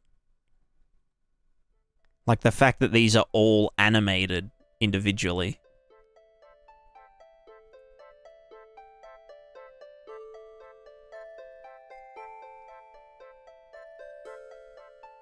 So it's basically a GPU and MVP evaluator.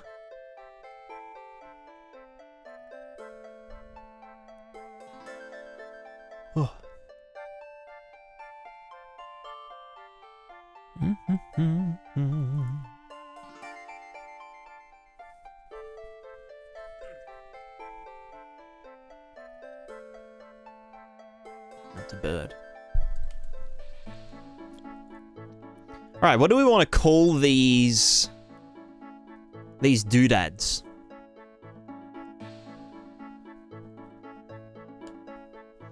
I don't really like fragment, because fragment is what they use in the mass system. Haha, such a joke. I'm out. See ya, Thomas. Goodbye. Thanks for stopping in. I'll see you next time, mate.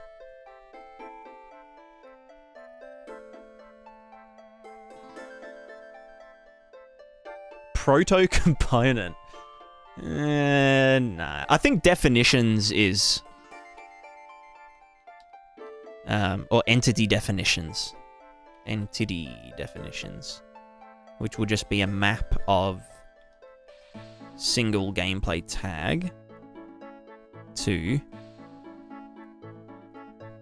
a... So it would need to do...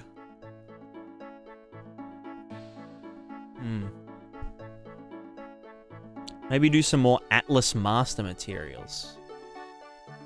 Are you that guy? Hold on.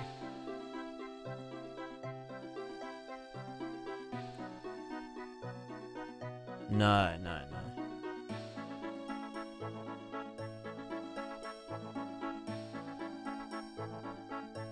No, different guy. Oh, unless. Nah, it wouldn't be.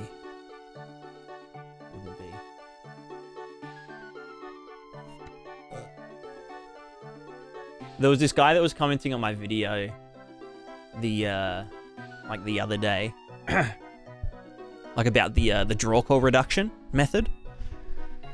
And he was like, dude, you can literally do this by baking the material. And I'm like, no, that isn't what this is, you fuck. You just didn't get it. Some people just don't get it.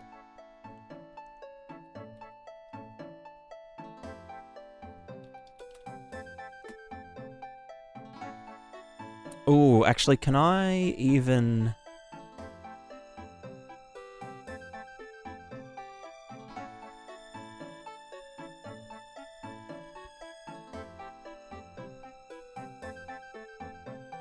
I'd have to have a parent one called, yeah. Called definition. Entity definition static data.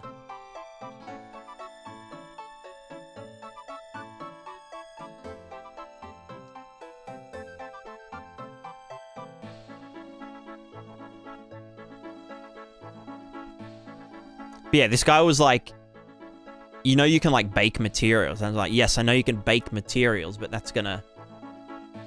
you know, either create one big, like, baked texture per every single object that you have, or won't work with UVs that exceed the UV boundaries.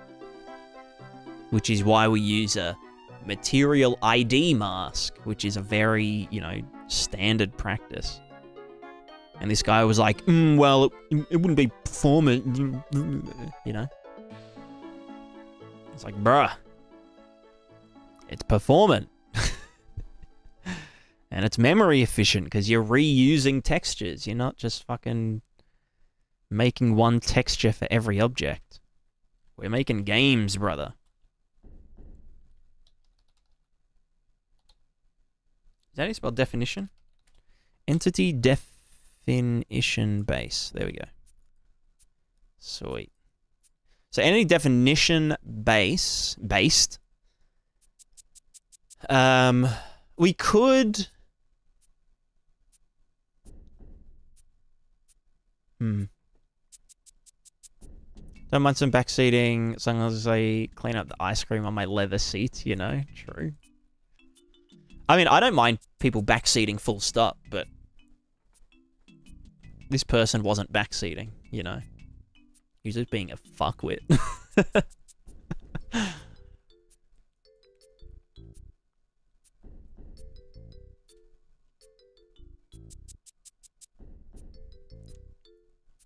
Some people just need someone to talk to,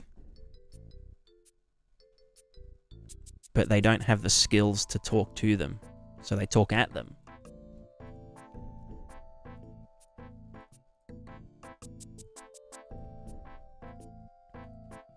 Yuli, sorry. I was encoded with all UA systems, you can most matching chaos rags, etc. As is, and all instinct. So is that like GPU Scally mesh instancing? Do you mean?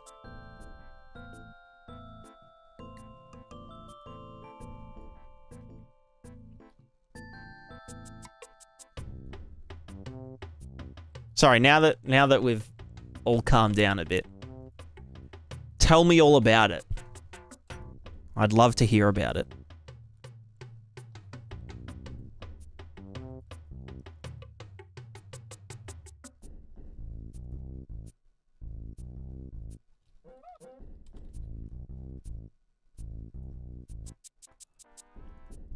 So here we're doing this to that. Do I need... I don't need to soft reference them, no, because they'll be, you know. What do you? The thing you were talking about, without engine modification, was that similar to the GPU skeleton thing that I had up on screen?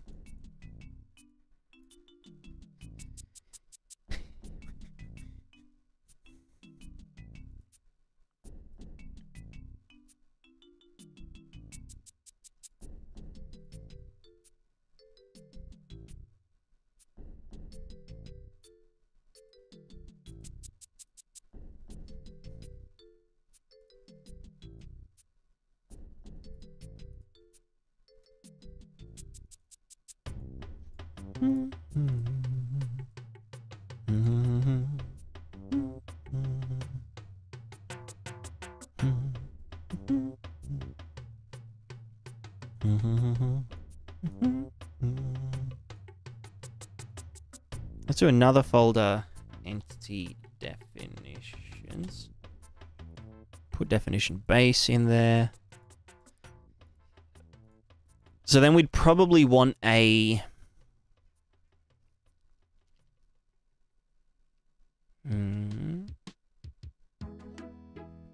child visual definition, which is going to define all of our other shit. Well, it's visuals. So then we can just have a bunch of types. So this would have the functions to be able to construct this visually. Probably also as an... Does this want to construct the actor as well, though? Like, do we want to ask this, or just to do the mesh for the actor?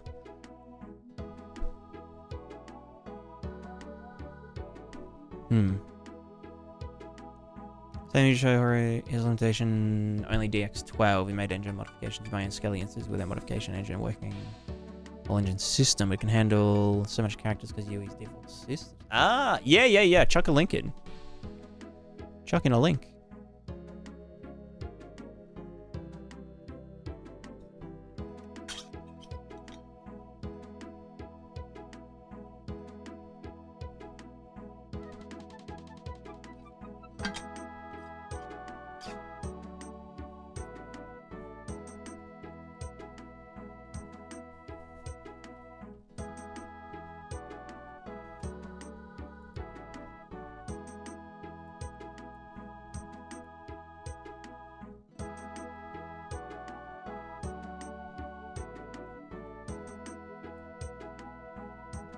So do we want to do these as functions, or...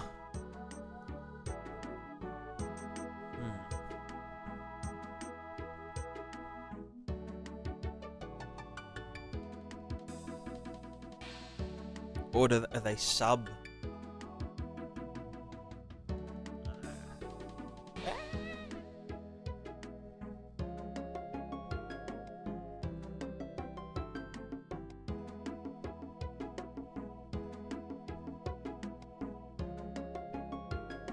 Could just do them as functions, and that would kind of be easier. Yeah, like just an unequipped to, or unequipped function. And then we can do an override that, you know.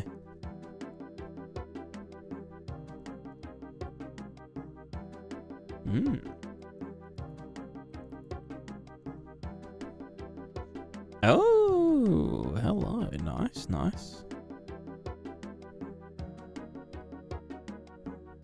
Yeah, spicy.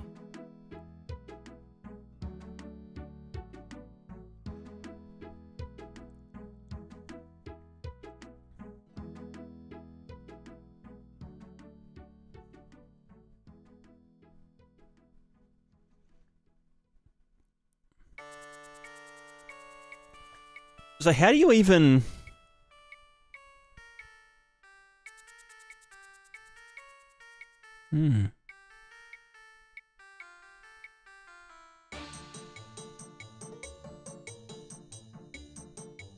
That's crazy.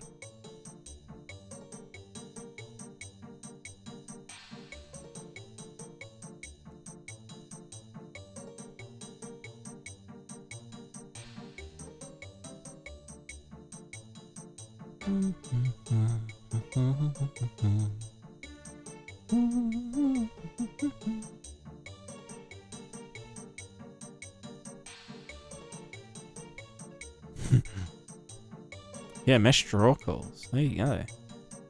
I love that. And there's all of them.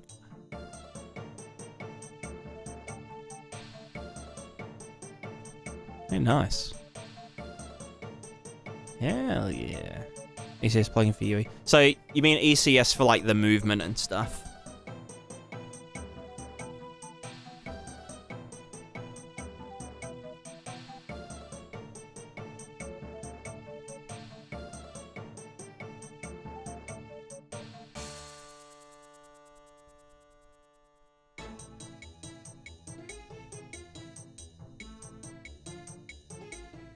This is. I'm gonna have to ask around about how to handle that kind of stuff.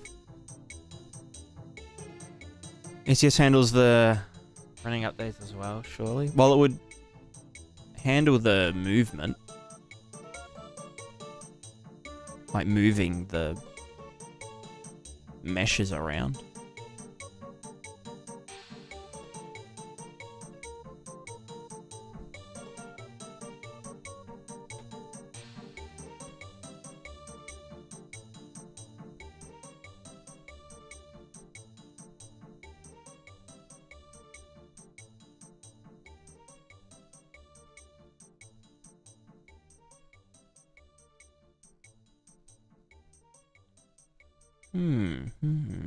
Ooh, nice little rocks. Yo, nice rocks, brother.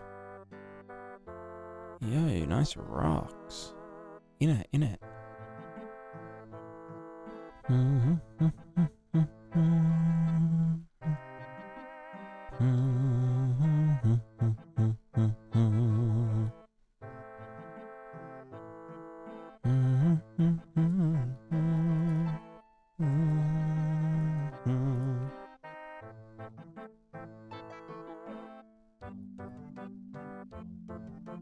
Alright, what am I doing?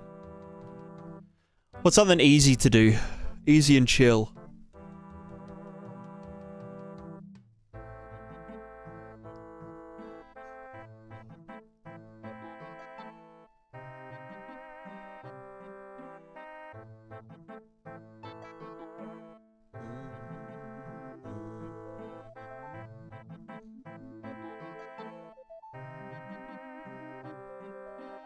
I really want to do the new movement system stuff, but 5.4 isn't out yet. Forest visuals? Can I be bothered? Not really.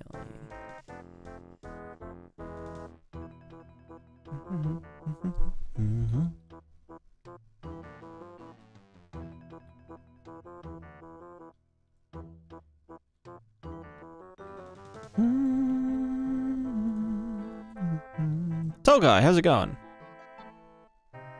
Welcome.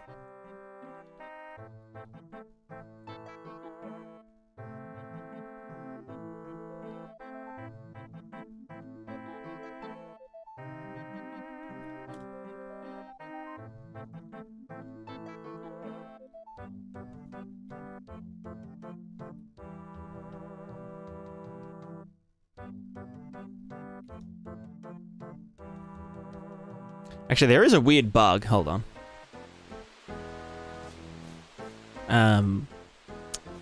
When I do this and land, I get locked out of everything.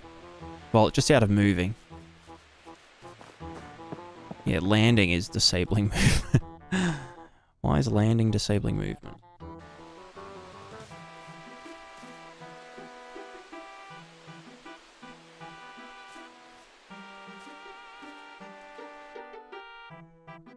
Damage, blah, blah, blah. No.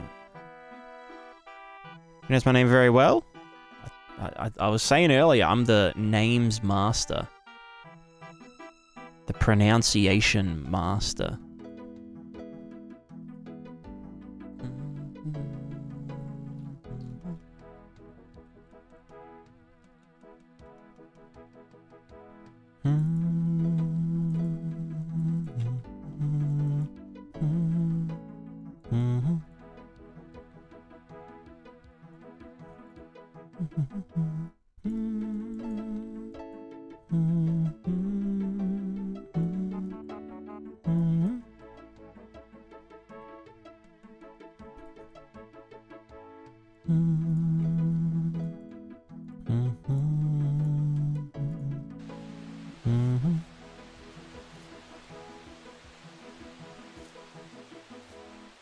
What's causing this? Is it the movement speed manager? Da-da-da. Base movement speed. Doing this shit. It's not the slope stuff. Relative to camera angle. Let me just print this bad boy, yeah?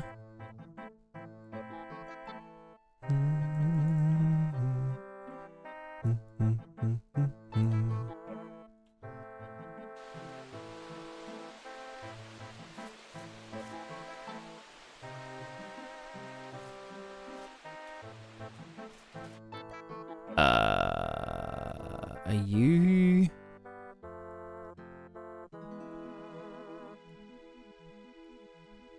Wait, do I even have a movement speed manager? That could actually explain a lot.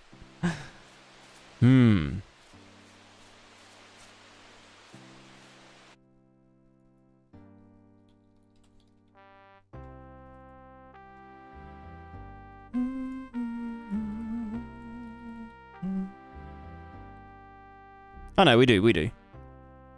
Is it not initializing?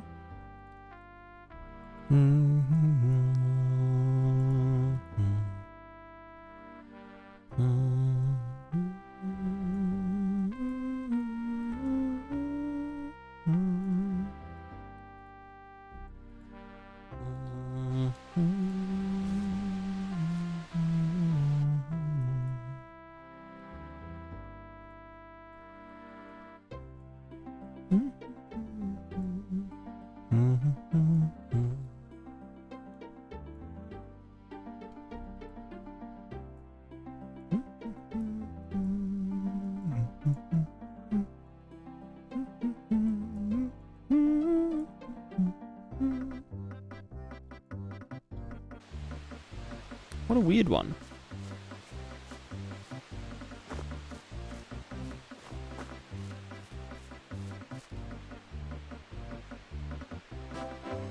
On override movement speed false, but well, that could be.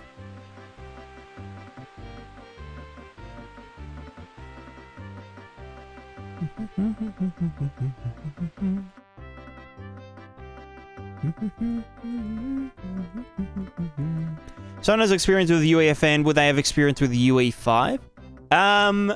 Yeah, there's definitely some transferable stuff. For sure.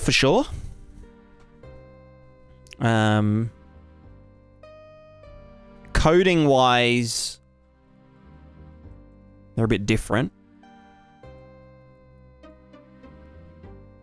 I see. Let's just patch that back together.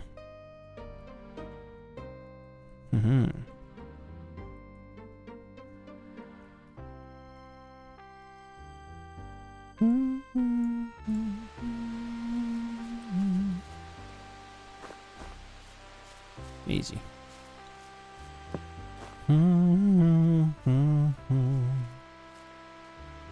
But yeah, there's some similarities. In UEFN, you'd be using verse language, but no, Unreal 5 doesn't have verse. Unreal 5 uses C++ or Blueprint. Which Blueprint might... I mean, I haven't used UEFN, but... so I don't know if it uses any... I don't know if you get anything looking like this in UEFN. They might be adding verse to Unreal, but I don't know how it would, like, integrate with everything. You know what I mean? You do? Okay, okay.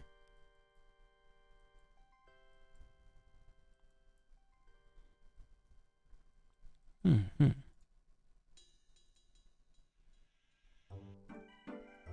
But I feel like the overall, like, editor layout is roughly the same. So yeah, I mean, it's better than starting from nothing. So that's what I'd say. Creating PBR takes us 3D models for years. Eventually I want to make a game. Do you suggest a starting point? Good question. Download Unreal Engine. It's probably a good starting point.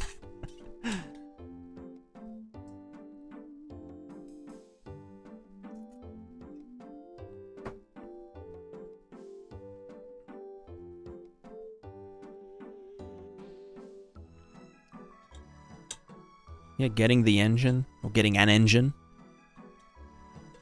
There's a lot of thingamajigs. Thingamajigos.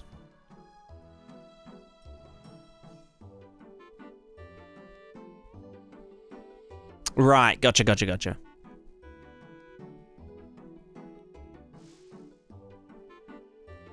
Trying to think of the I think it's called the Unreal Learn page. I don't know what it's called specifically, but that would be a great place to get started for programming and stuff.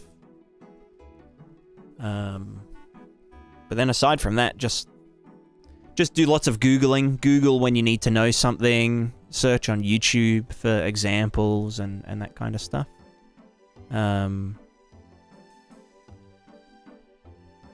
Try not to, like, learn everything and then make a game. Try and make a game as you learn things. Or learn things as you make a game, you know? That's always my recommendation. Trying to make a quick dev build on my game so far, but the build fails with the unknown error. Is there any other... anything else attached to the unknown error? Has been given her alone multiplayer solo co-op. It's a solo co-op. But this year I've been doing big refactors. Just because I've kind of expanded my brain in terms of, like, you know, managing mass data and whatnot. Because my goal is to do, like, a large-scale world simulation that the player just kind of exists in. And to essentially construct gameplay from randomness. Well, not true randomness, but, you know, simulated outcomes. Yeah. Does say exit code 6. Is there anything else that it says? Like, what is...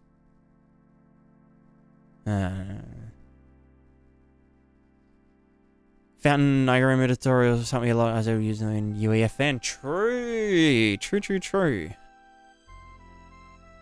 Yeah, a lot of the stuff is the same in UEFN, isn't it? It's kind of wicked. That is wicked.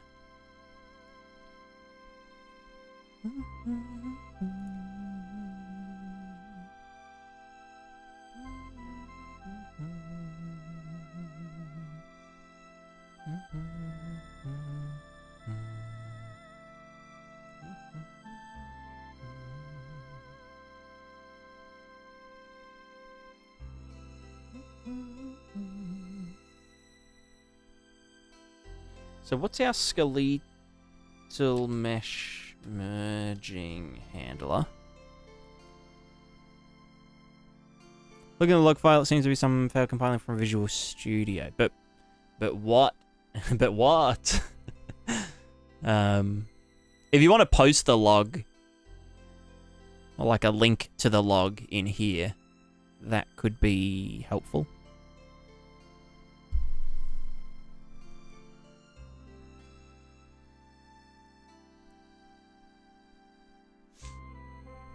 So the previous way I did this was blah, blah, blah, blah, blah, blah, blah. I think what I'd want to do now with the new version is to have a list of object references rather than getting from the equipment component, because we might have other things. Whatever, and then just add and remove them. Because like if we have like an extra arm, that's a separate thing entirely. So I think I'd want to just be like, let's have a list of entities that are merged to our character, and then query each of them and be like, hey, what happens when I merge you to the character?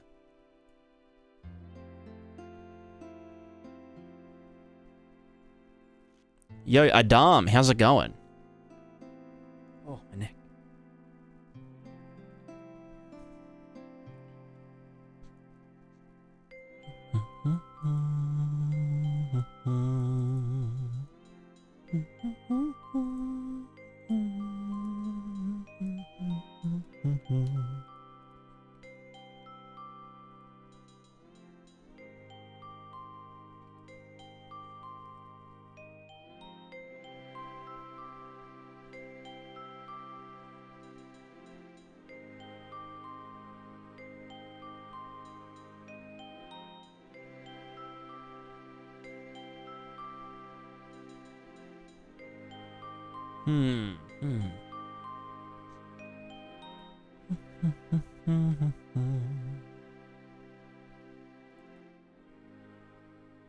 Ogurashi. Have a good one. Thanks for popping in. Yeah, I'm a bit slow today. I'm a little bit slow in it. Tiny little bit slow in it.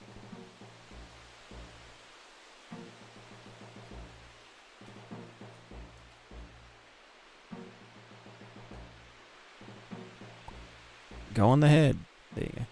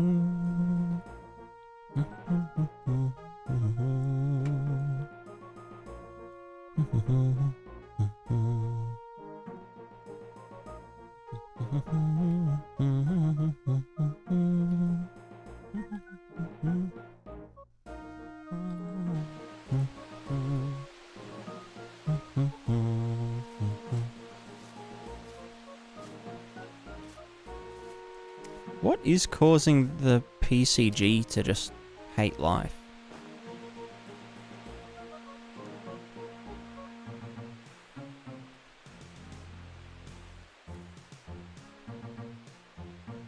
Draw time.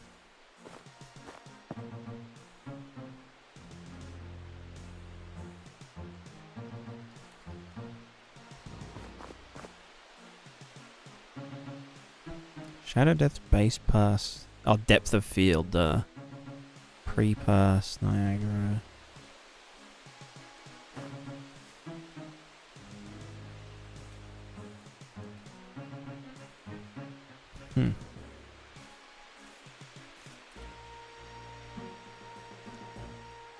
Samuel,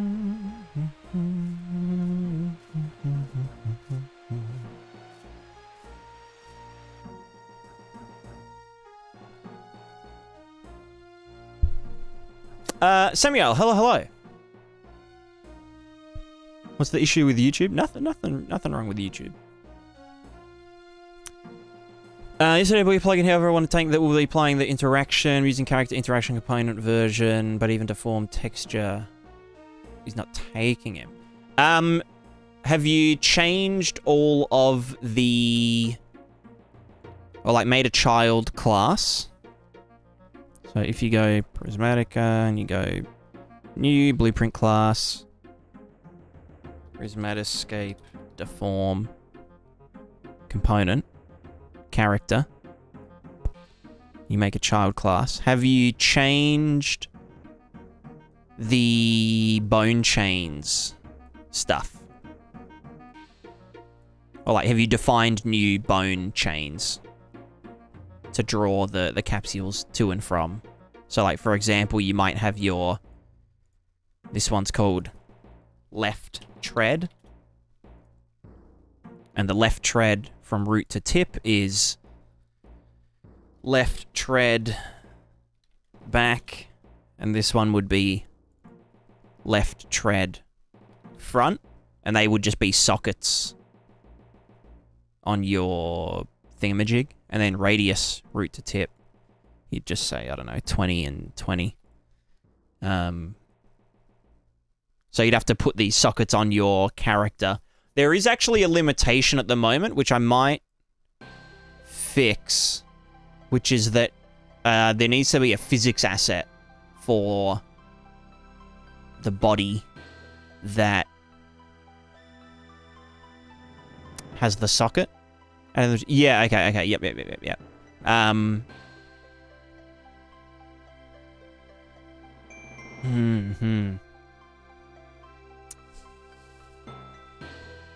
Because I don't think we added that. Because yeah, at the moment it's grabbing the velocity. Get bone velocity.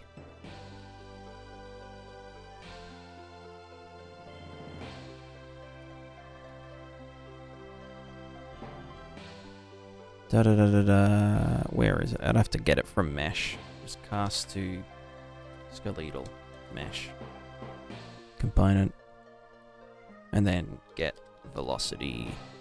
Get bone. Get bone linear velocity.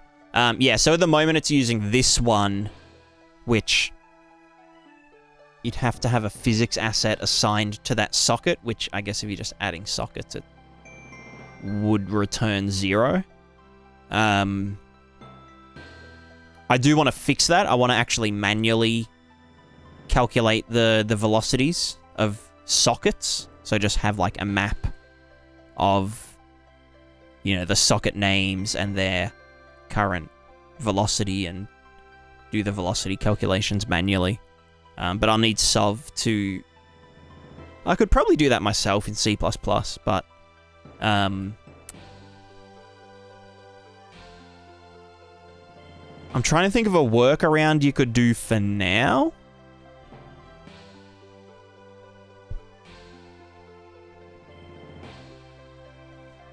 Let me check the 2-socket implementation.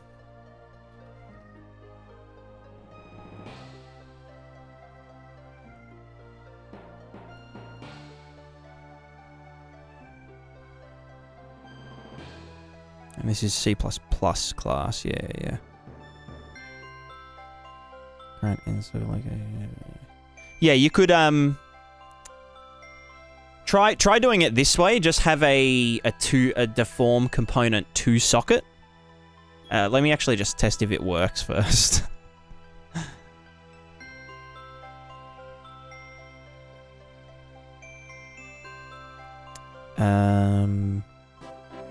Plugins, Prismatiscape, this one,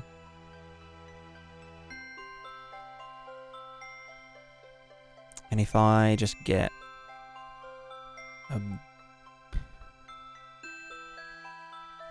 something like this, a cube, Actually, let me just get a demo, example BPs, new blueprint, actor, a Charlie stick, Prismatica, Charlie stick. This will need a mesh, example meshes. We'll get this one. We will get a socket. How do you do sockets again? Socket manager. There it is. Add a socket. This one's called start or butt. This one's called tip. Then we'll just get butt and put you over there. We'll get tip. Put you over there. Okay, it's kind of cursed. Let's put you right there. Butt is going to go there. Sweet. Now if we go to the Charlie stick, we give it a Prismatica, literally. Oh well, no. What's it called? A static mesh, and a 2 socket.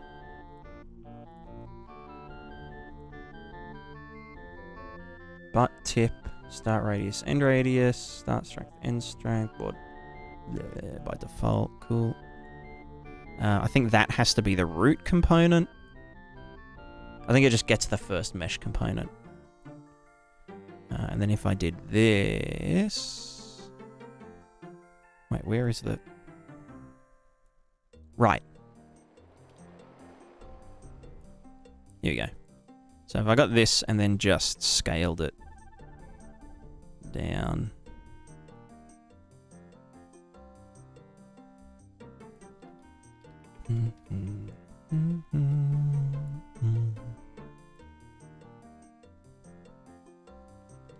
Cool. Then we just did simulate. So in theory, this should do stuff. Oh god, the distance field. Hold on.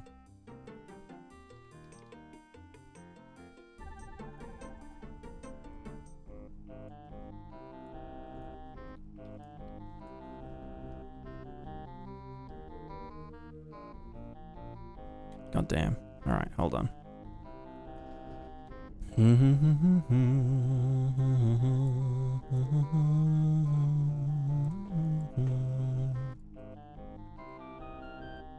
Let me just make them bigger. Oh, shit. Alright, that's fine.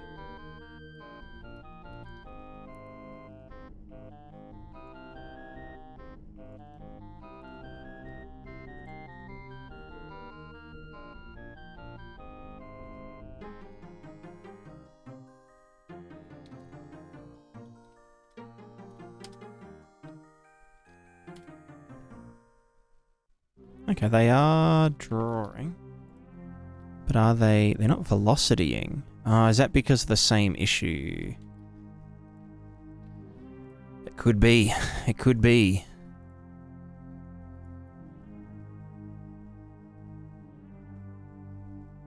Yeah, that they're not actually... Yeah. You know what? It'll be fixed very soon. Samuel. It'll be fixed very soon. It's a bit of an oversight that it only works with a physics asset. It should just work by tracking the locations of the sockets at any given point.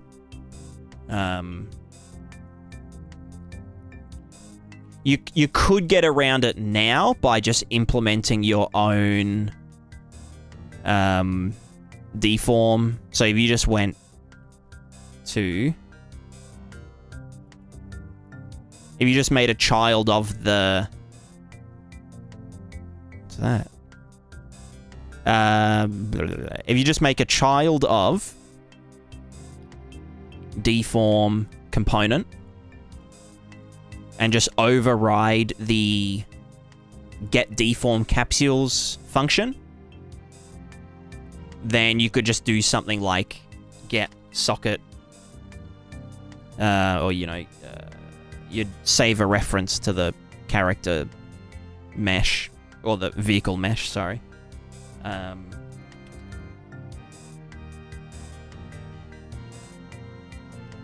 Do you get a... No. So yeah, just get mesh component, whatever. You'd save a reference on begin play, get socket, location, you know, tread left, start, tread left, right, and then just do start location radius, make an array of the start locations. So this would be, you know, number 1. You just break that.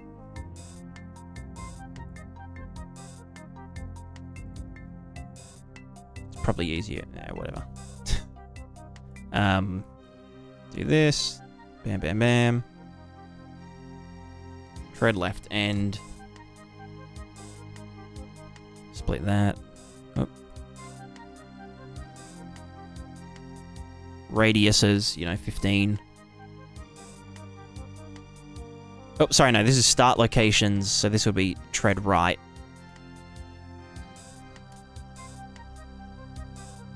Blah, blah, blah. And then the end locations would be the end sockets. And you'd put them into the end locations and radiuses. And then for the velocities, you could just you could either track it yourself, or you could just use the actor, you know, get owner, get velocity, get the actor velocity, and just use that as the as these. And that could just go into there as well. So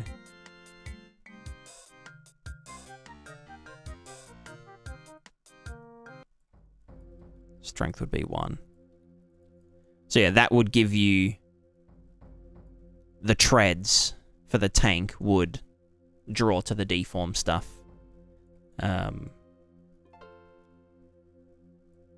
that kind of make sense? It's a lot easier if you do it like... yeah.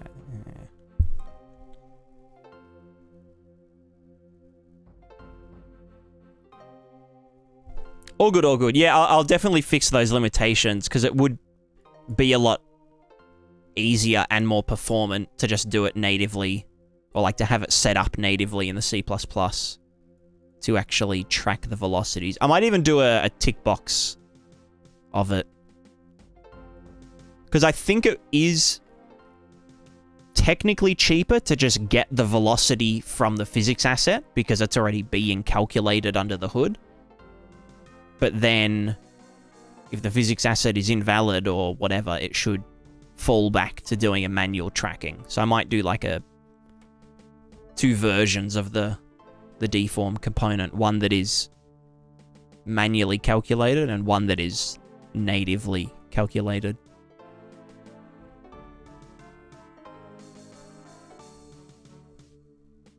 Yeah.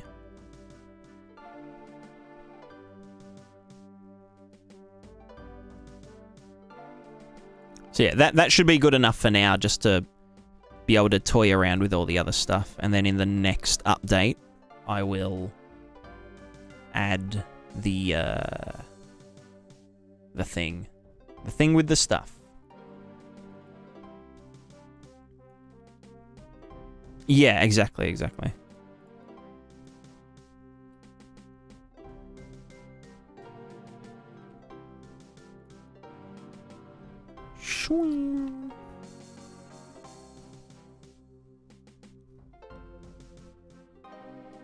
Also, Sandbox, how's it going? Bleh. Bleh.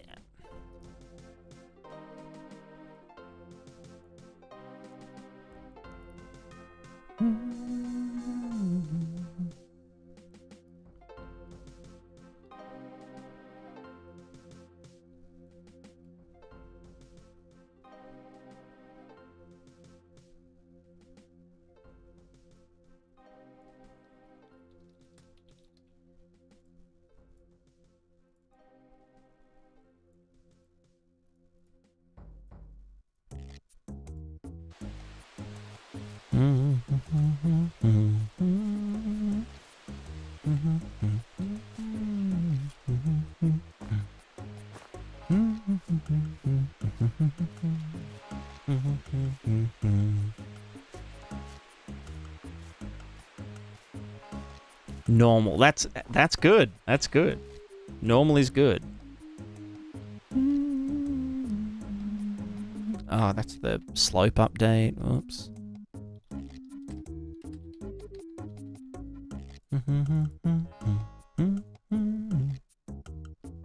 No. What the fuck? Oh, it's because we're tracing against the PCG volume. Keck W.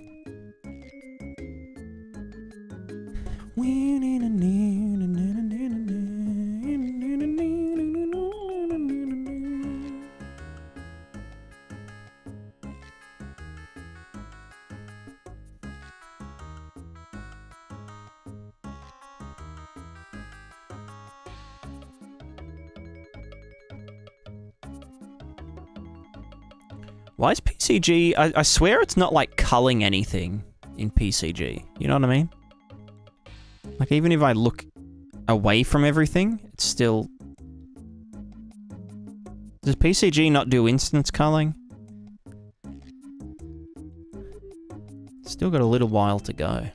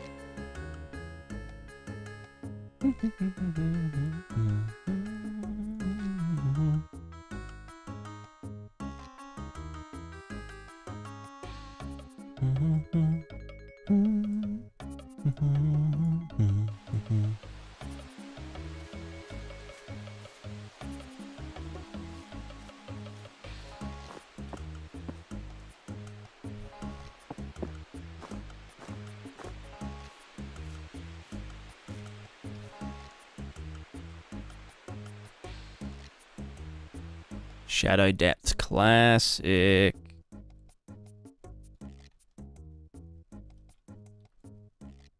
Oops, wrong button.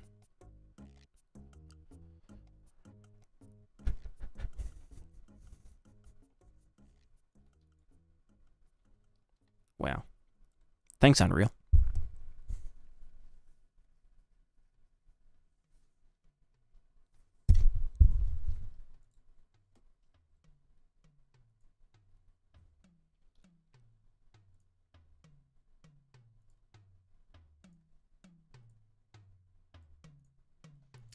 Do you know a way to use VC vertex color as alpha for decals, or somehow render certain vertex color on top of decal? Example, text decals on walls under moss. Text decals on the wall under moss on meshes.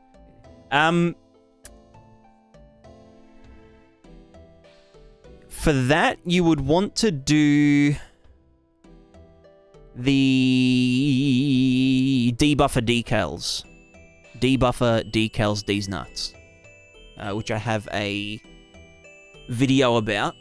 But essentially, you'd want to manually implement the showing of the decals and make sure that it happens before you layer the moss on top of the thingo. So yeah, you absolutely could if you use the debuffer. And then if you wanted a decal on top of the moss, you'd have to do like a kind of data channel key, which I also explain in my debuffer video. So the debuffer is essentially like you can just access the decal buffer and do whatever you want with it in your materials.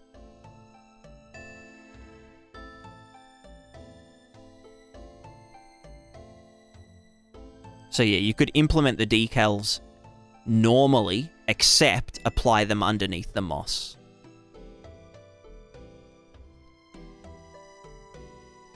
Yeah, it's pretty powerful. It's pretty powerful.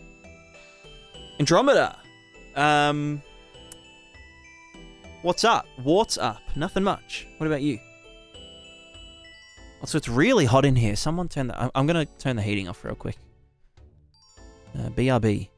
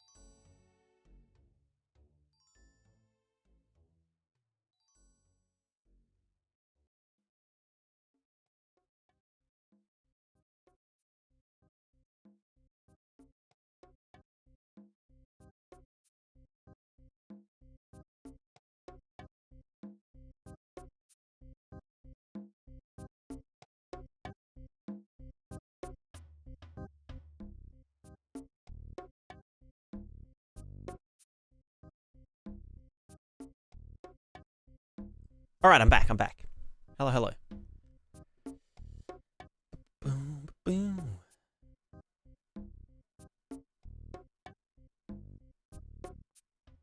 I got a playtest ready state for my game. Ooh, nice, nice. If you have a box collision with 000 extents, it crashes the garbage collector. I'll keep that in mind. I'll keep that one in mind. If it's probably the way... I don't know if that works on mobile, though. It would work on deferred mobile. Yeah. It would work on deferred mobile. The other thing you could do is... It's kind of hacky, but it would work. You could have you'd have to, like, duplicate every mesh that you wanted it on, though. But you could do... Let me get Paint open. let's say this is your wall right here.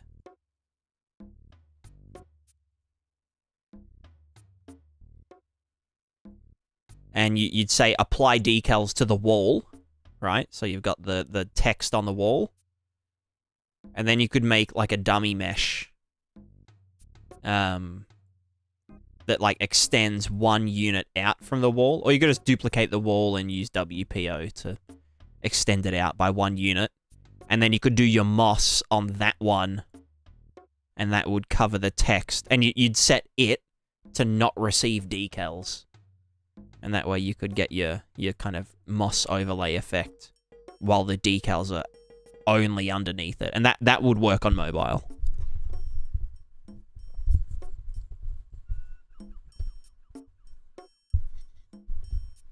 Yeah, it wouldn't work for forward shading because the debuffer is a deferred buffer. That's why it's called deferred decal. Deferred decal debuffer.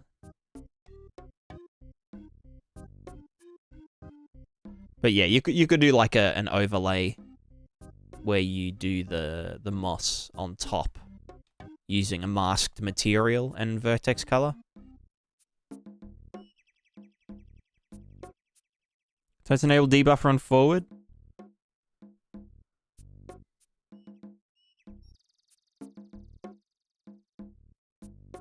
Huh. Are you sure?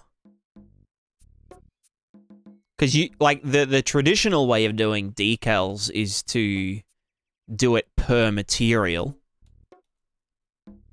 So like this material sees that it has, oh yeah, like, you know, I've got a decal in bounds. I'm going to evaluate the decal when I evaluate myself.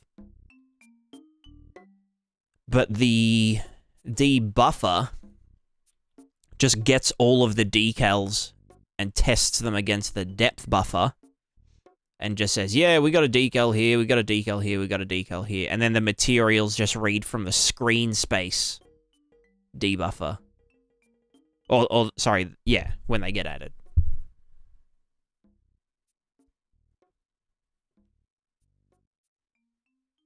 Doesn't for anything as a rendering panel, so it does. Okay, yeah. Yeah, that makes sense.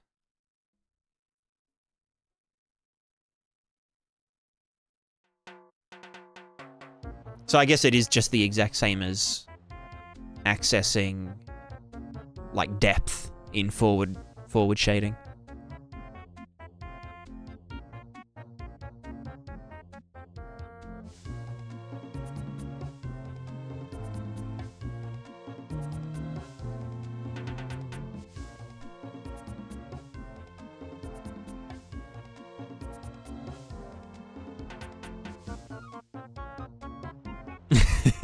All right. Yeah, fair enough. That's fair. 0 to 1. Yeah. That's rough.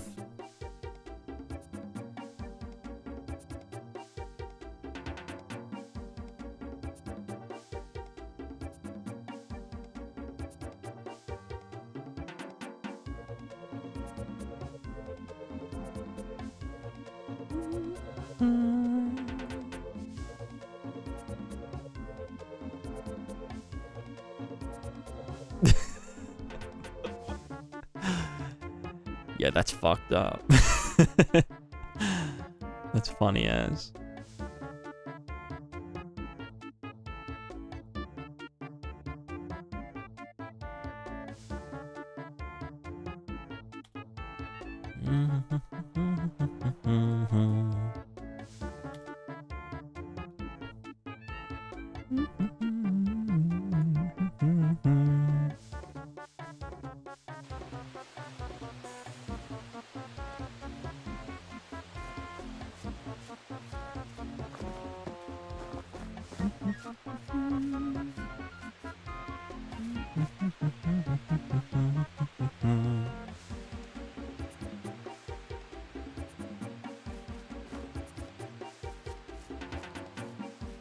Wow, that hates grass maps.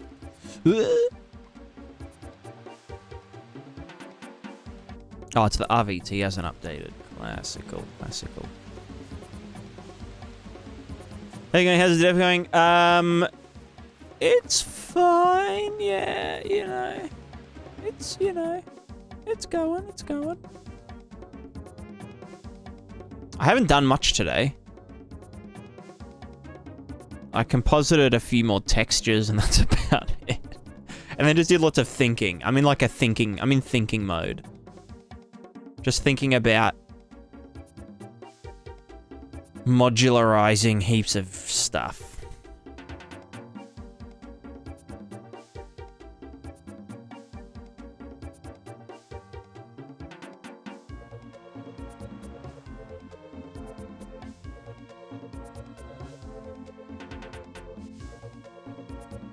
I think all virtual textures gave us like 10 FPS. As in like gave you back 10 FPS? Because yeah, I only use runtime virtual textures, not regular virtual texture stuff. Everything's in overhead, isn't it? Yeah. I mean, with RVTs, stat GPU, virtual texture update 0.01 overhead, which is fine.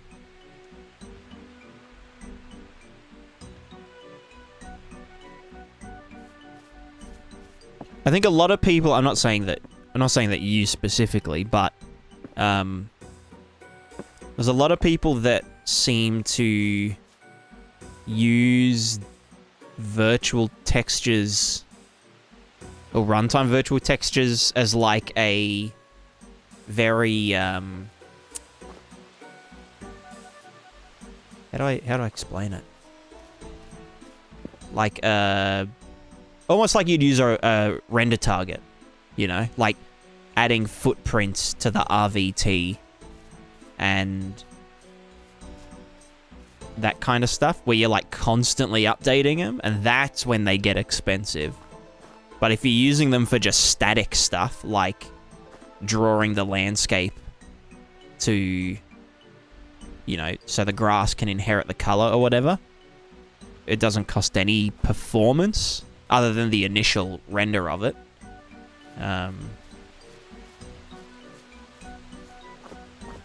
But yeah, I've never had any performance issues. I use like 5 at a time. I use 5 runtime virtual textures. Like for all different things. Like, one for the interaction height map for the Prismatica to read from. One for the landscape color. One for the water height, one for the water data, one for the landscape height to do landscape blending, which is different from the interaction height because the interaction height uses can be on props and stuff as well. Yeah, this little ridge looks sick. That's a nice looking ridge.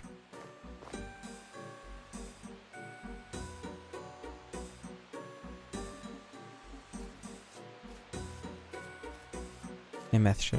Yeah. Except for bridges. True. You'd have to add a You could do it's kind of dumb, but you could have a second one. A second height RVT. That draws the underside of things, if needed. And then you could factor that in. So you've got like a max height and then a min height. Well, yeah, okay. Well, then you're fucked. Or you just don't draw it to it. But yeah. Sounds like... sounds like a skill issue.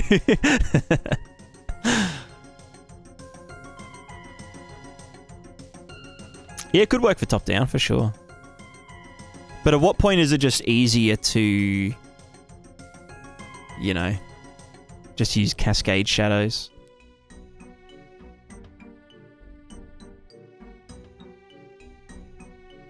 Speaking of cascade shadows, what the fuck is this? Oh, it's just doing 2 cascades. Yeah, PCG is real fucked.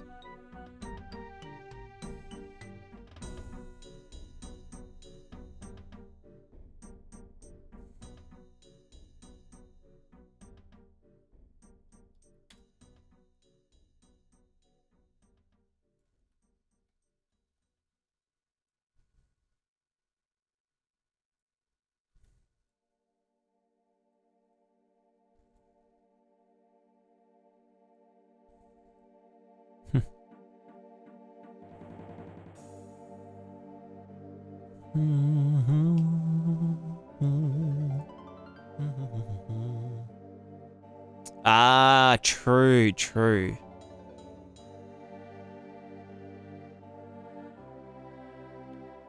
Yeah, yeah. That's wacky. I didn't even think about that. Just don't have shadows.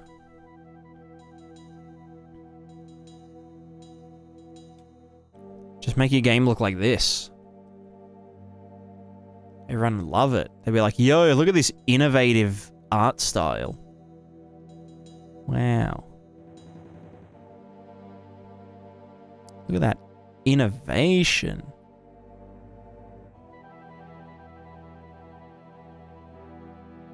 So sick of that RVT flippin' floppin'. Looks better without light. Yeah. You're not wrong.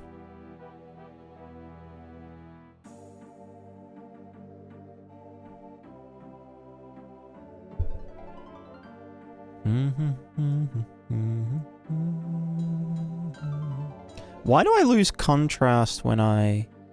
Oh, from the atmosphere, Wondering why I'm losing saturation. Oh, actually, it could be the,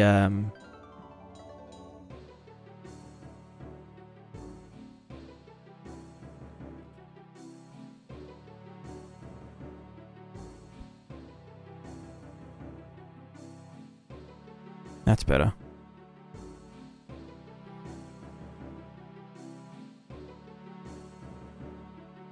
Right. Yo, Babby's first indie game.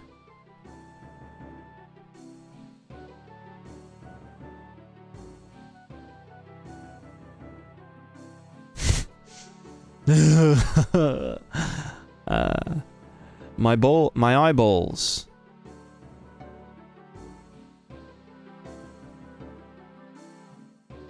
Ooh, look at that.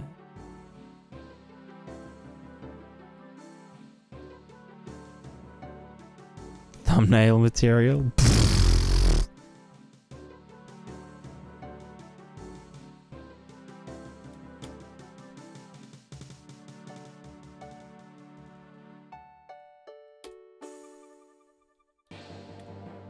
You know what? I will give it a tiny boost. Does that apply? Yeah, it does. Cool.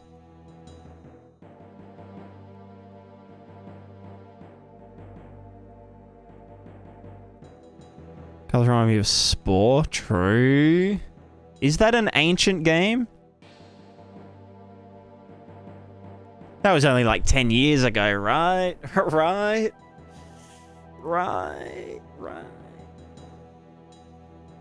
Also, Adam, do you want to edit some videos? Are you looking for some editing shenanigans at the moment?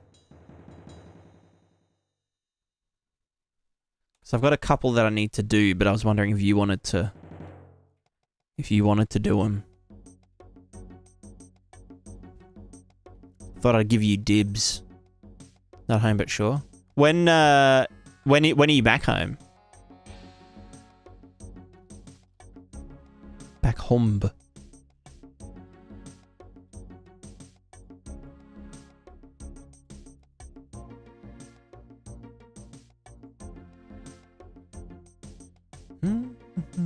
2008 is what, a billion years ago? True. On Sunday. Yeah. Yeah, that would work. Because I like to release things on Tuesdays. Do you reckon you'd be able to... It's like a 10-minute one. Be able to get that to me by... Well, within the 2 days. Otherwise, I can edit the first one and then you can just do the follow-up. If you'd like.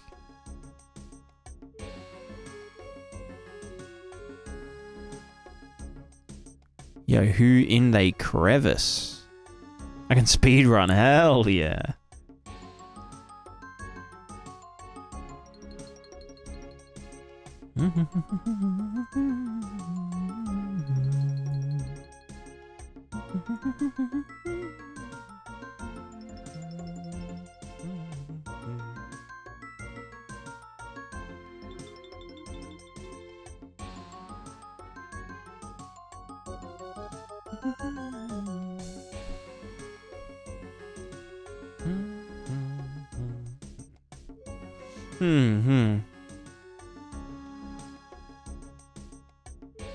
All right, here's something I want to think about.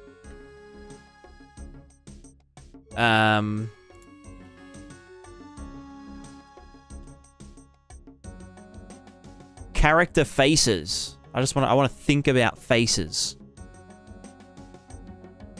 How do we want to do faces on characters?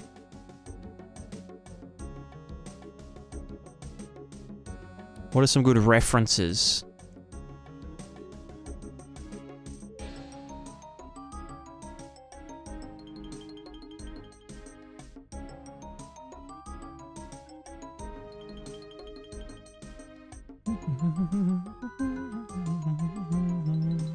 RS style, true.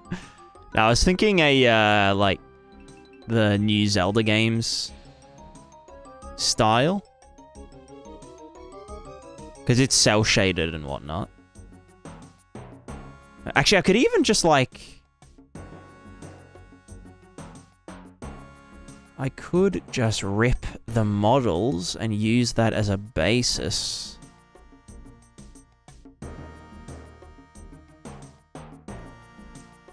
Dark Souls character creator? I mean, yes, yeah. It'll all be bone-based, like the Souls games.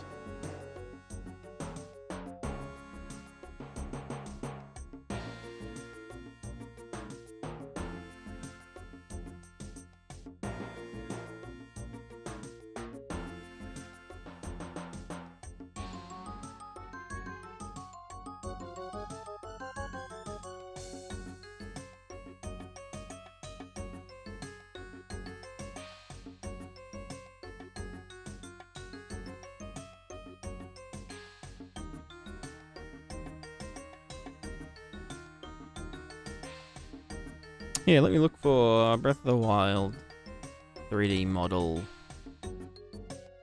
files. Models resource, Breath of the Wild Wii U, or the Wii U version.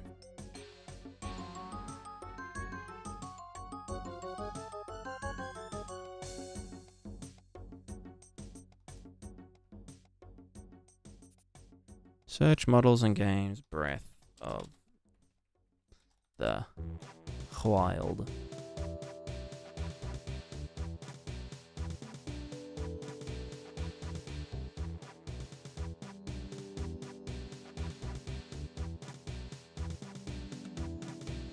Did they not do Nintendo Switch? No, they only do retro.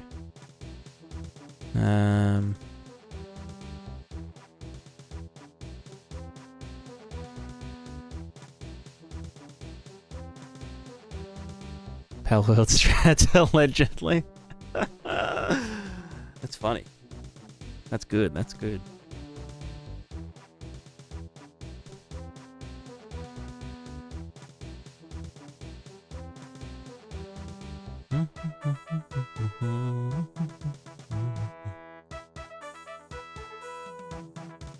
Alright, let me just get one from the Wii U version.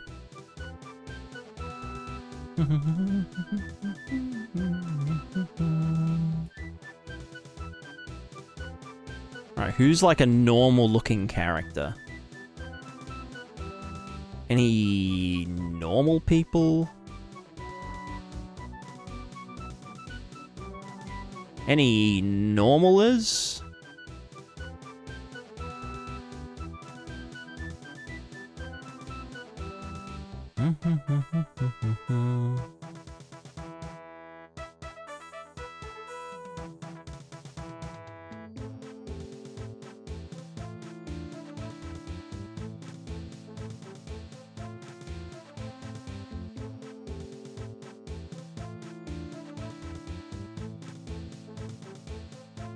Oh, wait, no, they do have Nintendo Switch. Here we go.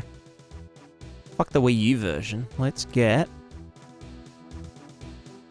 most popular games... Da-da-da-da-da. Recently uploaded. Can I just... Games 86.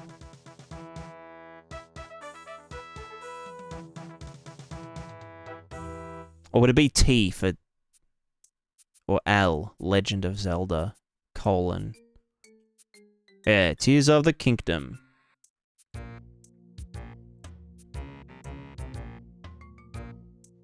Yeah, Link without hair is giga cursed.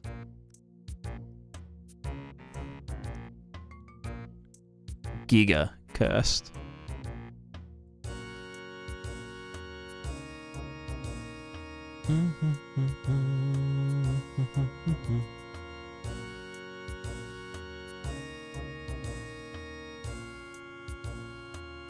Alright, are there any normal looking characters?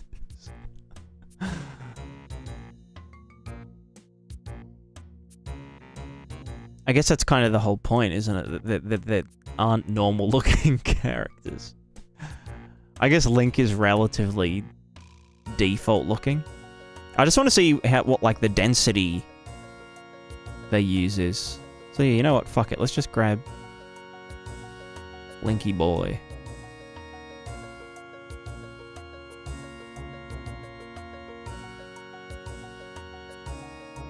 Oh, that's just the hair. Now give me the... Well...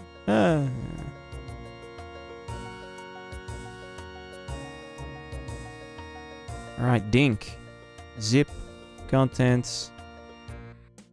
Da-da-da-da. Show me download.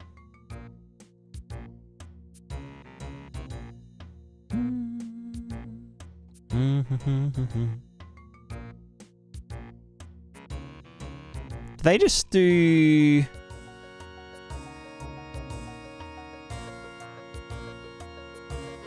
Yeah, fuck it.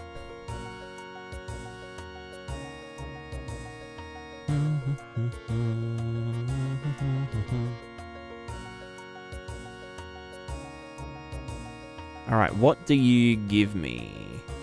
An FBX.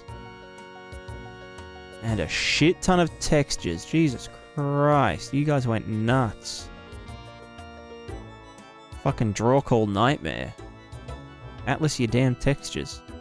Let's go... Wait, is it... You know, fuck it, I'll just open it in Blender.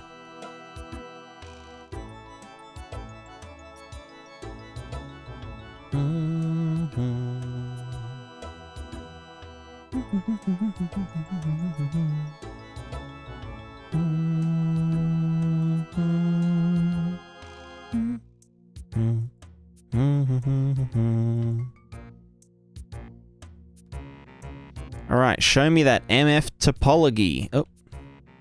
There you go. No, stop it. Show me your face, Linky boy. Damn. Oh, that kind of makes sense.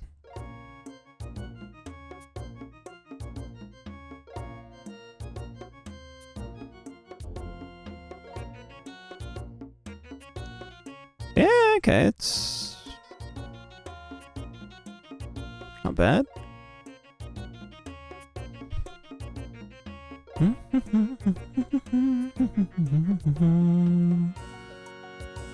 Mouth cage sockets are... Yeah.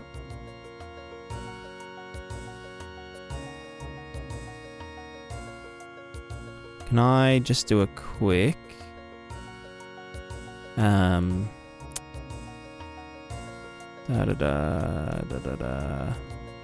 how many fucking separate meshes do you guys want? Nintendo, what are you doing?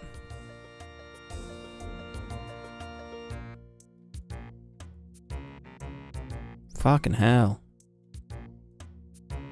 Maybe they get merged at runtime, you know? Yeah, you know what I'm saying, guys? You know what I'm saying? Fuck it. Can I just get the entire collection?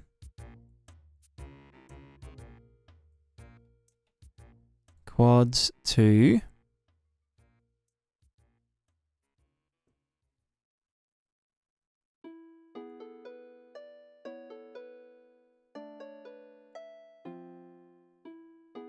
Face. Tries to quads. There we go. Alright, that worked relatively good. Right, pretty standard. That's about the same density as my characters. Like about 8 around the arms. Fingers are extremely... I mean... Yeah, that's overkill. Let me import my character for reference.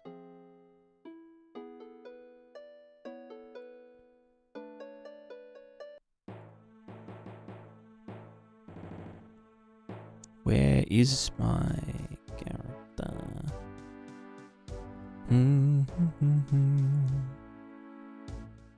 Props, characters, humanoid. Nope. Exports, humanoid, body. No, that's just the head. Humanoid prefabs. Test character with... yeah, whatever. Fuck it. Jump in. Oh my god, you're so large. Can you, like, not be that big? Thank you.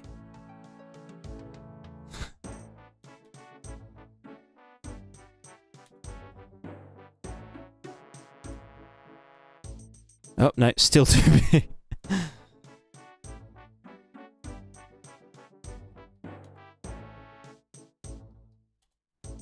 Right. So yeah, we looked at my character in comparison.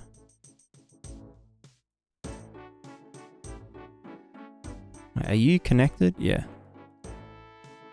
Oops. And we just got rid of some of your clothes, brother. I can just hide them, actually. And that. Yeah. Get these nice and hidden.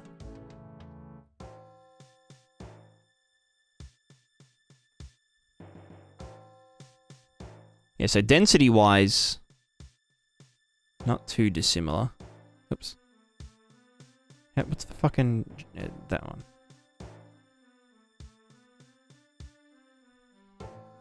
Let's get rid of some of your clothes, bro. Hell yeah. Fuck it, I'm gonna do a merge on these. I cannot be... What the fuck happened to you there? Oh, right, the normals because of the fucky arm. Yeah.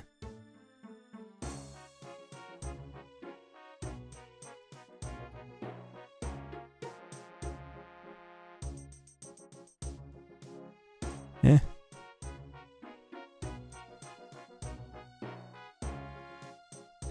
Not bad, not bad. Oh, you're not happy there, are you, brother?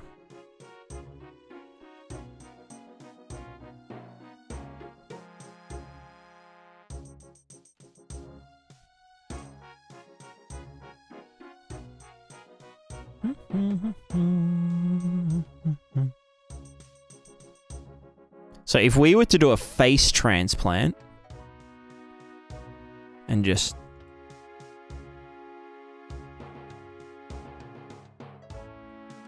density-wise... Yo, why him face so damn big?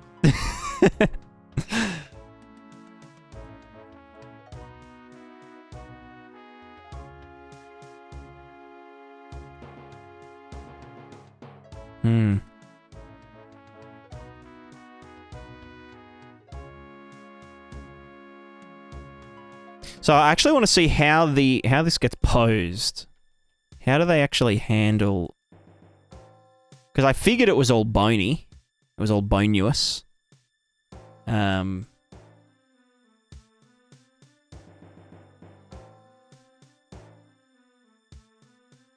the fuck do I make bones visually smaller? I can just like... No.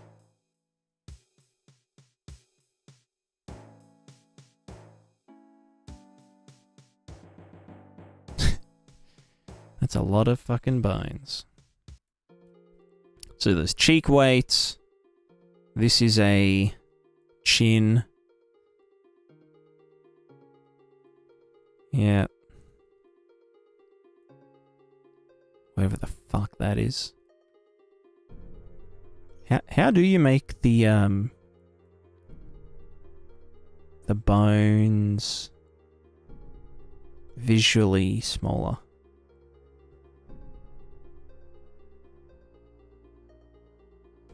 Make bones sticks. Object settings.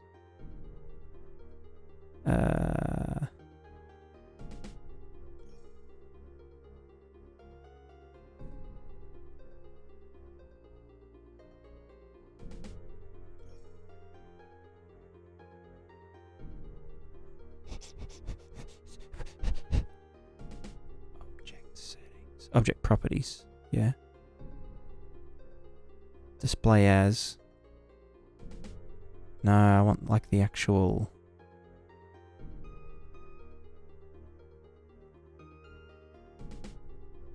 I've seen it before. I've seen it before.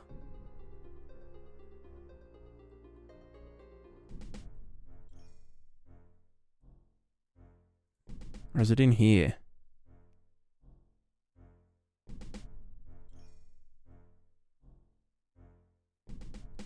Custom shape.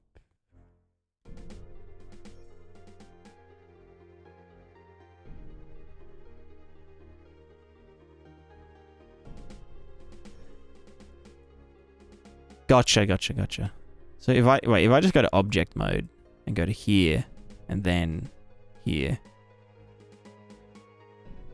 No, I think I'd have to... No, in edit mode, go to here. No.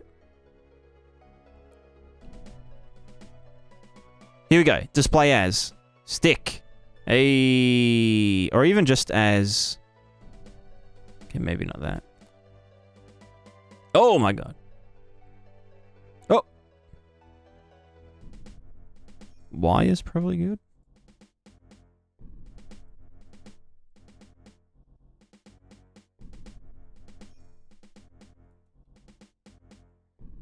Oh no, I mean like, oh well, maybe it was. Maybe I could see it in. Yeah, no, I can see it in pose mode as well.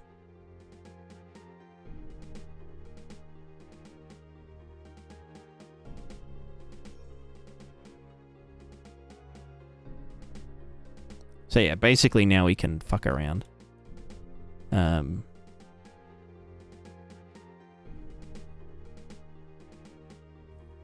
So 3 for each lip. Makes sense. But see, I'd probably do... you know, because I'm such a fucking gamer. Oops, wrong thing. Stick. Wait, no, is that what I wanted? Yeah, stick. Wait, can I display in front? There we go. So there's also a... Okay, that's a...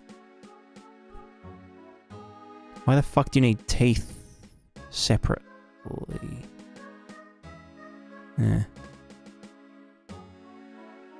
So, okay, well...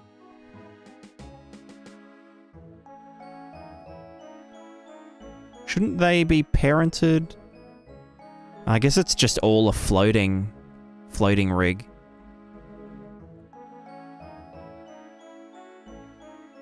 But yeah, I definitely want to go bones. Entirely bones. Purely so I can do ragdoll faces. Oh,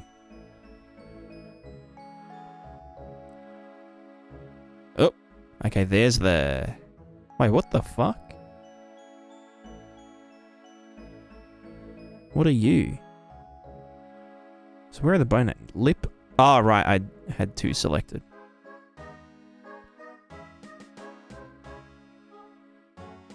Because yeah, it doesn't look like there's any hierarchy to these.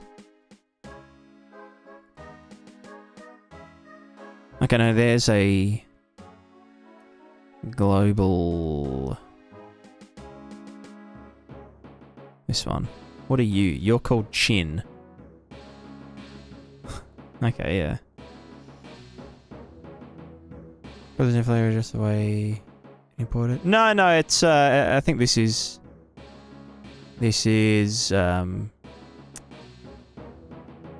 how it is in game and whatnot. So this is moving. Yeah, so directly parented. Which kind of makes sense. So this could just be rotated and positioned and whatnot. So this represents the jawbone.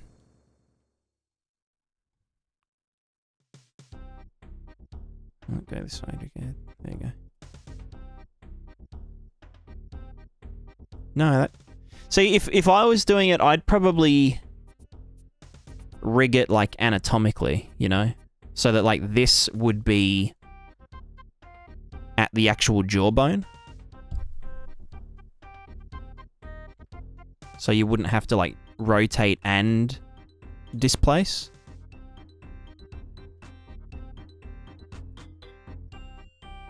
You know what I mean? Because that just seems like a fucking dick pain.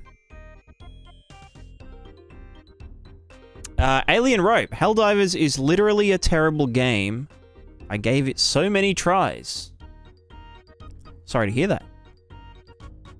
You are a noob. See ya. When? When, mate? When?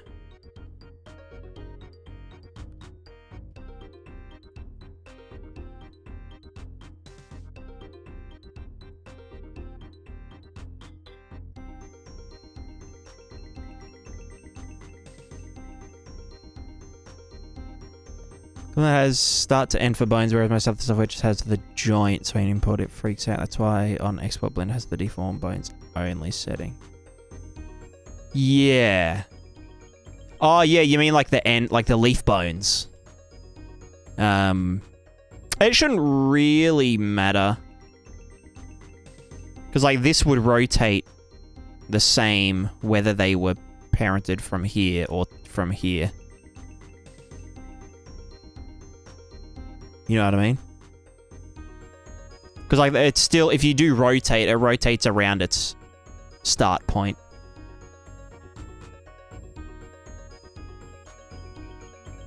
No, like it looks like some are connected properly. Like these ones here are all connected to this one, and then they can move around independently. Alright, what do we got here? We got some eyelids, which I'm guessing are not... where's... Should connect the tail to the...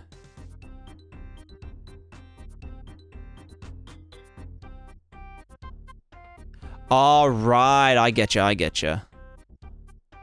So what you're saying, if I go import fbix and I do dink and we say fbx, and what was the setting? Force connect children and ignore leaf bones, I'm guessing.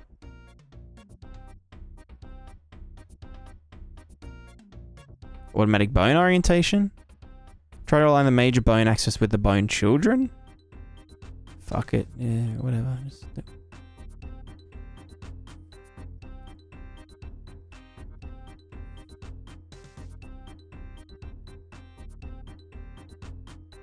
Okay. So then if I did... Thingo. Wire? Or not wire. Stick. And in front. Okay, yeah, that looks more normal. So let me yeet this guy. See ya!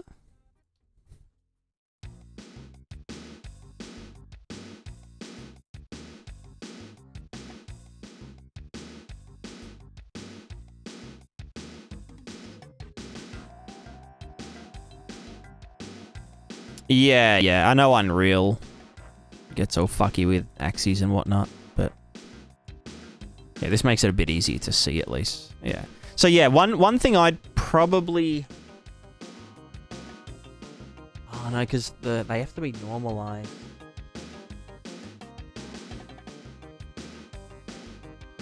You know, like in a character creator, how you just have a, you know, mouth width and mouth height. You wouldn't be able to do that here because you've got a hinge. I guess you just have to have a separate... Because, like, yeah, I'd probably do... You've got these lip floaties. Oh, that's not it. This one. Which, yeah, are usually just transposed. Can I just scale the bone? Well, that's the thing that I would do...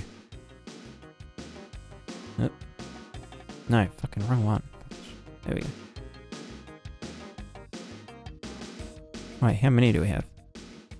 5. So I'd probably parent these all to a mouth, like a mouth, upper mouth bone, and then to this one. Whatever this one's doing, the face bone. So then I could just scale all of these as a group. Or even just move them all as a group. So it could be like, you know...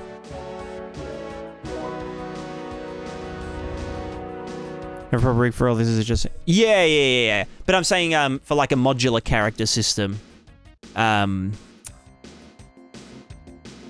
You know, if I wanted all of the characters to be one rig, but to be able to adjust them,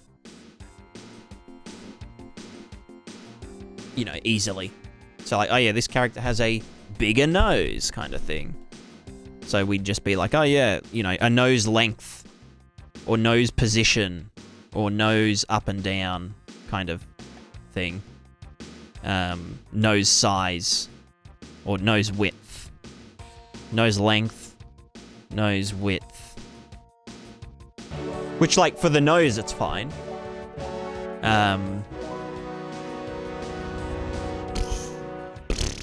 Yo, look at that dummy, thick nose.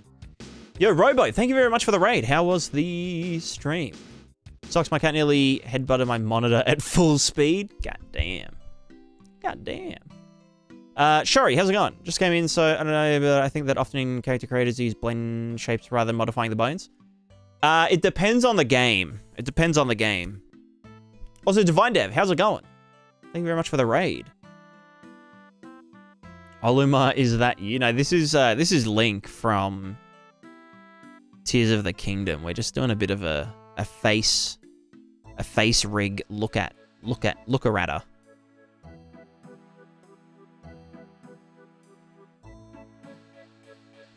So this is for smile. This is for like nose, that kind of one. This is obviously just secondary.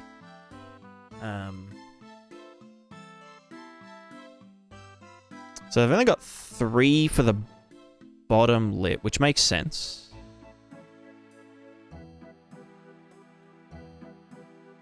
Yeah. And yeah, you could do rotations as well if you wanted. So then what are you again? You're the whole bottom dude. I guess they've got this set up so that it is just translated up and down rather than hinged. Or maybe a combo of both.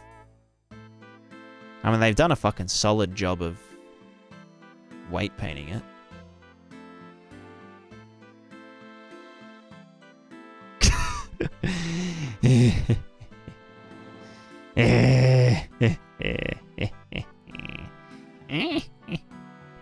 Yeah, that's cursed as fuck. Let's not do that.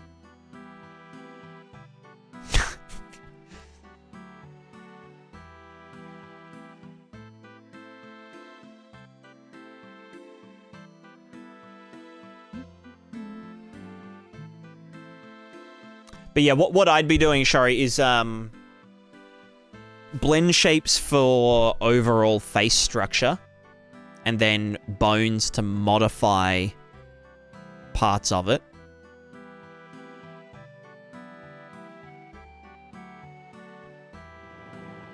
Yeah, Gigalink. Gigalink isn't real.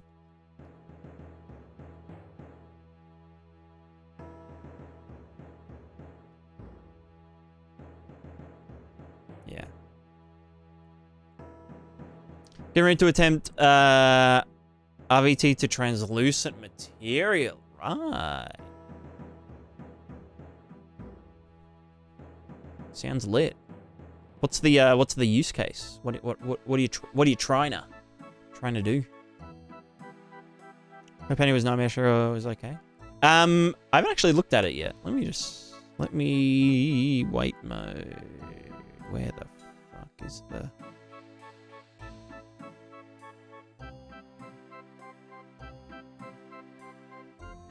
Yeah, it looks pretty normal. Alright, we've got a... I need to... let me just merge them all real quick. Or at least just these ones. Wait, no, what's merge again? M. No. No, fuck. Right click. Join, that's it. Alright, there we go. Oh, and now I can't see the eyeballs. And the teeth and shit, I guess? Or are they... I don't fucking know. I'm lost. Ugh, imagine having a separate... Is that... We're missing eyebrows. There we go. Join. Alright. Let's continue our investigation.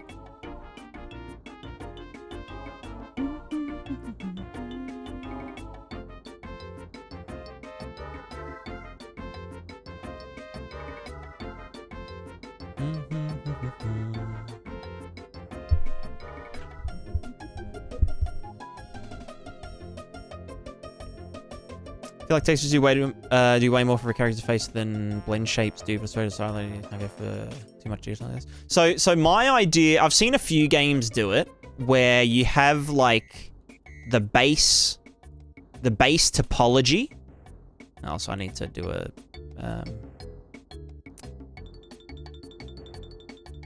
fuck. Where is it?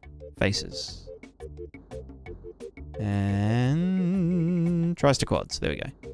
So the base topology is the exact same, but then you basically sculpt different, like, kind of face presets from that topology. And...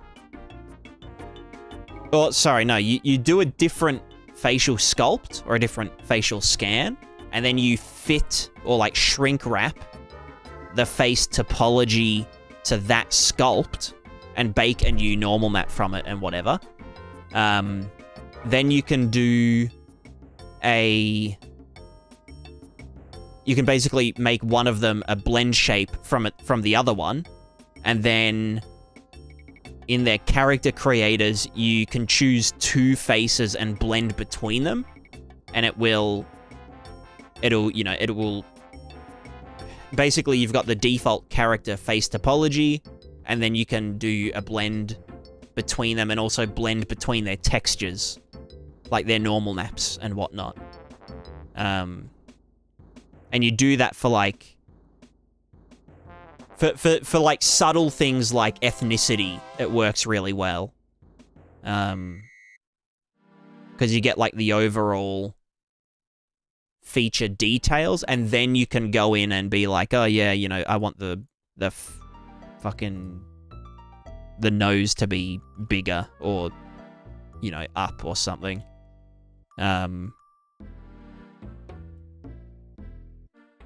Yeah. So that's probably what I'll do. Obviously, I don't have to go into that much detail, because, like, you know, it's a top-down game and whatever.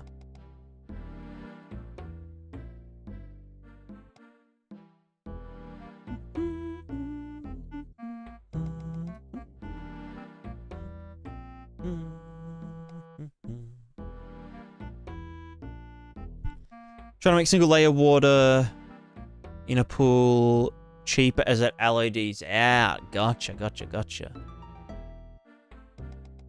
True, because the single-layer water has a fixed overhead, doesn't it? Or like a minimum overhead. It has to do a single-layer water pass.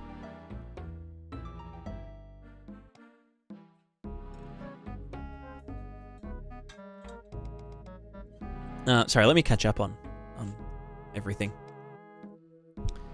So I'm gonna play a Zelda game I found. I hear the previous owner died while playing it, and their soul is now trapped in the game. Yeah, every copy of Majora's Mask is personalized. One more question of ending. I noticed after some time grass goes back to default position. It's possible to keep grass bend on the ground. So when you move out of range, or when the grass moves out of range of the simulation, it will reset back to default. So the solution would be to increase the simulation range, which I feel like for a vehicle-based game, yeah.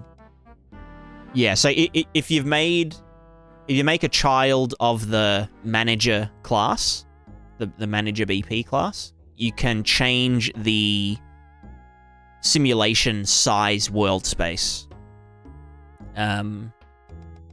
So yeah, by default it's like 40 meters across, or 20 meter diameter, but you could increase that to like 100 meters if it's a vehicle game. And then you might need to increase the resolution of the deform simulation, but yeah, that would be my recommendation.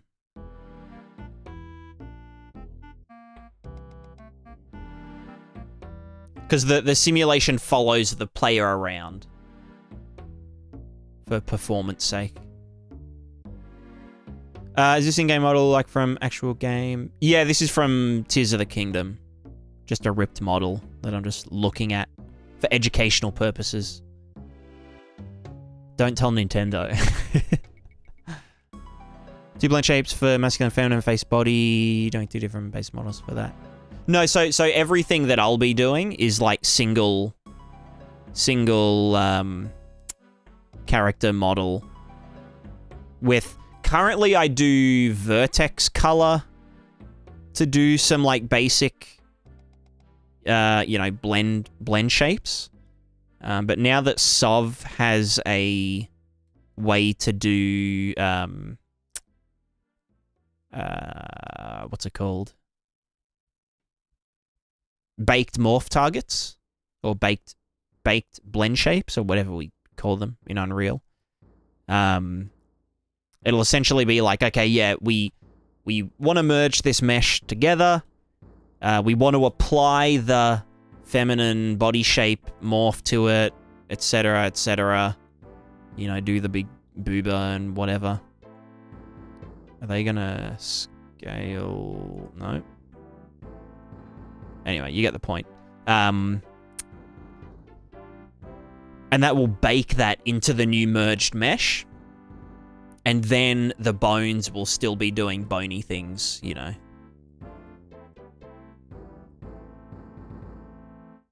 And that way we can still have facial animations even after we've merged meshes together. And also have, you know, again, the separate scaling stuff if we need. Having a topic goes into just watching one of your episodes, notice that you have a different background in the material editor. I forget how, I think it's in the editor settings. There's an option for which material the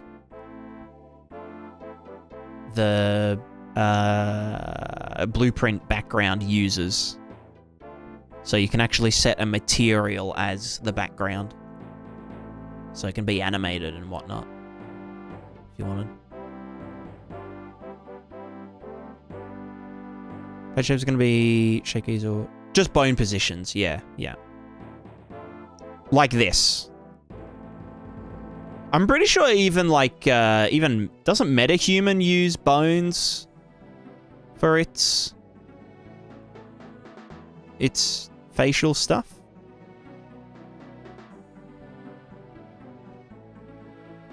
If you're not using a single layer of water, I think it's because it just gets replaced with a simple translation on mobile. Yeah, okay, yeah.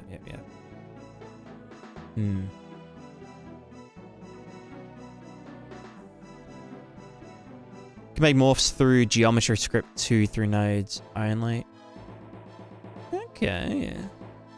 Yeah, I might even see, I don't know. I'll see. Does that bake them to a new asset though? Or a new, like, can you do that at runtime basically? Like with mesh merging.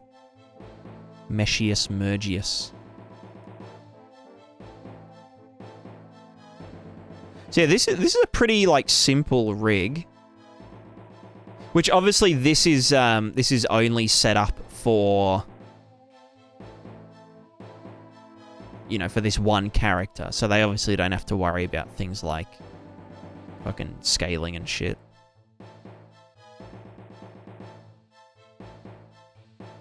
Like customization.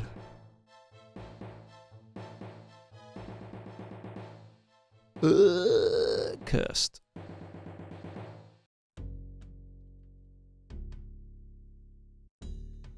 Yeah, I would presume that they...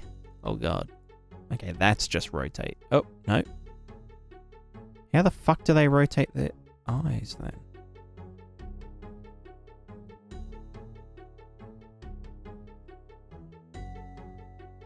I'm guessing it's like textures, probably.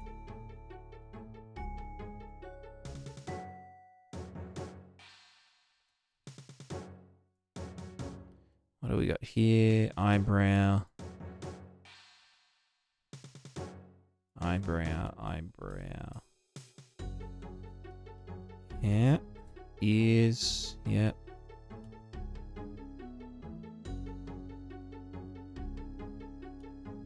Yeah, okay. Nice.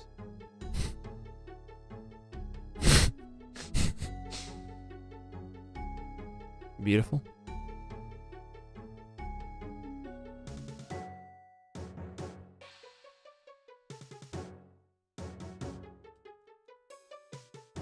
Wait, why can I not?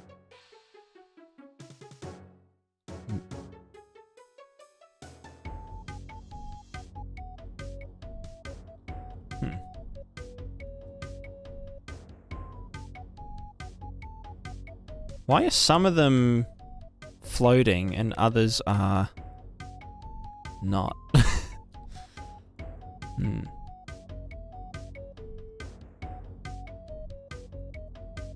Pod A. What is pod?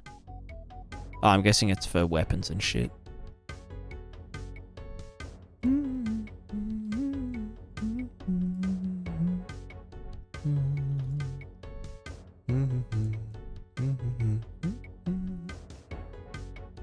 Yeah.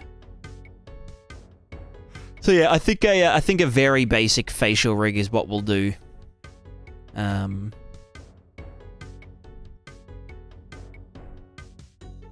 Because again, we don't need super high fidelity. We just need basic expressions that are readable from pretty far away.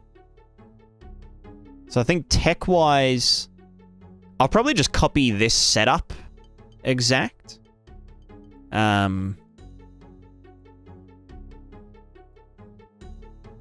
Plus some extra parents, or like parent groups. For like, you know, oh, we've got the lip group. And we can just be like, oh yeah, upper lip size, you know, upper lip width, upper lip fatness. Like that, you know.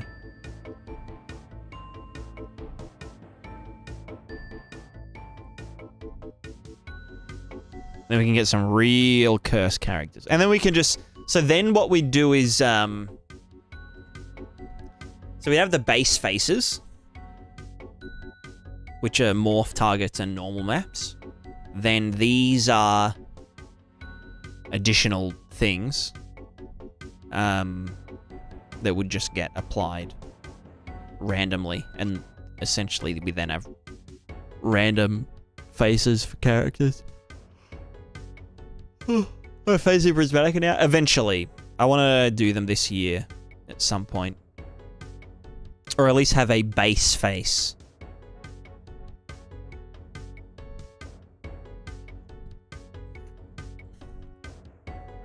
This is just from Zelda game. I was just looking at the rig. The Riggerino. Yo, look at that little termination. Oh my god, triangles. You can't use triangles. Triangles. Oh my god, so many triangles. Oh my god, it's like they don't even know what they're doing. Oh my god, oh my god, oh my fucking god, more fucking triangles. It's just a joke, by the way. Just joshing.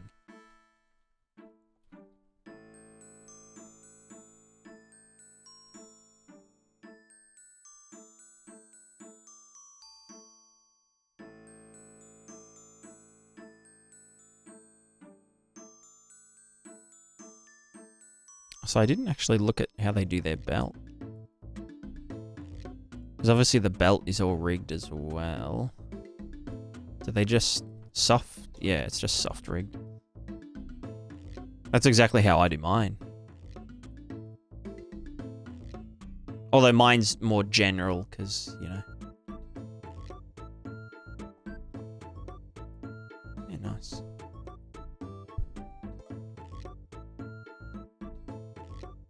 Nintendo only uses dodecahedrons? What the fuck?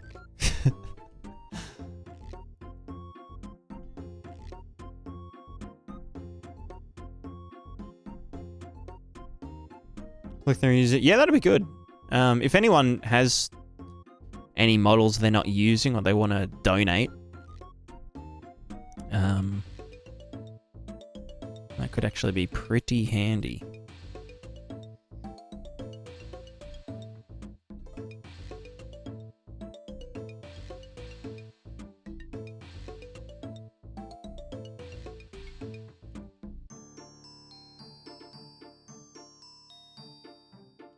So yeah, like this.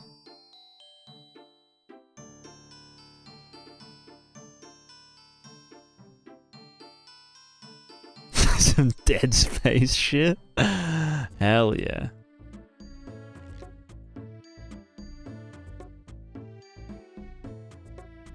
And then we just apply some ragdoll physics to it.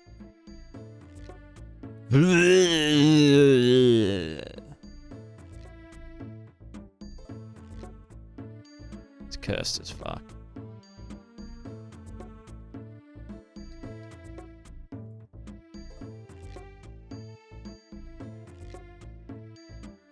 Definitely not like this. Yeah. So I'm wondering how I want to start with a I could literally... No, I see. This is too, like... It's not neutral enough. What are some other... We look at our character. This is our character's face right now.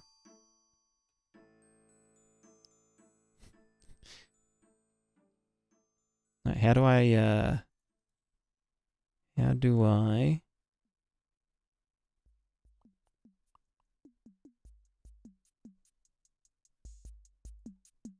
There we go.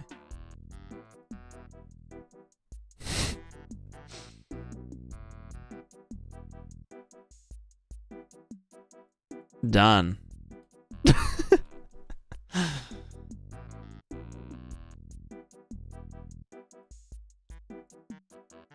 Beautiful.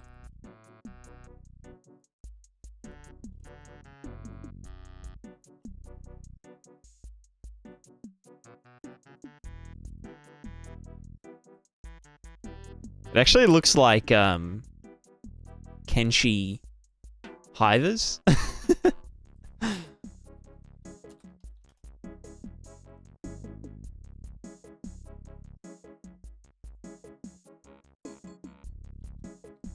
I wonder if that's how they came up with the...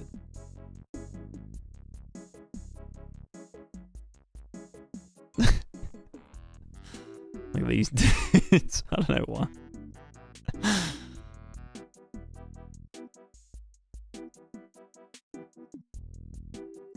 Yeah, that's very cursed.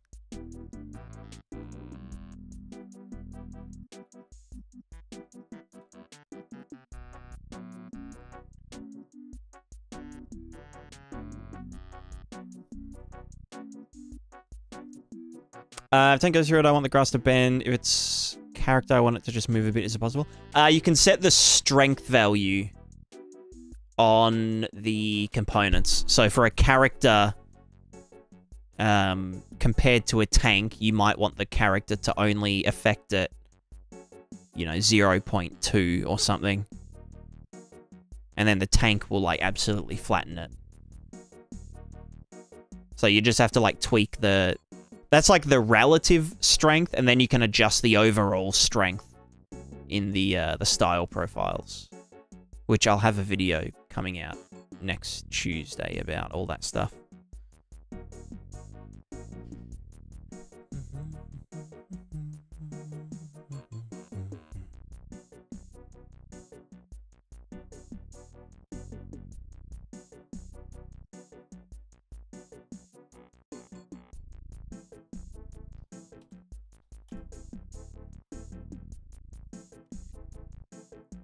But yeah, I really do like the facial designs in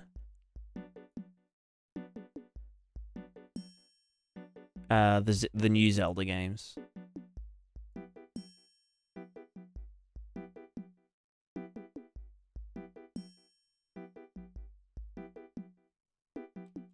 Can we, like, get a big fat old zoom? No, you're all pixelated. Wow, that's not very many. Why fandom? Fandom sucks. Where's the real wiki? Extra life. Ugh. Zelda wiki. Here we go. No, that's the fucking fandoms.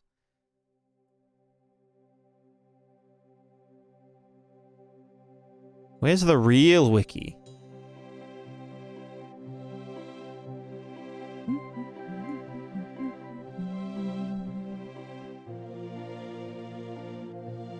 Zeldapedia, that's it.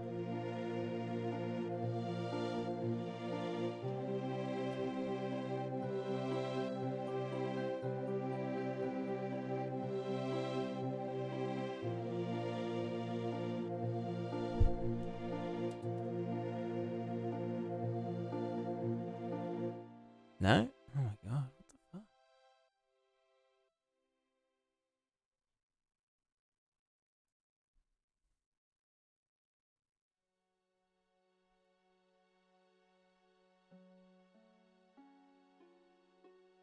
What the fuck?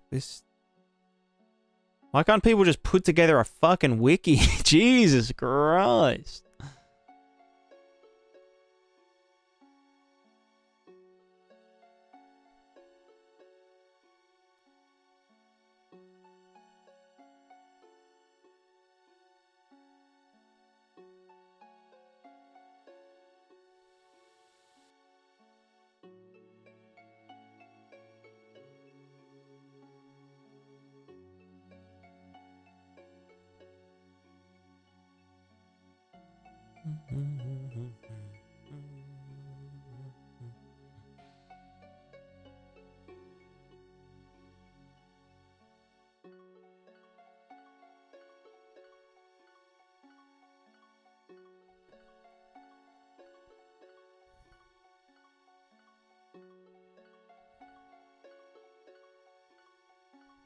But yeah, so like the faces in this are like way more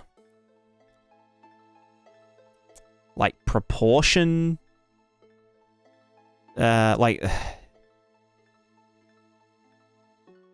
they're very exaggerated proportions, basically. Like, you know, you look at this dude, and it's like, yeah, he's got a big mustache and a big fat nose and some funky ears.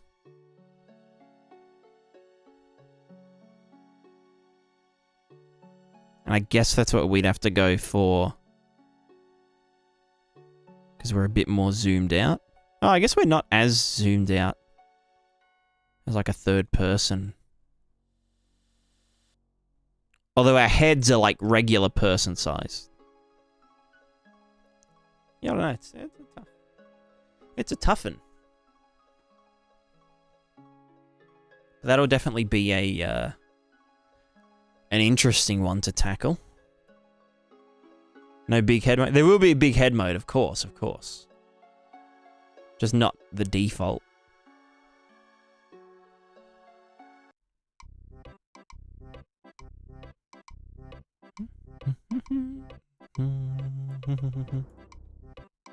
Small head mode? Yeah, maybe. Maybe.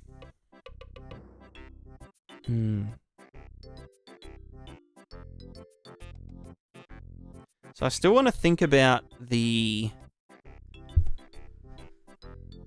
kind of definitions, like static definitions of entities.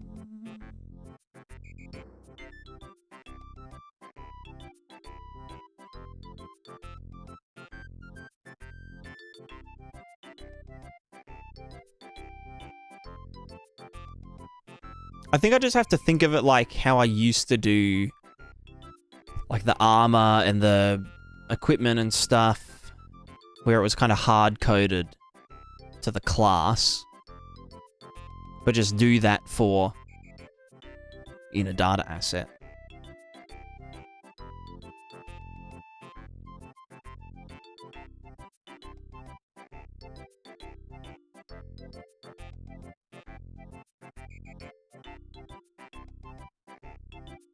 Just don't know how to do it like super modularly. Because I keep falling back to like, okay, yeah, if there's a mesh that gets merged to the character, but the model that it uses depends on the, you know, the equipment slot that it was yeeted onto, the, you know, is it a humanoid or is it a dog or is it a whatever, that would all have to be in the item itself, but we need to do like a map of equipment slot and, or just tags, full stop.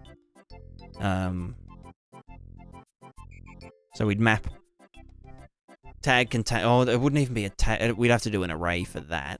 but...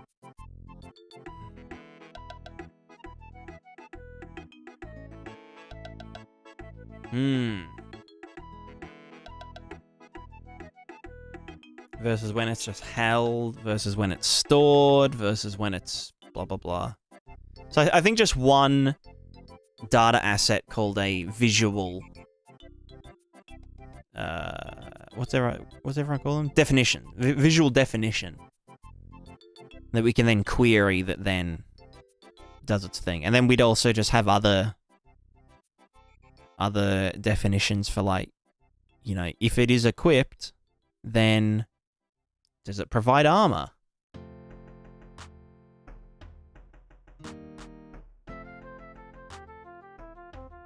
Or not even that. What happens if we have a piece of armor and it's just in the world and we hit it?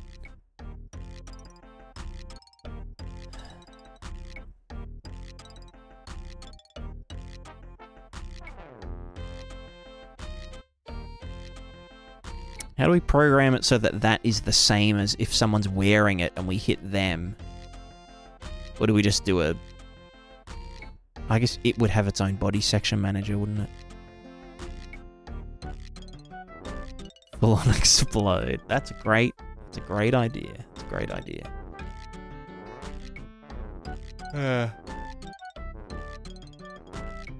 What did I feel my brain die? My brain die. I think I might have a rest for a bit, and then hopefully catch Sov's stream later. I'll ask him about how he does it.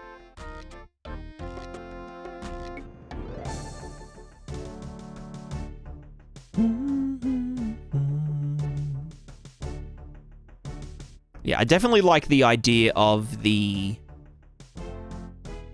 data asset getting a very simple input and then being able to just pull data from, you know, the thing that was equipped it or something, and then it can just figure out, yeah, you know, if it's equipped to a humanoid, then we merge it, we add it to the merged list, and when we remove it, we, you know, remove it from that list.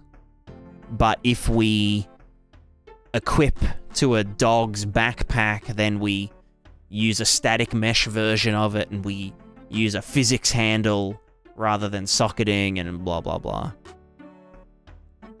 And that could be this item type, you know, equip or visual definition.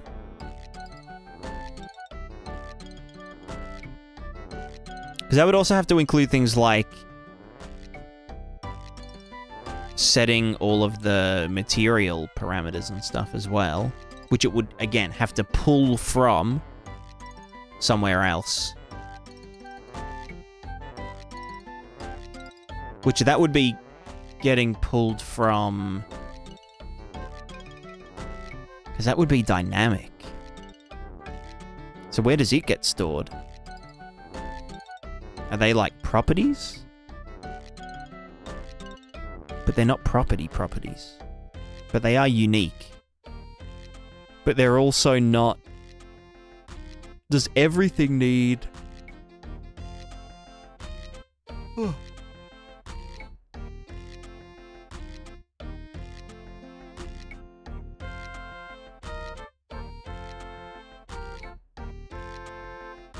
Unless it's all generated from seed.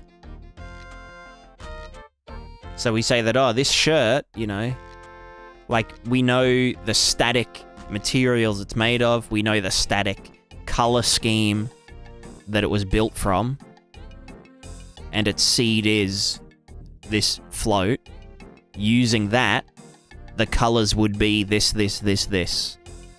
for these material slots. So we have a constructor for thinger. But then obviously if we wanted to override that, how do we override it? We'd have to have a property called like dyed or something Died. To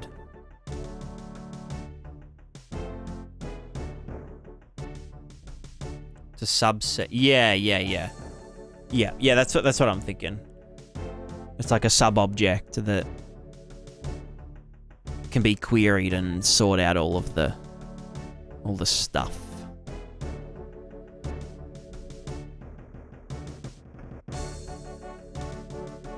Because, yeah, the main thing is that I don't want...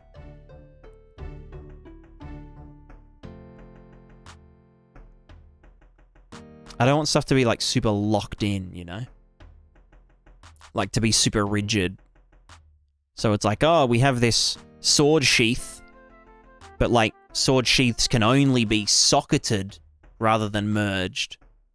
But then it's like, you know... I don't know, it just gets super confusing with all of the variations. Because then, like, when we put the sheath in the world, we might want it to be a static mesh, and that could be different to, you know, a bag, where a bag, we'd want the bag to be a skelly mesh that's, like, physics simulated, and we chuck it in the world and shit. So I definitely think having just a data asset that we can just be like, yep, what do we do with this when this happens? And it's like, fuck yeah, we do this. Amethyst, how's it going? We're doing thinking. We're doing brain at the moment.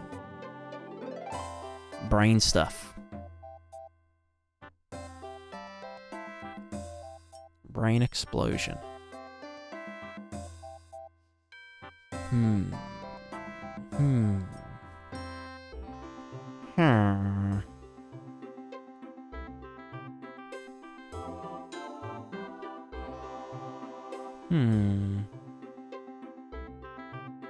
Maya's too tired to brain, I think. Yes. I agree.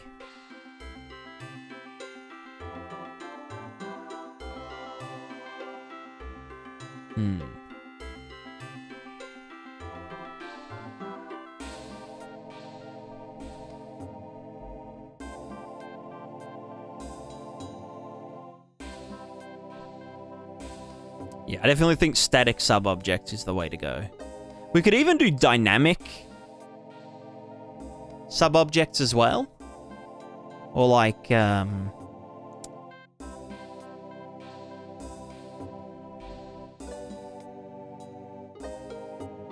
would have to be on the object, though.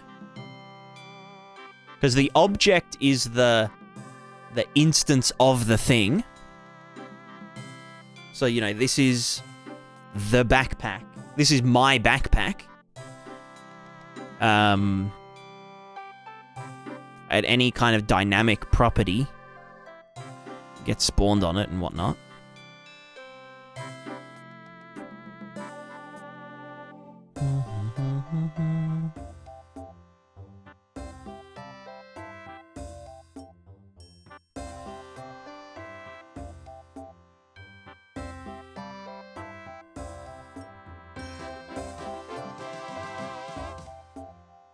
I guess that's kind of it. I guess a property is a dynamic sub-object,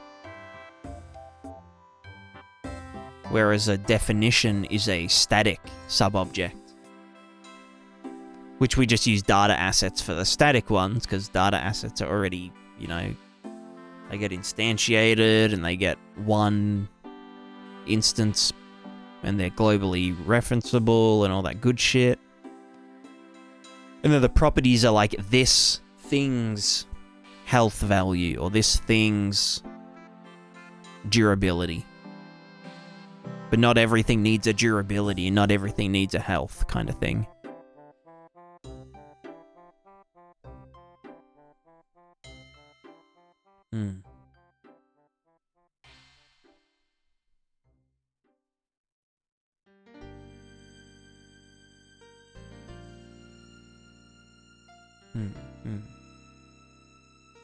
Me. When is your game coming out? Yes. Yes.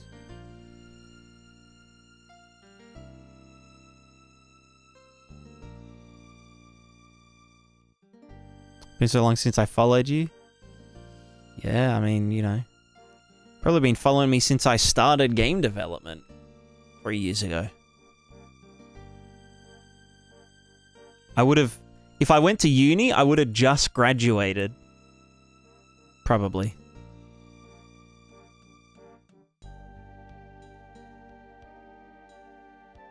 Data are called static data, other ones called payload, which include another inventory or anything. It's overridable per item. Yeah. I call it static data as well.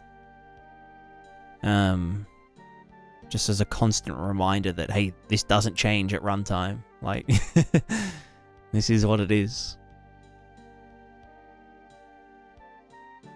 I'm just trying to... Yeah.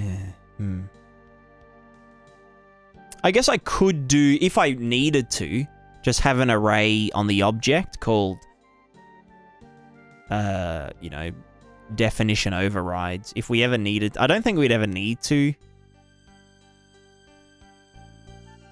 Because even if it was something like we want to attach a torch to the top of a helmet, that the torch would be its own object. Like, that would be its own item. Which would just be pi cost to the helmet, you know? Feels like you've made a career making UE tutorials and streaming instead of trying to sell your game now. Yeah, I mean, yeah, that's literally what my goal's been from the start. To make a living making a game, not selling a game.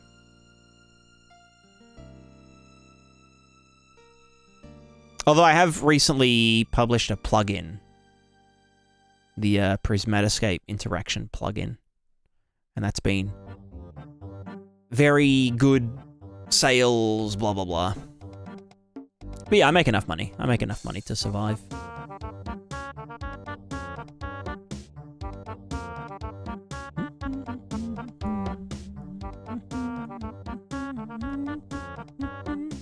If I wanted to sell a game, I'd be selling a game by now. I wouldn't be refactoring it every 6 months. And I probably wouldn't be doing a persistent large-scale world simulation as a project. I'd probably be doing a Flappy Bird clone.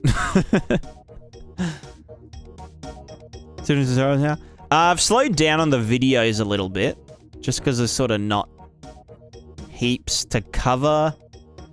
And also it's just tiring doing videos. So I'm more in like learning mode at the moment. I kind of flip-flop between learning a bunch of shit, making tutorials about stuff that I've learned, then learning more shit again. So I'm in the learning and experimenting phase again.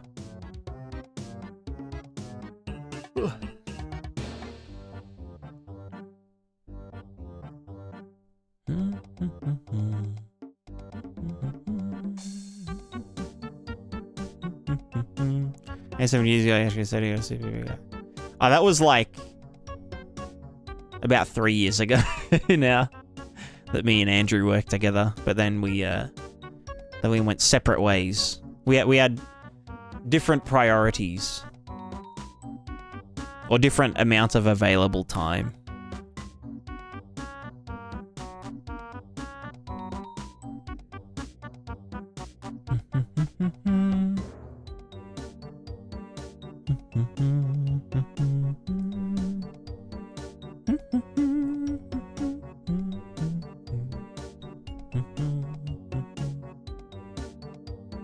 Just delete some of the old... No, I've never deleted any videos.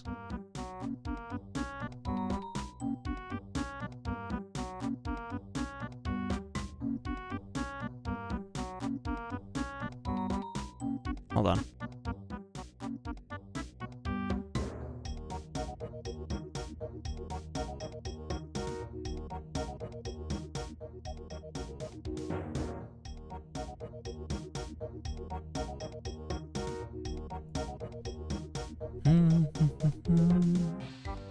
My priority has been solely what's the weirdest tech thing I can do while making the kind of thing that it makes sense. True.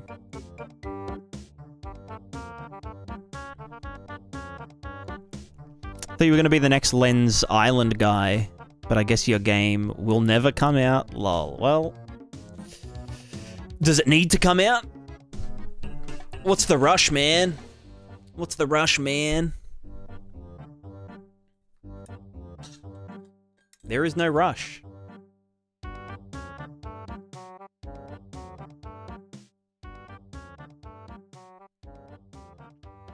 What do you recommend for backpack? Should they be rigged to the character skeleton? Need one for UE rigged to character? You couldn't find anything online, even for a placeholder. I would do it rigged to the character.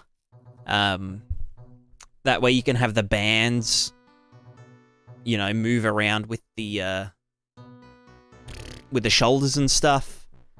You could also do like jiggle physics on the back of it, and have, you know, multiple bones on the backpack so that it can like bend and whatnot. Because the backpack is very fluid. So yeah, I'd create the mesh on the character and weight it to the character's rig, and then merge it, or, you know, master pose it to the character. I wanted to play it. Well, you'll be able to play it when it releases, when there's demos and stuff. I'm glad that you're excited for it. You know?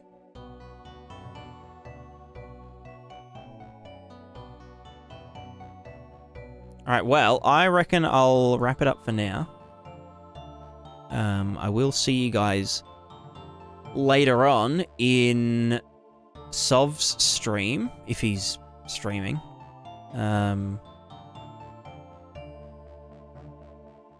think we will raid who's online. Mag's online. Age online. Spadge. We'll go Mags.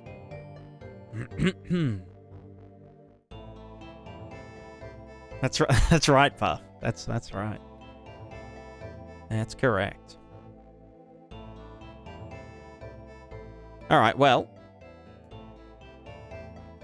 thanks everyone for hanging. I will hopefully be back in like 12 hours. Maybe less, but yeah, my brain's fried. I just really want to like think about the sub-object, like static sub-object stuff.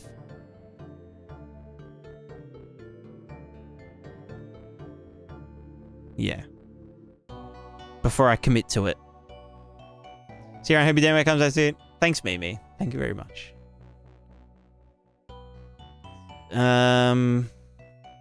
Alright, cool. Yeah. Thanks, everyone. And with that, we say goodbye. Goodbye. Goodbye. Bye. And to the YouTube people, another goodbye.